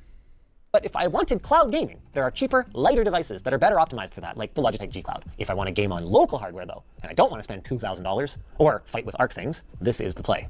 The non-X, that's another story entirely. If this thing was price competitive with the LCD Steam Deck, instead of being above the OLED, it'd be a no-brainer for anyone who's not married to the Dex trackpads, but it isn't. And regardless of why they're pricing it so high, it's a pretty tough pill to swallow at $600 US. I mean, they didn't even manage to sweeten the deal by including a 1 terabyte SSD. If only they'd had the foresight. Now I just wish I had the foresight to write a better segue to our sponsor. Or maybe I could have had the foresight to know I don't need one, because this video is sponsored by Dbrand, featuring their kill switch. I love doing segues, though. It's more like a killjoy. Check it out. Bro, they gotta lay off whoever's writing these fucking jokes. Jeez.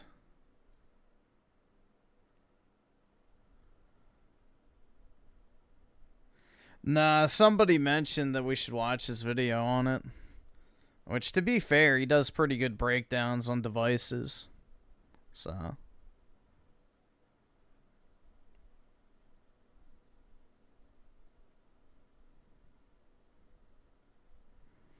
piracy emulation. I mean, it's technically all piracy, but the way I look at it, if they're not selling a game, it's free. It's free game at that point, like, you know, it's free to go. Like, if Nintendo doesn't want to sell Pokemon Emerald, then, you know, you don't really have any other choice but to go either buy a secondhand copy, which Nintendo doesn't get a penny from, or you go download the ROM, which at that point you're not doing anything illegal, which should be considered legal, I guess you should say. I would say it's not immoral. We'll put it that way. I don't think you're doing anything morally wrong at that point. Because it's like, okay, you're literally not hurting anybody. It's not like you can go on the fucking Switch store and buy, like, all the Pokemon games for, like, $15 a piece or something. It's like, no, they just left it out there to die. It's gone. Like, you can't buy it anymore. There's no legal way to go and purchase it, therefore it is fair game. So go emulate your heart's desire until it's satisfied. But yeah, if Nintendo actually sold their retro games, I would be first to buy like the entire Pokemon catalog on the spot. It's just crazy to me that they don't. It blows my mind, like, honestly.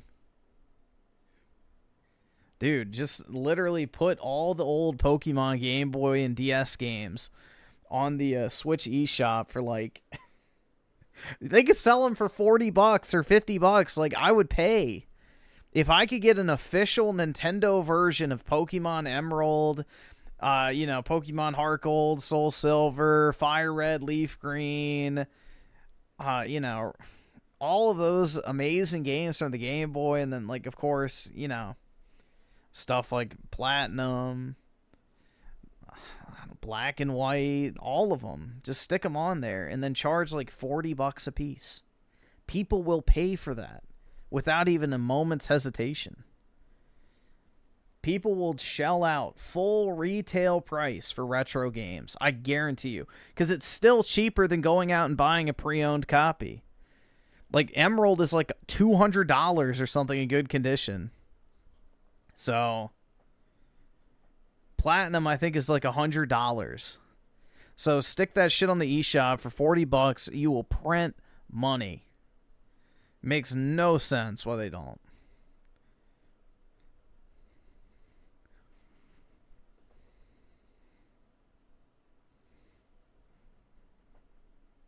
You know damn well if they put, like, Ruby and Sapphire and Emerald on the store, there would probably be about 1 million people that bought at least one of them immediately. I would buy all three. So that'd be $120 they get for me, like, immediately. for doing pretty much nothing. And I guarantee you there's plenty of people out there like me that would feel the exact same way.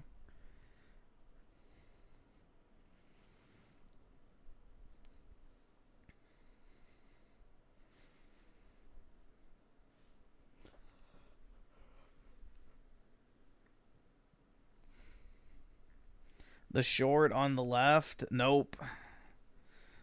I reject.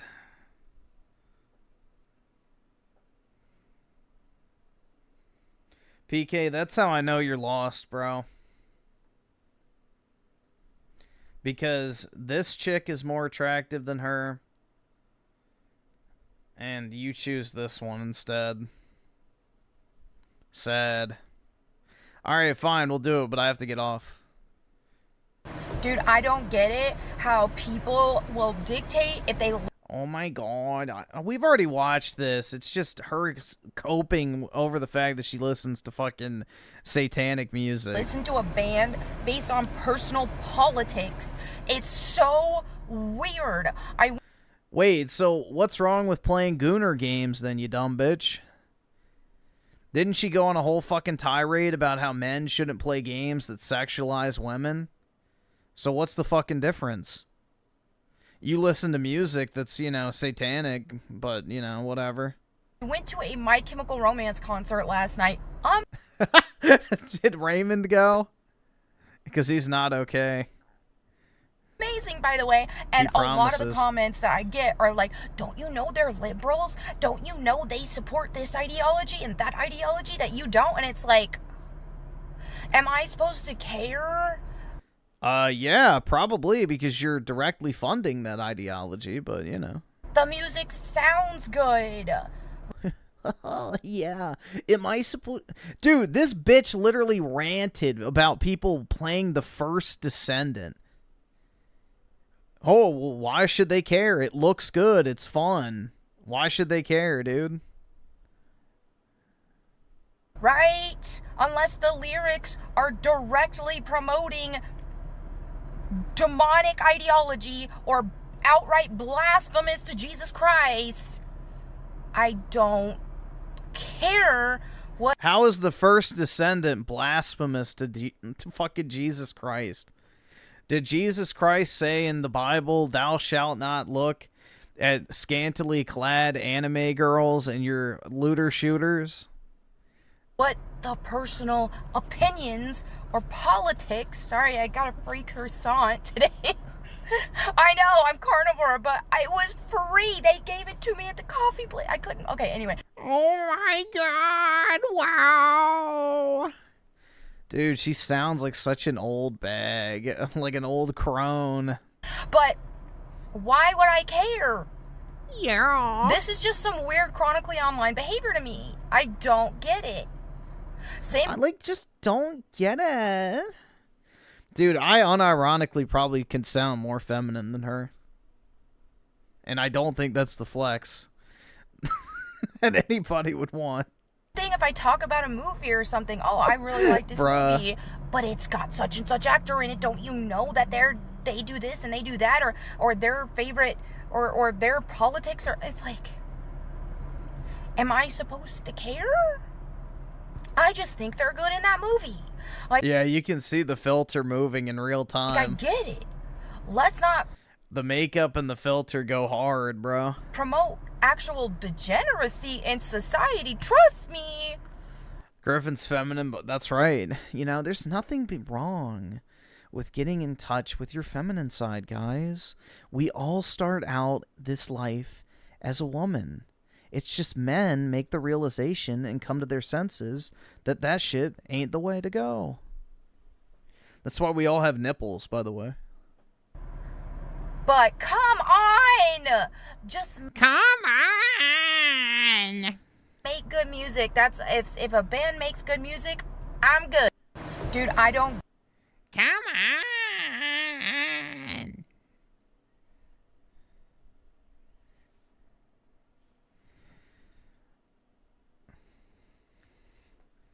Yeah, that's the thing. We all start out life as women, but men come to their senses and knock that shit off real quick. So that's the differentiator, you know. Men realize that that shit ain't it. And we change course for the better.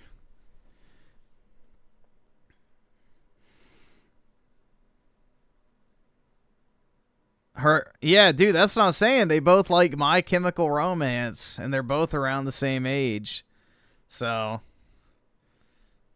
pretty much, dude, a match made in heaven, one might say.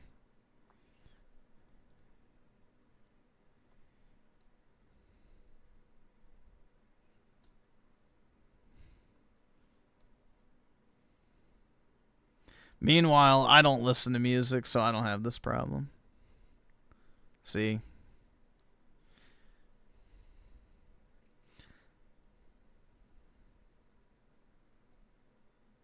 She's waiting for Elon. Yeah, that's right.